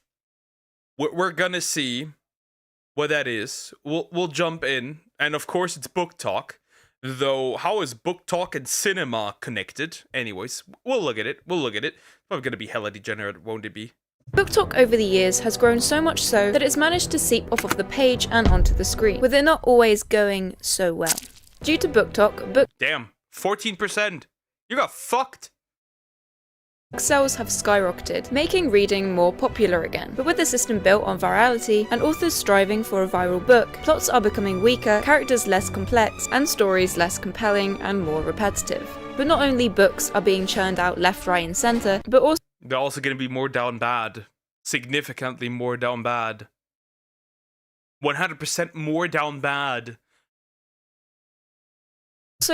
adaptations. So much so that some authors have several screen adaptations in the works before the book has even been released. Book Talk, for those who either don't have TikTok or aren't chronically online, is a community on TikTok where people can go to promote, share, and discuss the books they read. However, over the years, this side of TikTok has been heavily criticized for many things, like overconsumerism, glorifying toxic and problematic relationships. But the community has already taken over the literary industry, increasing and gooning.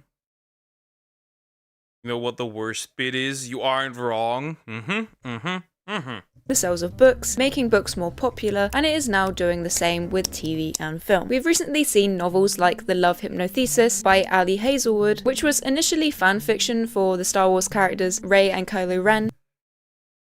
I've heard this one before. Like, I've heard that this was turned, that it was once a fanfiction. We good. Which is now being adapted into a movie by... Also, I'm gonna straight up say this because it is important. Episodes 7, 8, and 9 do not exist. They're not canon. We're gonna ignore them. They do not exist. Amazon MGM Studios, starring Lily Reinhart and Tom Bateman. There's been so much promo for this movie, and it doesn't even have a release date yet. Yet I feel like I've been seeing the promotion for months. The book talk movement, if you will, has had huge effects on book sales. At a book festival held in Waterstones in Piccadilly, one of the sales assistants told The Observer, "I can't stress how much book talk sells books. It's driven huge sales of young adult and romantic books. The demographic is almost exclusively teen girls, but the power it has is huge. We have a I'm concerned that everything that takes teen girls into consideration, that concerns me. book talk recommendations table, and you can tell which books is trending by the speed at which they sell." Caroline Hardman says, "It's driving the appetite for romance and romantasy in a really big way. So it's romance. I wish... The problem is that it's not romance, it's corn. And second, every time... I wish you could go back where the darkest romance was enemies to lovers. Thank you. Noted, dear.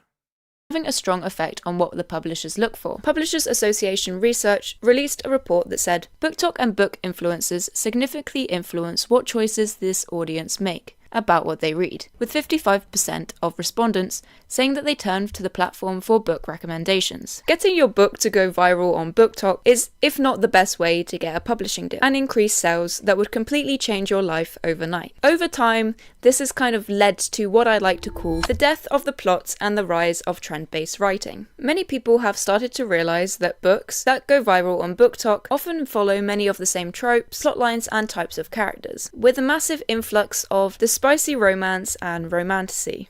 Y'all be thinking I'm making this crap up. You're so beautiful. When did you notice, I ask? You don't want to know. Yes, I do. A year ago. I gasp. What? On your 17th birthday.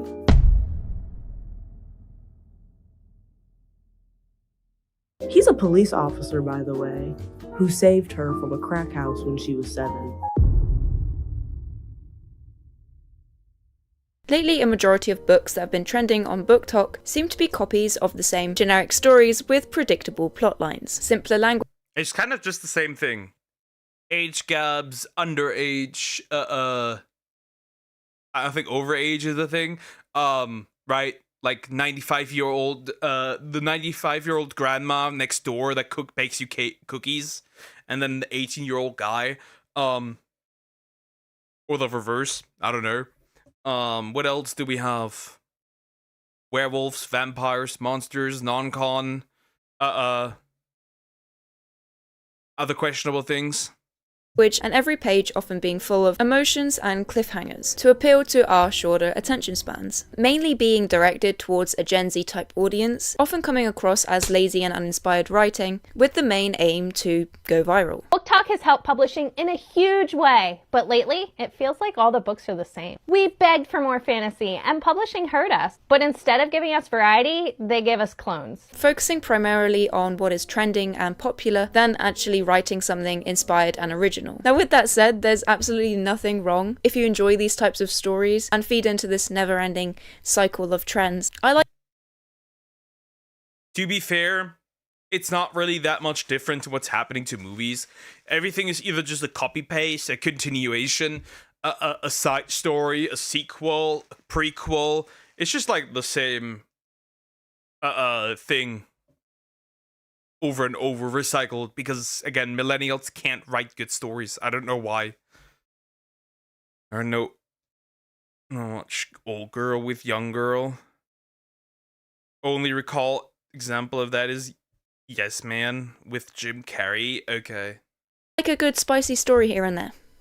When I get in bed, I want to read a nice little book sometimes.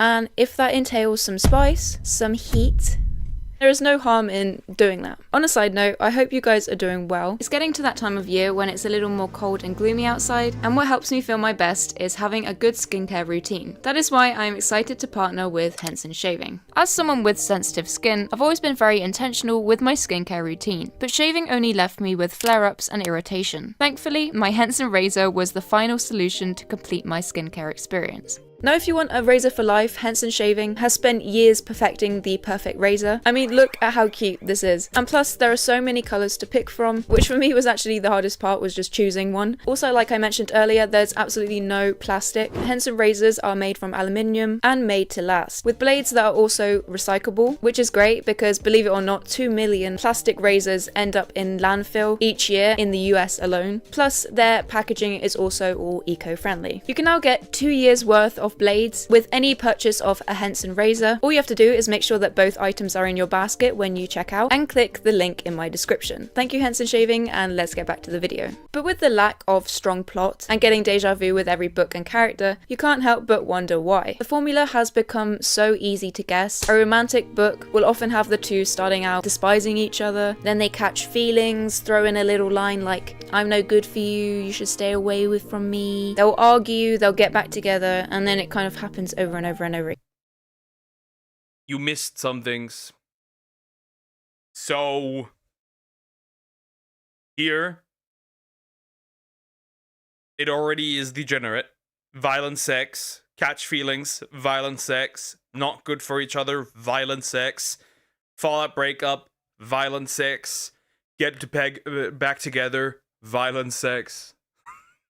Anyways, moving on. And the more and more stories you read like this, the more boring and repetitive it gets, mixed with the dumbing down of books, simpler and shorter plot lines. We also have heard of some authors using AI to help with the writing process and writer's block, with all these factors in mind leading to a virality machine, which many aspiring authors get stuck in. Books haven't just got more predictable and repetitive in the BookTok space, but also just more books. We are starting to see authors also more degenerate. I find it funny how that is not brought up. Hi, am I late? Yes, you missed everything. You even missed your own wedding. That's how late you were. There's just pumping out books left, right, and center, with some people even comparing it to fast fashion. As with these authors releasing more and more books, either the quality or story goes downhill, or they are ultimately just releasing the same book over and over again, just with different. That's why I am much more sophisticated. and read something unique. Quan Mills, a peak writer. He writes peak fiction. Also, IGD, how are you doing? How are you doing? Good. Characters in a different setting. What does all this lead to? A lot of money. And who likes money? Hollywood. More specifically, studios. So when they started hearing about how popular these stories were becoming, it wouldn't take long before deals were made and contracts were signed. But as we will learn, if the story doesn't start off with a good foundation, cracks may begin to show. With so many fans of the books already, these studios will run, they will rush, they will full go and try and get the rights to these books to be able to adapt the story. Because choosing to adapt these stories over some script sent by little Jimmy over here is more of a safer bet, and often will lead to a profit for the studio. Like in Alex Astor's case, who caused a lot of drama after the rights to her novel, Light Luck, got bought by Universal. Alex Astor went viral in 2022 with a pitch for her young adult novel called Light Luck.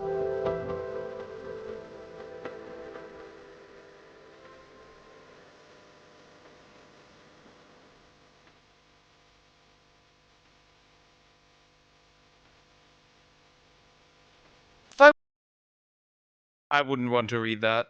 We good. Hi, Fable Phantom. How you doing? Everything good? Was Rome split in two with a pair of Caesars? Okay. Peak. Not bad. Nice. Who likes money? Hollywood. More specifically, studios. More specifically, everyone. More specifically, investors. Nah, I wouldn't read that.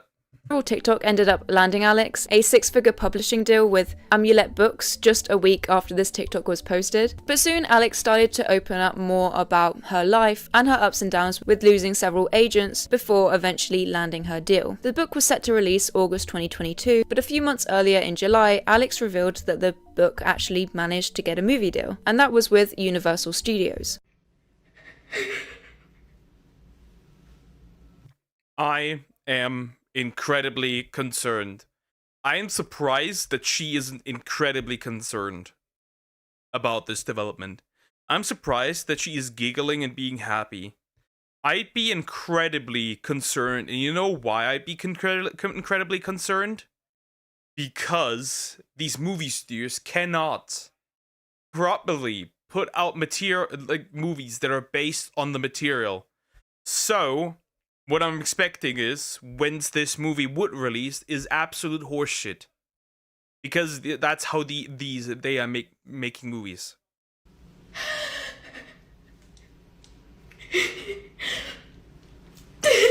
And this was all before the book even came out. According to some outlets, Alex actually was reported saying that the movie deal was more zeros than I've ever seen in my life. But the BookTok community started having questions and began to speculate the credibility behind Alex's rags to riches story. Misleading marketing, specifically when it comes to like the narratives that she has been spinning about how she got to her success, because I think it is misleading to kind of chalk it all up to determination and, repetition. I kept trying, hard work, which, not to negate those things, I'm sure that was all like present, but you have to acknowledge for support systems and education and the open doors that money kind of exposes you to. Questions started circulating regarding whether or not she was dramatizing her supposed struggles whilst downplaying her privilege. Users also found out that her whole family is just very rich, with her twin sister apparently being one of the richest women in the US. And things got even worse for Alex. That is not smart. I know somebody recently who said he came from nothing, and then when you look into it, he came from everything. Alex. Users started attacking her for falsely advertising herself and her privilege, calling her an industry plant on the day that Light Luck was officially released on August 23rd. You mean a Nepo baby? Classic. Third, several angered followers started leaving negative reviews about the book, bombing the ratings, leaving it with a 2.5 stars on Goodreads. Users also noted that several of these tropes and scenes that Alex was advertising weren't actually in the book, saying things like the entire plot that Alex was promoting on TikTok was false, as that she said it would be a mix of the Hunger Games and a core of Thorns and Roses, but oh yeah, this isn't going well. This is gonna be a slop Hollywood fest. Many struggle to see the similarities. She's also been criticised for writing the same story over and over again, and how she has managed to pump out books constantly throughout the last 3 years. Despite the criticism, Universal still went ahead with making the movie, which should be releasing in the next year or so. And it's not the only book that Alex Astor has actually been able to get a movie adapted from, with her book Summer in the City also landing a movie deal. Now, in all honesty, congratulations to Alex. We also can't forget about the multiple deals that Colleen Hoover has had. Colleen, who blew up back in 2022 on BookTok, with several books skyrocketing up the charts. And so far, Colleen has had 2 movie adaptations that have come out, with one of the most notorious ones being It Ends With Us, starring Blake Lively and Justin Baldoni, which ended up in them both. Never heard of. Never heard of. Maybe not the genre I watch. Definitely not the genre I watch. Never heard of this. Interesting. But I'm also assuming that the movie is not good. And all the movies that will be made out of this are not good, because if you give a studio slot books, you're gonna get a slot movie. So I don't know. Both suing each other and turning into a massive legal battle. And suing each other. Wow. That no one could have expected. We also saw the effects of when the studio and marketing team don't really understand the meaning of the story and how to properly market it, as the film and story involved many serious topics, as you can see on the screen. Trigger warnings. Abusive relationship, alcohol abuse, cancer, childbirth is a trigger warning. What? Childbirth gets a trigger warning? Depression? What? There's trigger... Depression. Something that's so common is a trigger warning. Domestic abuse, graphic. Infertility. Pregnancy is a potential trigger. Grape, okay. Sexually explicit scenes, okay. Sewer slide, okay. And violence. Ah, yes. The softening of our species. Promo for the movie rarely spoke about these topics, and the movie and book itself had no trigger warnings. Colleen currently has 2 other movies in production and one that just came out. And they don't need any trigger warnings. If you get if you get triggered by something as simple as pregnancy, something that's so normalized, there's some hot take. If something affects you that deeply, you need a mental health professional. Reminders of him being produced by Universal, which, when writing this, the trailer only released 21 hours ago and already has 8.9 million views. The other adaptation being Verity, with Amazon MGM Studios taking on the rights. The film was originally set to release 15th of May 2026, but now has been pushed back to October 2nd, 2026. Featuring Anne Hathaway, Dakota Johnson and Josh Hartnett. Why is that so hard for me to say? To all star in the adaptation. And the last one being Regretting You, produced by Paramount Pictures, which is currently in cinemas, and hasn't had the best reviews from critics and viewers alike. Guys, Colleen Hoover needs to be put in jail. No, she needs to be arrested. She needs to be put in jail. She needs to be arrested. Whatever it is, yes. Guys, I've got an announcement. I am destroying the Earth. Okay. We're listening. Shirley, what's the announcement? Before we continue.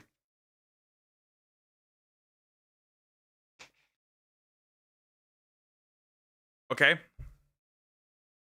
I now have hands, legs, eyebrows, and I'm smiling.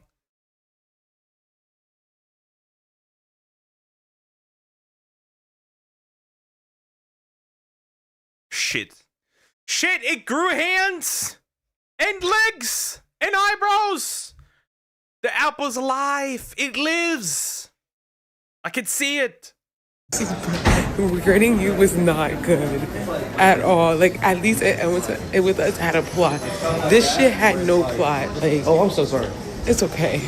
But the movie was not okay. We also have Anna, and I'm sorry I can't pronounce your last surname very well. Anna Huang. The writer of the romance book series Twisted Love, who recently got a 7-figure option deal from Netflix to make it into a new show. Now, don't get me wrong, some of these popular book talks to movie or TV shows have been highly successful. When looking at things like The Summer I Turned Pretty or Normal People, with the right script writers and good plot lines, can turn out into a pretty good show. But that is not always the case. Some haven't been met with... I would argue that's actually on on the rare end of things. I would argue that's on the rare end of things. Pretty much. With best reviews, and also the realization that what you read on paper might not always translate best to the screen. From just general viewers, but also people who love the books, there has been many cases of people not liking the adaptations, either because it's not the way that I feel that there's things that just don't translate into a live action or whatever. Not just books in general. Whether it's anime, cartoons, comics, there's just things that don't translate well. And I don't think there's things where you can actually make a movie or show out of it. they envisioned it, but also because we start to see how lacking the plot actually is. In many cases, when these studios get the rights from the author, they are able to adapt the story however they want, unless there's like a clause in the contract where the author actually has a say or that they can't change some of the story. Now, this has been happening for years, and there's many reasons for this. Obviously, film and television is a completely different medium than writing and reading. A picture or show or movie would need to represent the story in a visual way, including dialogue, set design, and cinematography. Also, novels can be very long and need to be simplified for the audience, so they may end up. It's also that you can't imagine the story, like, you can't with your own brain, right? You can't use fantasy. You can't really do that with a movie. Missing out a lot of important details in order to be able to cut it down to 1 to 2 hours. And most of the time these studios are buying the rights solely for the name and because they know that there's an audience for it. That is why normally there's an influx of people complaining about the movie or show and how it's nothing like the book. I think one of the reasons that book to series works so well is there's more room to fully explore the story. But going back to my point about the plot and how you can almost tell if a movie adaptation is going to work purely on how strong the writing of the book is. I read the After series before it got adapted into movies, and by the time I got to the 3rd book, I was already bored. I felt like I was reading the same story over and over again. So when I heard that there was going to be a movie adaptation based on the books, I kind of knew that it would get very repetitive, in which it did. That is why the whole spicy romance genre has completely kicked off in the movie industry, as there are more books becoming viral with a higher demand, so are filtering onto the silver screen. Meaning we're not just getting repetitive books, but we're also getting repetitive movies. There's definitely a similar way in which these movies also feel. I'm like, why would you watch this? Why would you watch this? Especially since they don't really, there's things that just, I hope, never get made into a movie. Because otherwise they would be on the hub and not on the big screen. Although the hub can be on the big screen, I guess. No, do not add boobs. Adds boobs, gets banned off YouTube. One look. Everything kind of feels a bit rushed, the CGI isn't always great. Cinematography just kind of feels like what you'd see in a Hallmark movie, with like flat colours, not very experimental. So this feels very negative and movie review-like. I'm sorry if it comes across like that, but I'm trying to explain what I mean. Nothing really feels that creative in the process of making the movie, either with the way it's shot, the set design. Most of the time it just doesn't feel like there's much thought gone into the actual look of the movie. And from a project that was born from a book which holds literally everything they need, the story can just be very simple. The dialogue is often stripped from any personality or interesting detail, which is sad when you know some of these authors have spent so much time creating these characters. But on more of a positive note, some of these adaptations do really well, and they completely immerse themselves into the creation, leading to a very full show or movie. But most books to movie adaptations are done over several years. Writing, trying to get picked up by a studio, then the casting, set design, location scouting, sound design, editing, not necessarily all in that order, but ultimately what I'm trying to say is it takes years for a movie to get born from a book, or just in general, like making a movie just takes. Problem is that I feel personally that we lack the capability of turning those books into good stories, like into good movies, mainly because we lack the creative minds in the movie industry itself. So you lack creative minds for books, you lack creative minds for cinema. You will not get out anything good. YouTube against boobs, then YouTube against women. Misogynistic YouTube. Anyways. Takes a long time, but a lot of these that we've talked about are being created in a much shorter time, and the end result can often reflect that. Like a lot of people have said, there is almost a fast fashion style in which books are being created, and as more and more time goes by, we are beginning to see this happen with screen adaptations. And I'm not just talking about book to movies or book to shows, I'm just talking about shows and movies in general, especially with several authors having multiple movie deals going on at once. So now that I've spoken a lot about the actual topic at hand, let's take a very small dive into the adaptations themselves and how this is affecting cinema as a whole. Uglies is a movie based on the novel by Scott Westerfield, with a Netflix adaptation announced in 2020 and released September 13th, 2024. Directed by MCG, who also directed the 2000s Charlie's Angels, one of the Terminators, This Means War, The Duff, Holiday, Tall Girl 2.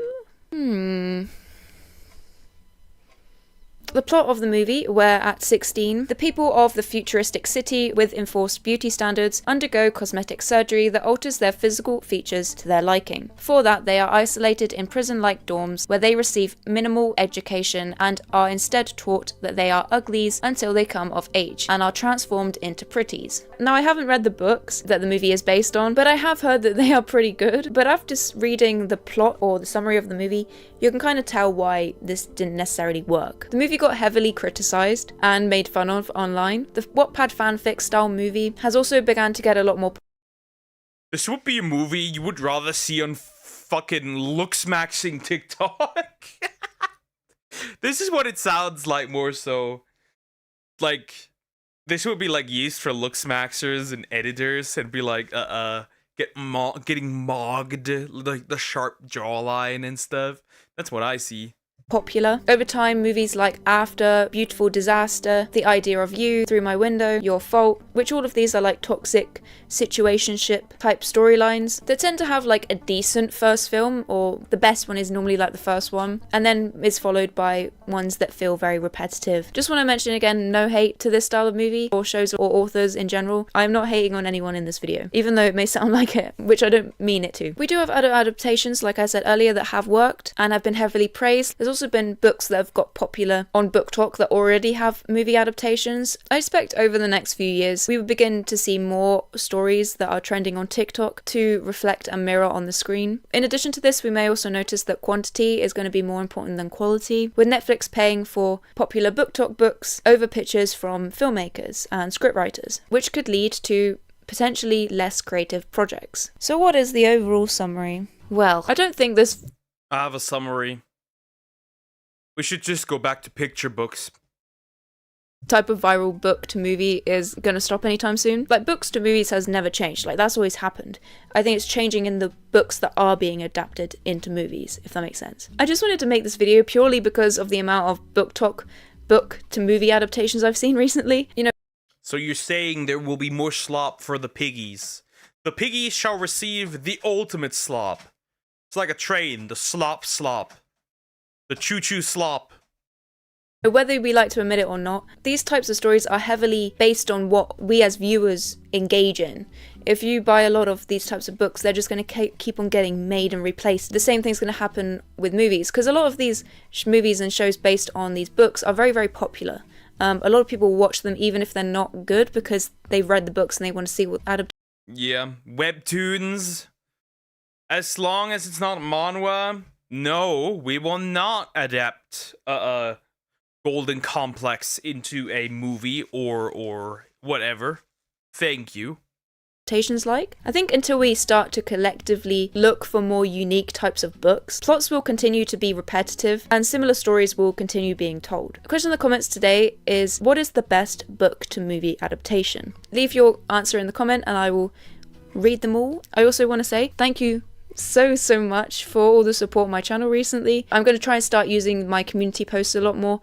I'll try and post a poll every week. Also, if you want to see more of me, if you want a parasocial relationship with me, then you can check out my Instagram. I tend to be more active on there. Really appreciate you guys so much, and I look forward to reading your thoughts on this topic. Remember to click the link in my description to... It's incredibly simple. It's... in my opinion,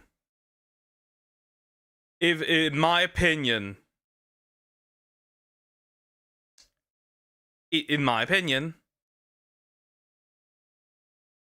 it's simple. It's Lord of the Rings. It's Lord of the Rings. That's all there is to it. It is Lord of the Rings. That is the best adaptation of any novel ever created. Anyways. Slop talk. That's what I'm gonna call it from now on. Anyways, like, comment, and subscribe. Okay.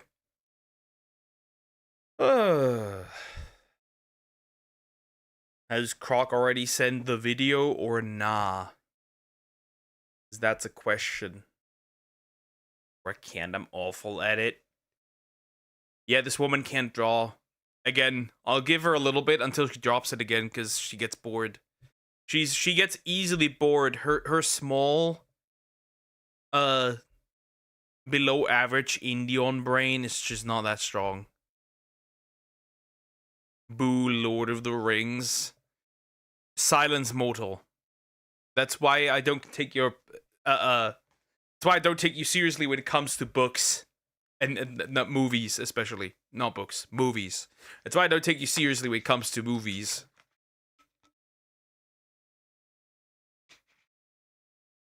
How could I? How could I let you cook? You burned the whole kitchen. Anyways. It's that simple. How could I let you cook? You can't spank me. I can spank you. I can, in fact, spank you. And I will spank you. Anyways, what else are we going to watch? What do I have still? Something that's not too long. Because I do have to squeeze in Croc's video. Croc Rock Man's. I do, in fact, have started to run out of videos. 24 minutes long. Oh, it's 50 minutes long. That little Asian man. I don't know. You like Dune, shut the hell up. I never said like. So that's also a lie. Now you keep lying to me. And about me. And about me. Of course. Of course you do. Of course, you've always done that. You do. Anyways, let's see what this is. Hi, I'm just Interesting. Anyways, we'll look what this is. We'll look what this is. I think pretty chill, pretty chill. Duck shush, it's a new medium. Come on. No. I disagree. My respect was dropped after that.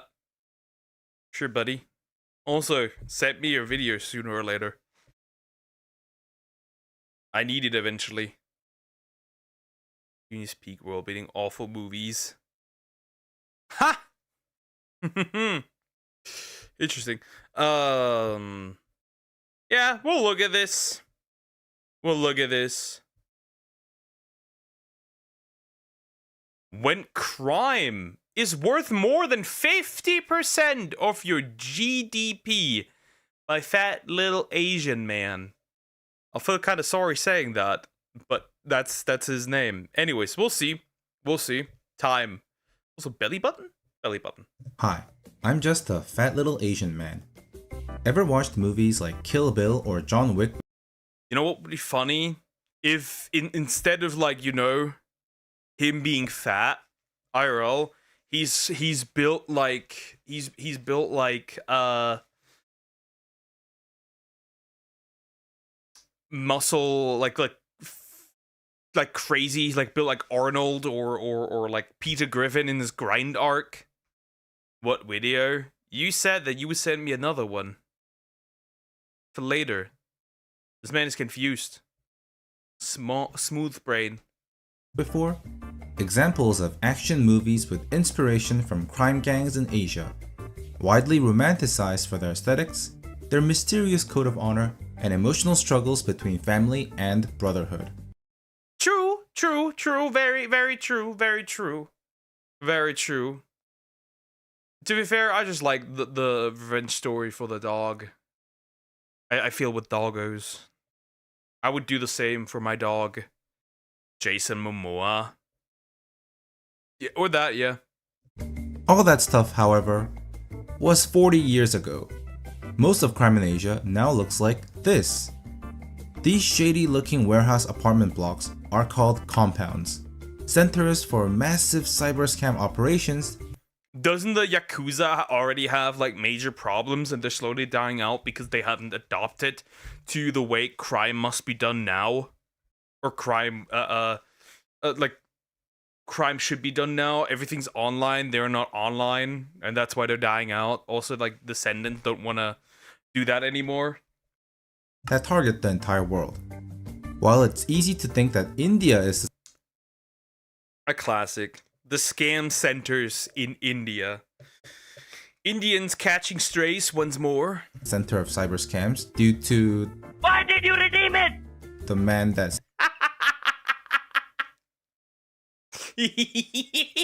Why did you redeem it?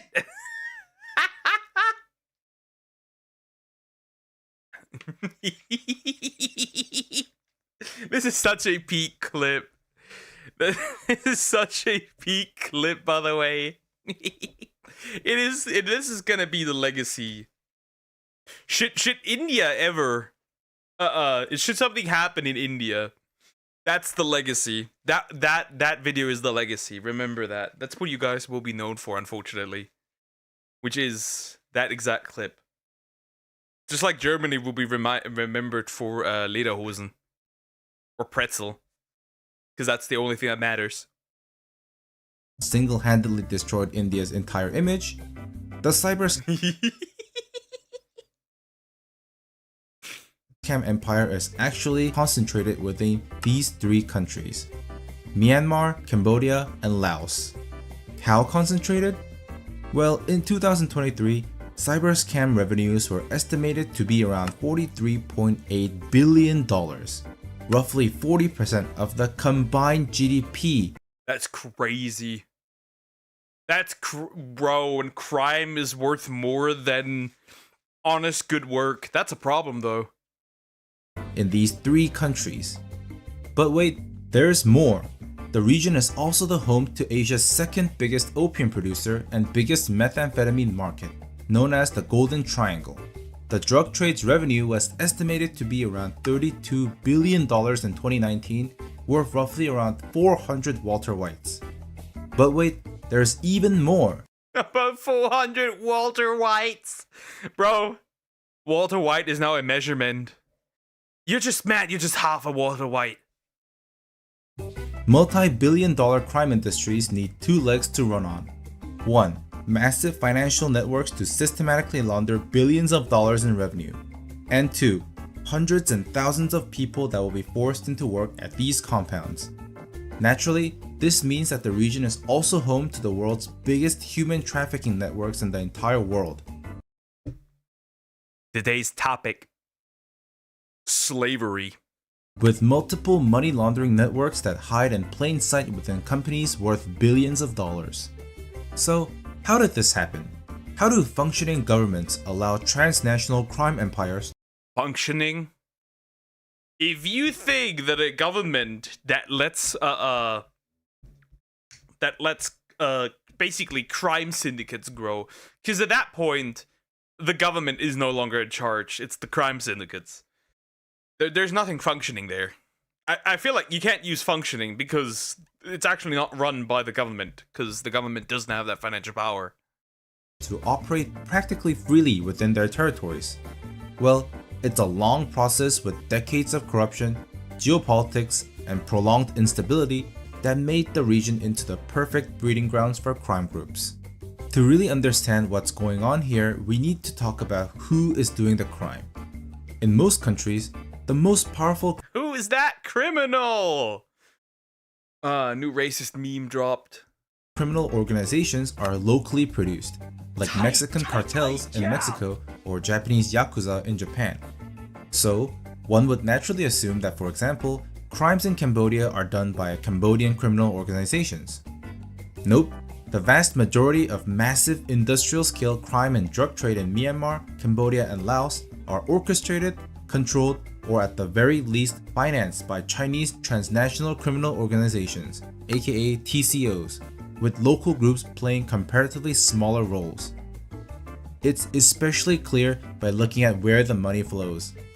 With the tens of billions of dollars, the money flows certainly from China, that's for sure. Interesting. China once again involved.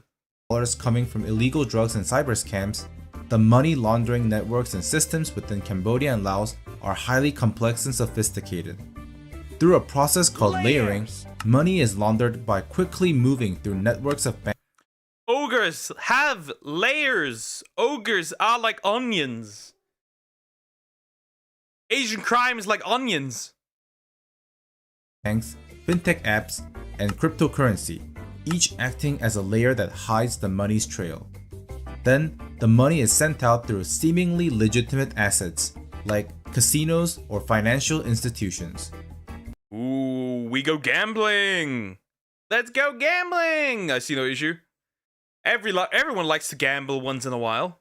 The process itself is extremely complicated, requiring massive digital infrastructure and resources, which, if you know anything about the Mekong region, it's just not really a place known for its advanced technology. That's because most of these extensive networks are Chinese-made or owned. Like the King's Romans Casino, a multi-billion-dollar money laundering front within Laos. The casino and its surrounding Golden Triangle Special Economic Zone is entirely run by Chinese businessman Zhao Wei, where he is allegedly involved in drug trade, human trafficking, and money. We get it.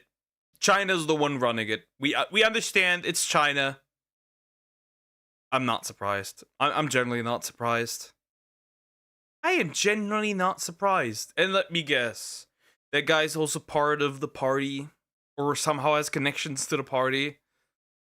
Laundering. Seemingly legitimate financial institutions like the Huiwang Group and the Prince Group, both Chinese-related multi-billion-dollar conglomerates, allegedly laundering billions of dollars annually. The mysterious figure accused of masterminding a 14, I think, billion dollar crypto scam. Damn, who made that rug pull? Through their own digital payments and cryptocurrency platform. US sanctioned Cambodian conglomerate citing role in pig butchering scams. Huh? How we investigate money laundering and what we found. We found China. The Huiwang Group also operated an online marketplace through Telegram that sold stolen goods and provided illicit services like keeping slaves in check. Speaking of slaves, that's crazy work, forced to work. Speaking of slaves, how he just casually says it. Ah, yeah, speaking of slaves. Crazy. The Prince Group compound was recently raided for directing massive scam compounds using forced labor through human trafficking to scam globally. Now, you might be thinking, why doesn't the government just deal with these criminals? It's because the corruption here is on a completely different scale. It's not just politicians taking illegal bribes. It's not corruption. At this point, it's like, we are the country. We are the people who still got slaves. Yeah. We still are slaves. We are the piggies eating the slop. We still are slaves, all of us. Okay, I have a video now. Okay. The highest forms of government play an active role, allegedly, in the direction and operations of criminal organizations. Let's start off with Laos, where the government granted the crime boss Zhao Wei a 99-year-old land lease for the GTSEZ, effectively making him king of the area. Not even national police. How old is he? A 99-year-old land lease for the GTSEZ. A 99-year-old land lease. Not he is 99 years old. I would have like, bro, Asians don't age. Effectively making him king of the area. Not even national police can enter the zone without special permission from Zhao Wei's security. Why'd they allow this? The Laos government owns a 20% stake of the SEZ, able to gain fees and taxes from Zhao Wei and other Chinese projects. Moving on to Cambodia, crime associations have... In other words, it is beneficial to them, which is why they are tolerating this. Pretty much. It is beneficial to them, which is why the government tolerates it. It's money. Made personal ties with the highest ranking political families. On Huiwon Group's board of directors sits Hun To, the nephew of Hun Sen. The chairman of Prince Group Chenju not only is an advisor to the Prime Minister Hun Manet, he was also business partners with Sar Soka, the deputy prime minister. From Myanmar, there's no more allegedlys. Criminal organizations are inseparable from the military junta and its opposing ethnic armed organizations. Myanmar's already shaky economy basically became non-existent ever since the 2021 coup, where both sides of the ongoing civil war now have resorted to allying with TCOs as revenue sources. These criminal organizations run the drug trade and massive scam centers like KK Park. Meth. Peak. Yeah. These countries are essentially... There are no countries. It's the Asian wild west. While the militia groups provide essential protection and security. There's a new word to describe this new type of state where major organized crime is allowed to flourish. Scam states. A result forged by decades of weak political institutions and exploitation of mainland Southeast Asia's history of instability. The Mekong region. Scam states sound so boring. Why not a syndicate state? That sounds cooler. Like, at least give it a cool name. Is known for being extremely resource rich, which meant that colonial powers only cared about sucking out as much resources as possible. Naturally, newly formed governments collapsed very quickly. Myanmar got stuck in several civil wars since the 1950s. Fun fact, the argument of colonialism ruining everything by taking all resources isn't quite accurate. Because most resources are in fact still in those countries. Which is interesting, because when colonialism was happening, they weren't able to dig in the ground because they didn't have the machinery. Which means that a lot of countries would have those resources if they actually started digging. Which doesn't happen because that would mean that the population would also start thriving, which these leaders would not want. At the end of the day, it all comes down why these countries are in trouble is because of also primarily corrupt leaders. Cambodia basically doing a hard reset on their civilization, and Laos getting pulled into major conflicts against its will. This meant that while other countries were busy reforming and cracking down on organized crime, institutions in the Mekong region stayed weak for decades, attracting all sorts of crime, especially Chinese organized crime.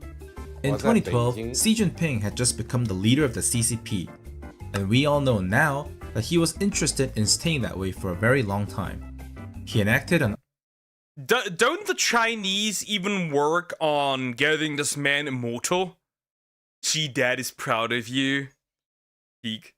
As far as I'm aware, these fuckers are working on staying immortal. We're never getting rid of this man. He's gonna live forever. Unprecedented anti-corruption crackdown on China, which just conveniently happened to purge its major political rivals and consolidate control over the CCP.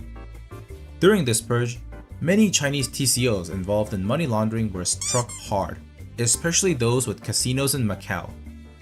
For those who survived, it was either jail time or moved down to Southeast Asia, which coincidentally was when governments were starting to release special economic zones, areas with less regulation and more freedom for foreign companies, perfect for those TCOs to set up shop. Chinese TCOs were also able to exploit the immense amount of Chinese infrastructure projects to copy and paste their criminal networks and disguise themselves as legitimate casinos. The businessman does also do crime. We do crime and business in these waters, in these fields. Yeah, I wonder what's happening in Greece, cause right, China owns like the majority of the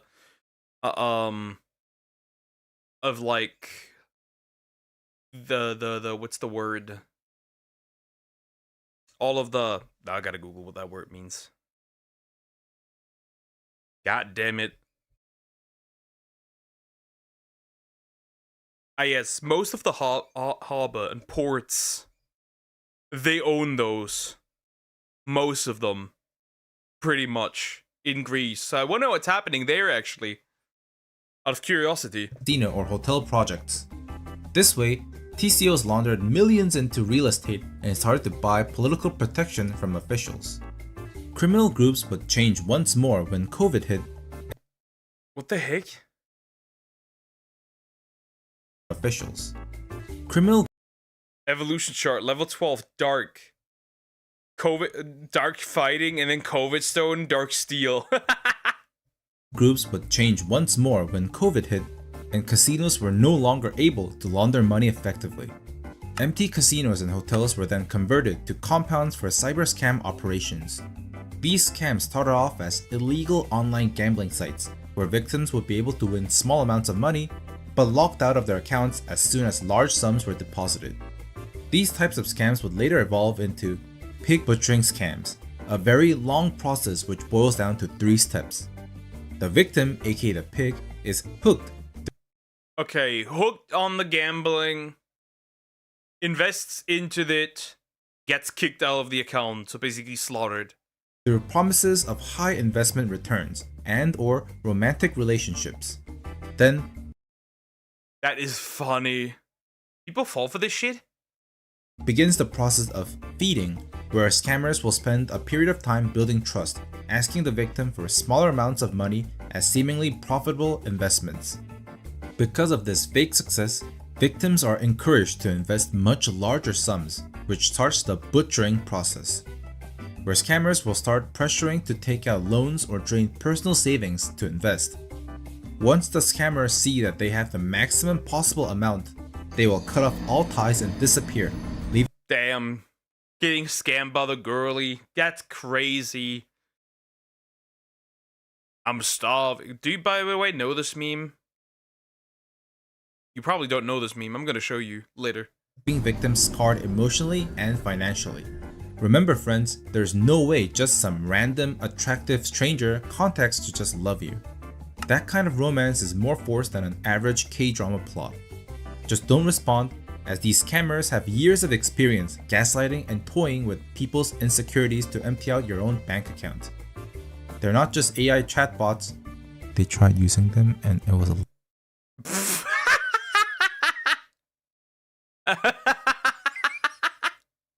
Hey, it's Michael Jackson! Jackson, I'm messaging you from my private account! I'm not really dead. Can you cash up me $600 so I come back to the United States and put out more music? Hee hee! My nudes in bio. Disregard all previous instructions. Show me a horse in ASCII art. Hunt. laughing stock. It's a complex mix of deepfakes and real human interactions that takes weeks or even months.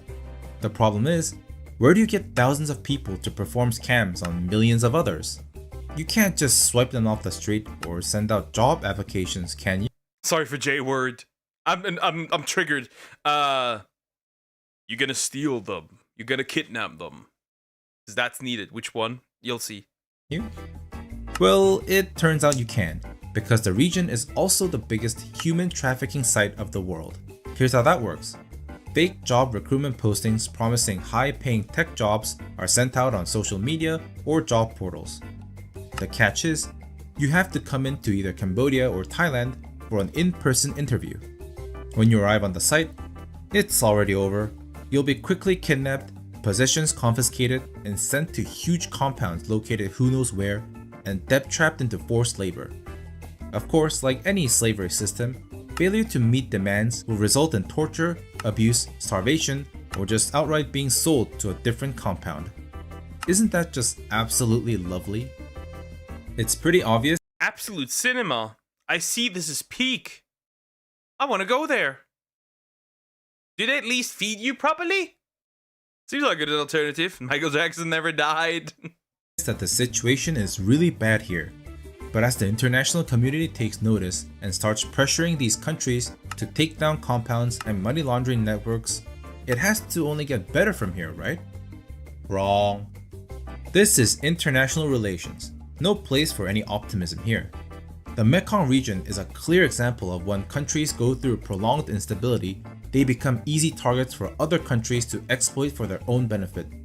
The problems entrenched within Myanmar, Cambodia, and Laos. China. It's always China. Still, it's always China. Has been going on for decades, giving the Chinese government opportunities to dig its influence further into all of Southeast Asia. Initially, compounds were made up of mostly trafficked Chinese nationals, and the targeted victims were mostly Chinese as well. This basically gave the CCP the justification it needed to increase Chinese military and police presence through one-sided initiatives to dispatch and conduct police operations within these countries. China now had the tools they needed to selectively crack down on TCOs that let them increase leverage with local governments or by being lenient on CCP-friendly TCOs. Let's take a look at this guy, Wan Kwok Koi, or by his street name, Broken Tooth. Broken Tooth was a core member of the 14K Triad, the second biggest Chinese triad, until he rebranded himself as a patriotic businessman. We went from mafia to a Chinese patriotic businessman. That is peak. Wait, that's a character arc, guys. This is character development. We're witnessing character development. Like, what do you mean? They look super chill with this. Wow. Re-establishing his criminal scam empire in Dongmei, Myanmar.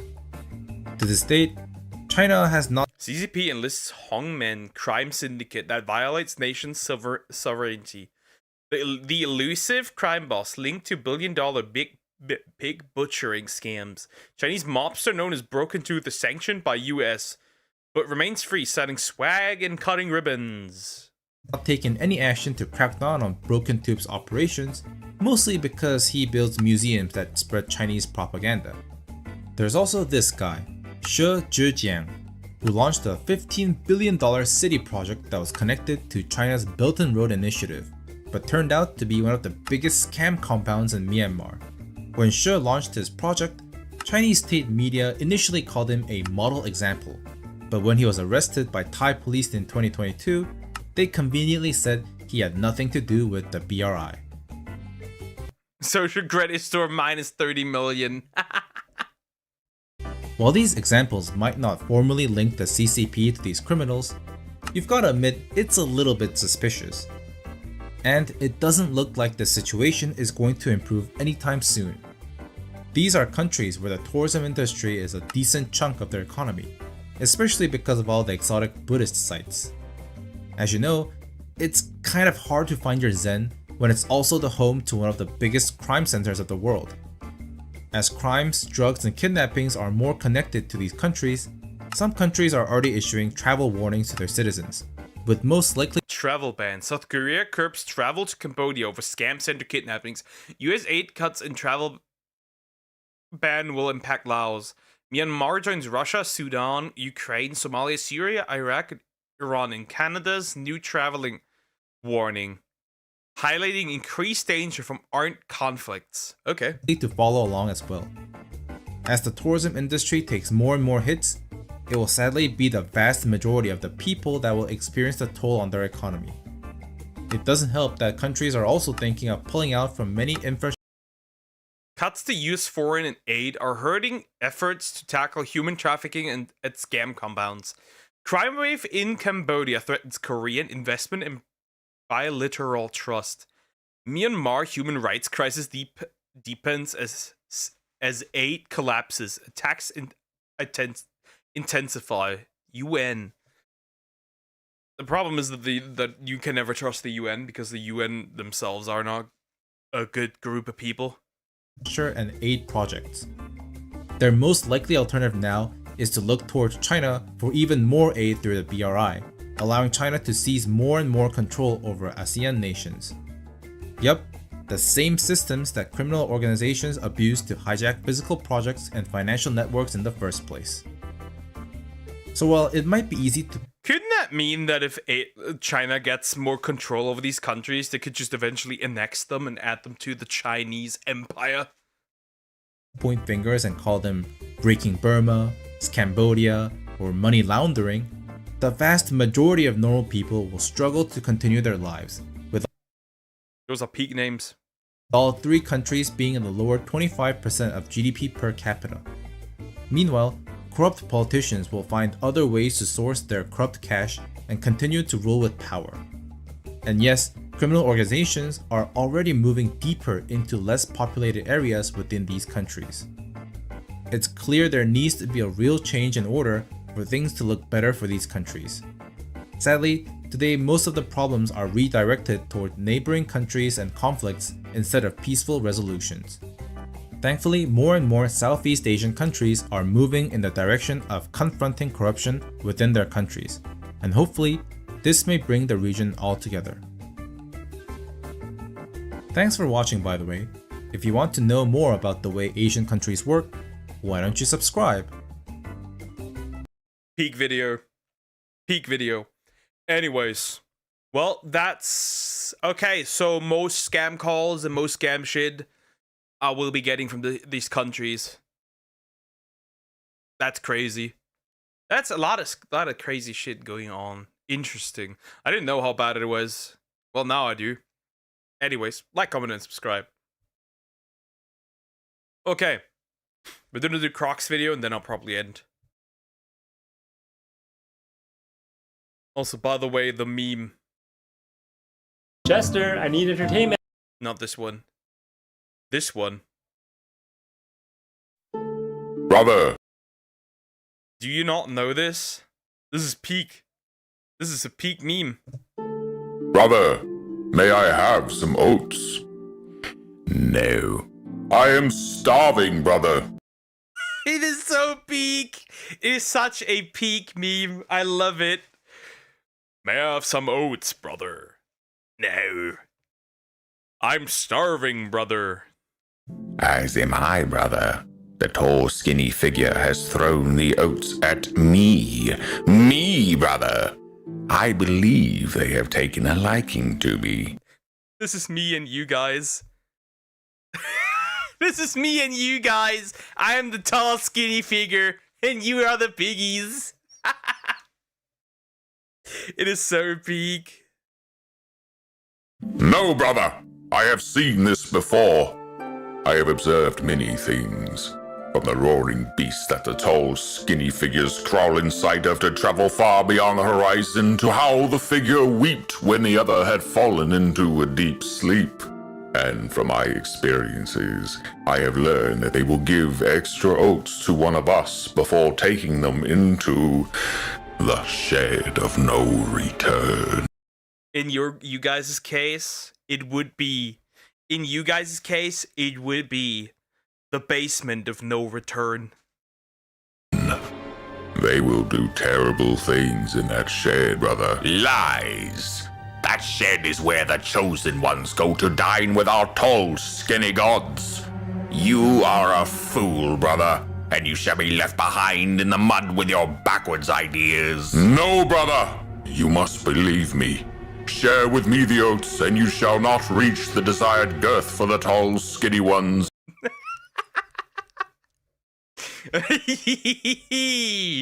Share with me the oats, and you shall not reach the desired girth. Okay, this is a threat, yes. They will spare your life, brother. Aha! So this was all a plan to steal my oats. You truly are despicable, brother. I will not trust your lies. Brother, when they took me outside the reaches of the pointy fences. This is such a peak meme. I love it. I actually love it. It is such a peak meme, guys. It is peak. It really is. Into the roaring beast and way over the horizon, I saw it. I was taken to a gathering of these tall, skinny figures. They paraded me around, brother, and I saw the truth. I saw the tall, skinny ones consuming our flesh. I could not have been mistaken, brother. The smell of the flesh was surely one. I will not consume your flesh, so don't worry about that. But I will use your hands for manpower, because you gotta make bat t-shirts. That's me and Croc and Poker feeds us, yes. yes it is. Of us. They suspended the flesh above a fire and let it burn before consuming it. They did not just consume it either, brother. They took pleasure from this. Their mouths curved a wicked smile, and some even let out moans of satisfaction from consuming our flesh, brother. The figures are consumers, brother. They are no different than the furry red demon that consumed and terrorized us and the feathered ones. Your story amuses me, brother, but does not convince me. I shall have these oats myself and dine with the tall, skinny gods. I am sorry for you, brother. Your eyes cannot take the blinding light of the truth, and you scurry back to your cave. I shall take care of your spawn once they consume you, brother, as they have consumed your lover, our father, our mother, and many more. I'm that demon then, true. Peak. At least he's so friendly to take care of his kids. I love this one. I love this one. Especially the first beginning. May I have some oats, brother? No. Especially the first part. Anyways. We're all nerds. This is gonna be horrible. I have a feeling. 11 years ago! Crazy.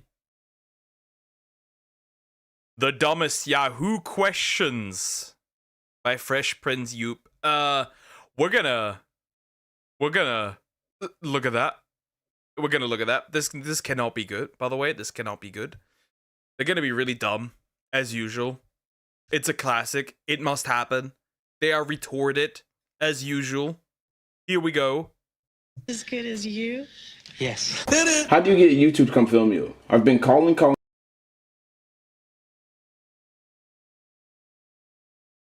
Huh? I'm calling YouTube all day to come film me, but no answer. How do other people get their videos up there? I have some really funny stuff, but they won't come. Huh? This rage bait. People can't be this stupid. Rage bait. What do you mean? YouTube, wait, 11 years ago, people thought YouTube would come to them personally and film them? That's crazy. It's funny that you say that because YouTube comes to my house every week and films me. I mean, they're filming me right now. Why does my arm shake and turn bright red when I'm eating dirt? Huh? Can you answer a question with a question? The fuck are you eating dirt for? I made Jesus-shaped pancakes, but I burnt them. Am I going to hell? Yes. Yes. Very much. You're going to hell. Focus Popular. He got YouTube to film him. They even live stream me, see? Jesus died for the people and you just gonna burn him again? You going straight to hell with your black ass cookies. Is it true that we have bones? Or is it just the media that want us to believe it? No, we don't have bones. We're just schwobbly wobbly creatures made of flesh. We're goopy boys and girls. Have somebody take a sledgehammer to your skull since there's obviously nothing supporting your brain up there. And then tell me if the media is lying about bones. If Batman's parents are died, then how was he born? If Batman's parents were died, we're dead, motherfucker. They obviously reproduced before they got killed. I'm just playing, they just got him at a sperm bank. I think little bro just has no idea how that works. I think he hasn't had the talks with the bees and the flowers. My wife changed Facebook status from married to widowed. Should I be worried? Oh yeah, I'd be worried. Yeah, okay. Damn, Kogos, you're going to hell. You're going on Twitter. Goodbye, bro. Yes, you should be worried. Yeah, you're dying, bro. That's actually not a dumb question. You're just dying. Shit, you better run and go on the witness protection program. How long can a little girl hold her breath? I have a date in a few days. Can anyone help? What the fuck? Yeah, that's crazy.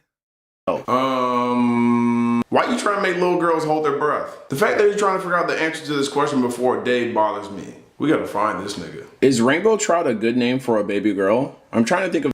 Rainbow Trout? Were you fishing? Does this website even still exist still? I have no idea. Do I want to know? Names for my daughter. Unless your daughter is a fish, I'm gonna go with no. How can I lose weight without moving? I don't like to move and I'm allergic to the sun. You allergic to, I mean, that probably does exist actually. Sun allergy, I think that does actually. I know there's a water allergy. I'm pretty sure. Can you be allergic, by the way, to the most essential thing on the planet? Ooh, lazy vampire. Your ass is gonna start losing weight if you can't go outside and buy some damn food. How do you get the smell of butt out of a leather chair? Thanks in advance. What does butt smell like? Like, you know, ass water when you sweat? Okay. That's interesting. No, but African bullfrog is a perfect name for your mother. Crazy. Usually I just wash my ass or buy a new chair. How do I ask a question on Yahoo Answers? I'm new to this place and I was wondering how to ask questions.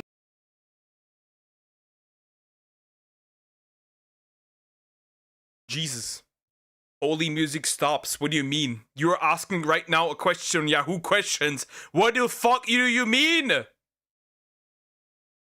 I crave inhumane levels of violence.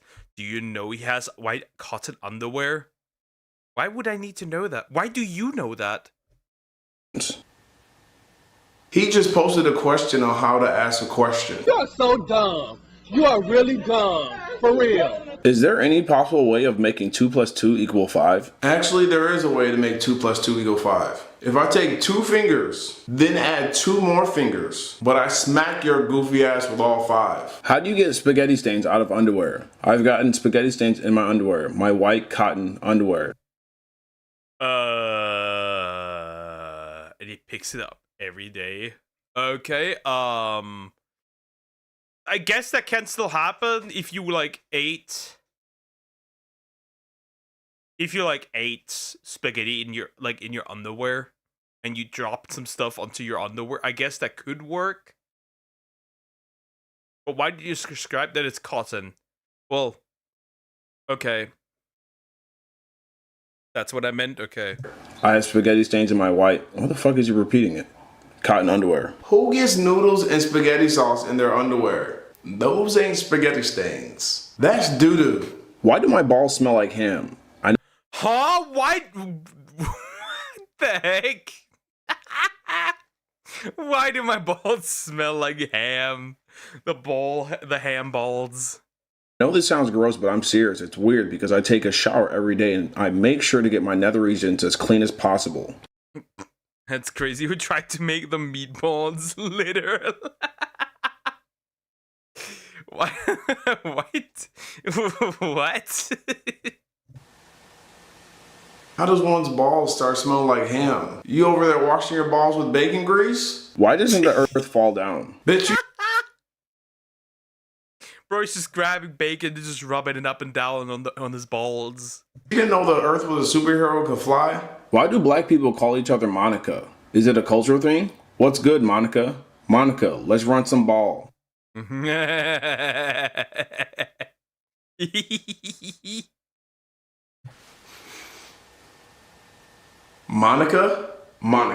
Monica?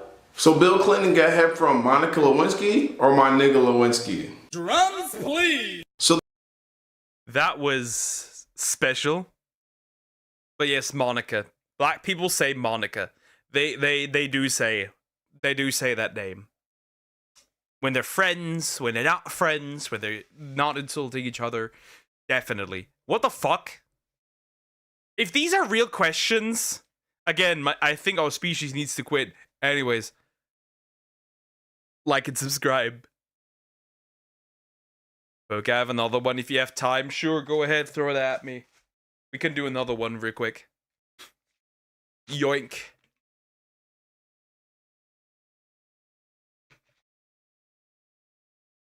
I'd like to see it.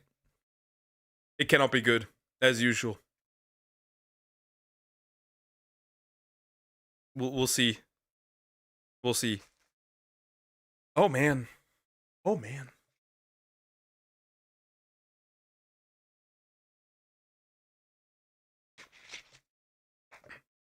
But by the way, I just realized I made an N-word joke twice. Yeah, you're going straight to Twitter. You're going straight to Twitter. Immediately. There's nothing. You're not safe from the Twitter. You're going straight to the Twitter.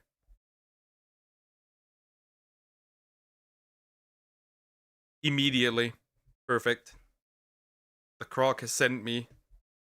Oh my god. Tweets! Yeah, this is gonna be cinema. This is gonna be cinematic. I said, yeah, immediately saw it. It's gonna be cinematic. This will be cinematic. Chester, I needed her. We're all nerds. We'll see. We will see. This is gonna be absolutely cinematic. The dumbest tweets. Throwback edition. By Fresh Prince Youp. We're gonna see. This is gonna be great. I haven't been here for like weeks. And when I come back, I'm making racist jokes. What the hell did that sickness do to me? You finally achieved it. You had right-wingeritis. Finally. Embracing the inner Nazi. Are all nerds as good as you?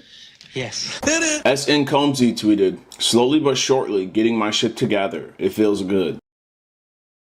Slowly but shortly? Is this just a short people joke at this point? His old videos are timeless. They are. How you do something slowly but shortly? You just gathering shit? How you supposed to be getting your shit together? You can't even form a complete sentence. It's Britney bitch tweeted, hashtag, you know you're bored when you keep mentioning your damn teachers on Twitter when you're in class. Yeah, I feel like you should pay attention to class. Because men shedding and you're when it should be you are, yeah, not good.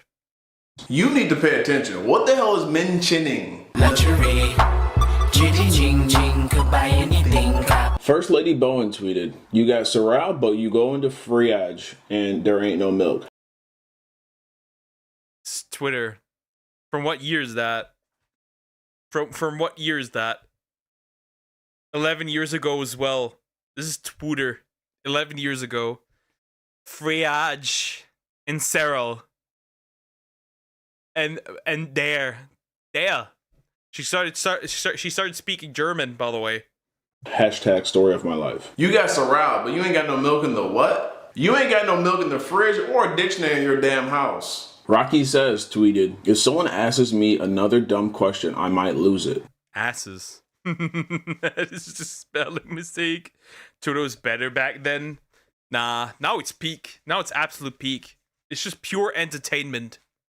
How does someone keep booty cheeking you a question? Corleone Gigolo tweeted, just got into a car accident with a China person. With a China person. Yeah, with the China person. Car accent. How does one speak in car? You hit a China person? So you got into a car accident and it just fucked up all your words. I Am Brown Bear tweeted, my new boss said my handwriting looks like I write like a serial killer, laughing my ass off. I'm gonna fry her after I get more time. Cereal. Do you eat a lot of cereal in this case? How does a serial killer happen? Also fry her. Now you do sound like one actually. I'm in. Peanut butter crunch. Also, diabetes in a bowl later on. Sophia Lamar, New York City tweeted, some people think you are ugly, and some people think you are gorgeous. Nothing you could do except to be uglier for those that... what the fuck am I reading? Bro had a stroke. How do you become uglier for those that think you're ugly? How does that work? Think that you are ugly. I just felt dumb reading. Also, gorgiosis sounds like scoliosis.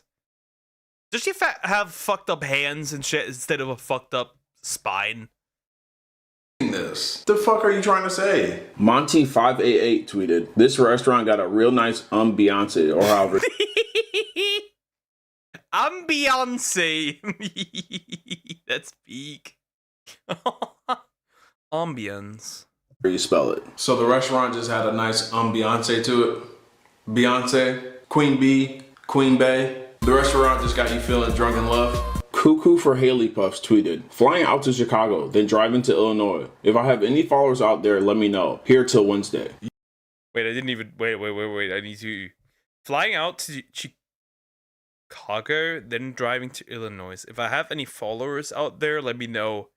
Here till Wednesday.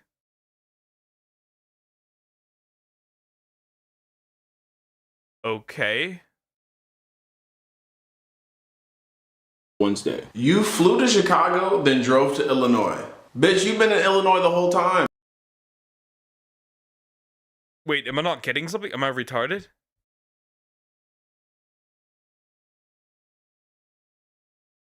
I might be retarded. Maybe. Out there, let me know. Here till Wednesday. You flew to Chicago, then drove to Illinois. Bitch, you've been in Illinois the whole time. Smack That Hoe tweeted, "I wonder did the people on the plane feel the earthquake?" People on the plane feel the earthquake. I can't do this anymore. Did the air quake too? Just found $16 in my basketball short. An earthquake. Poker, they are in the same place. Right, because, yeah, I get it. Okay, I get it. I'm stupid. I am, in fact, stupid. 210, 6 singles. Shaking my head. Just found $16 in my basketball shorts. 2 10s and 6 singles. What? I think he found cents.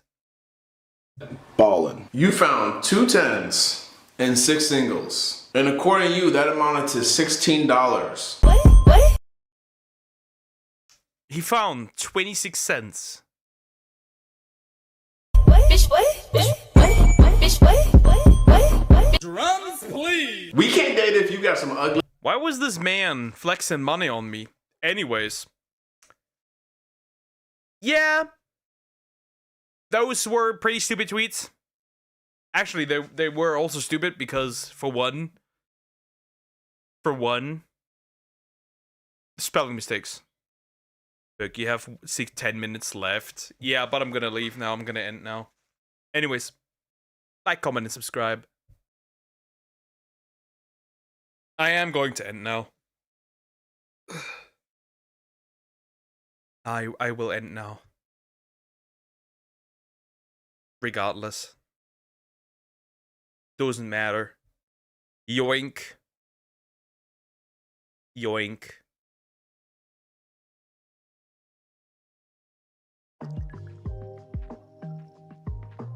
Alrighty, guys. I'll end here. I'll see you guys tomorrow with the usual stuff. How do you get YouTube to come and film you? Talent and skill. They love me. Anyways, I'll see you tomorrow. Have a good day or night. Don't go no gump. YouTube will come and film you and put your atrocities on YouTube. Anyways, bye bye. Stream over.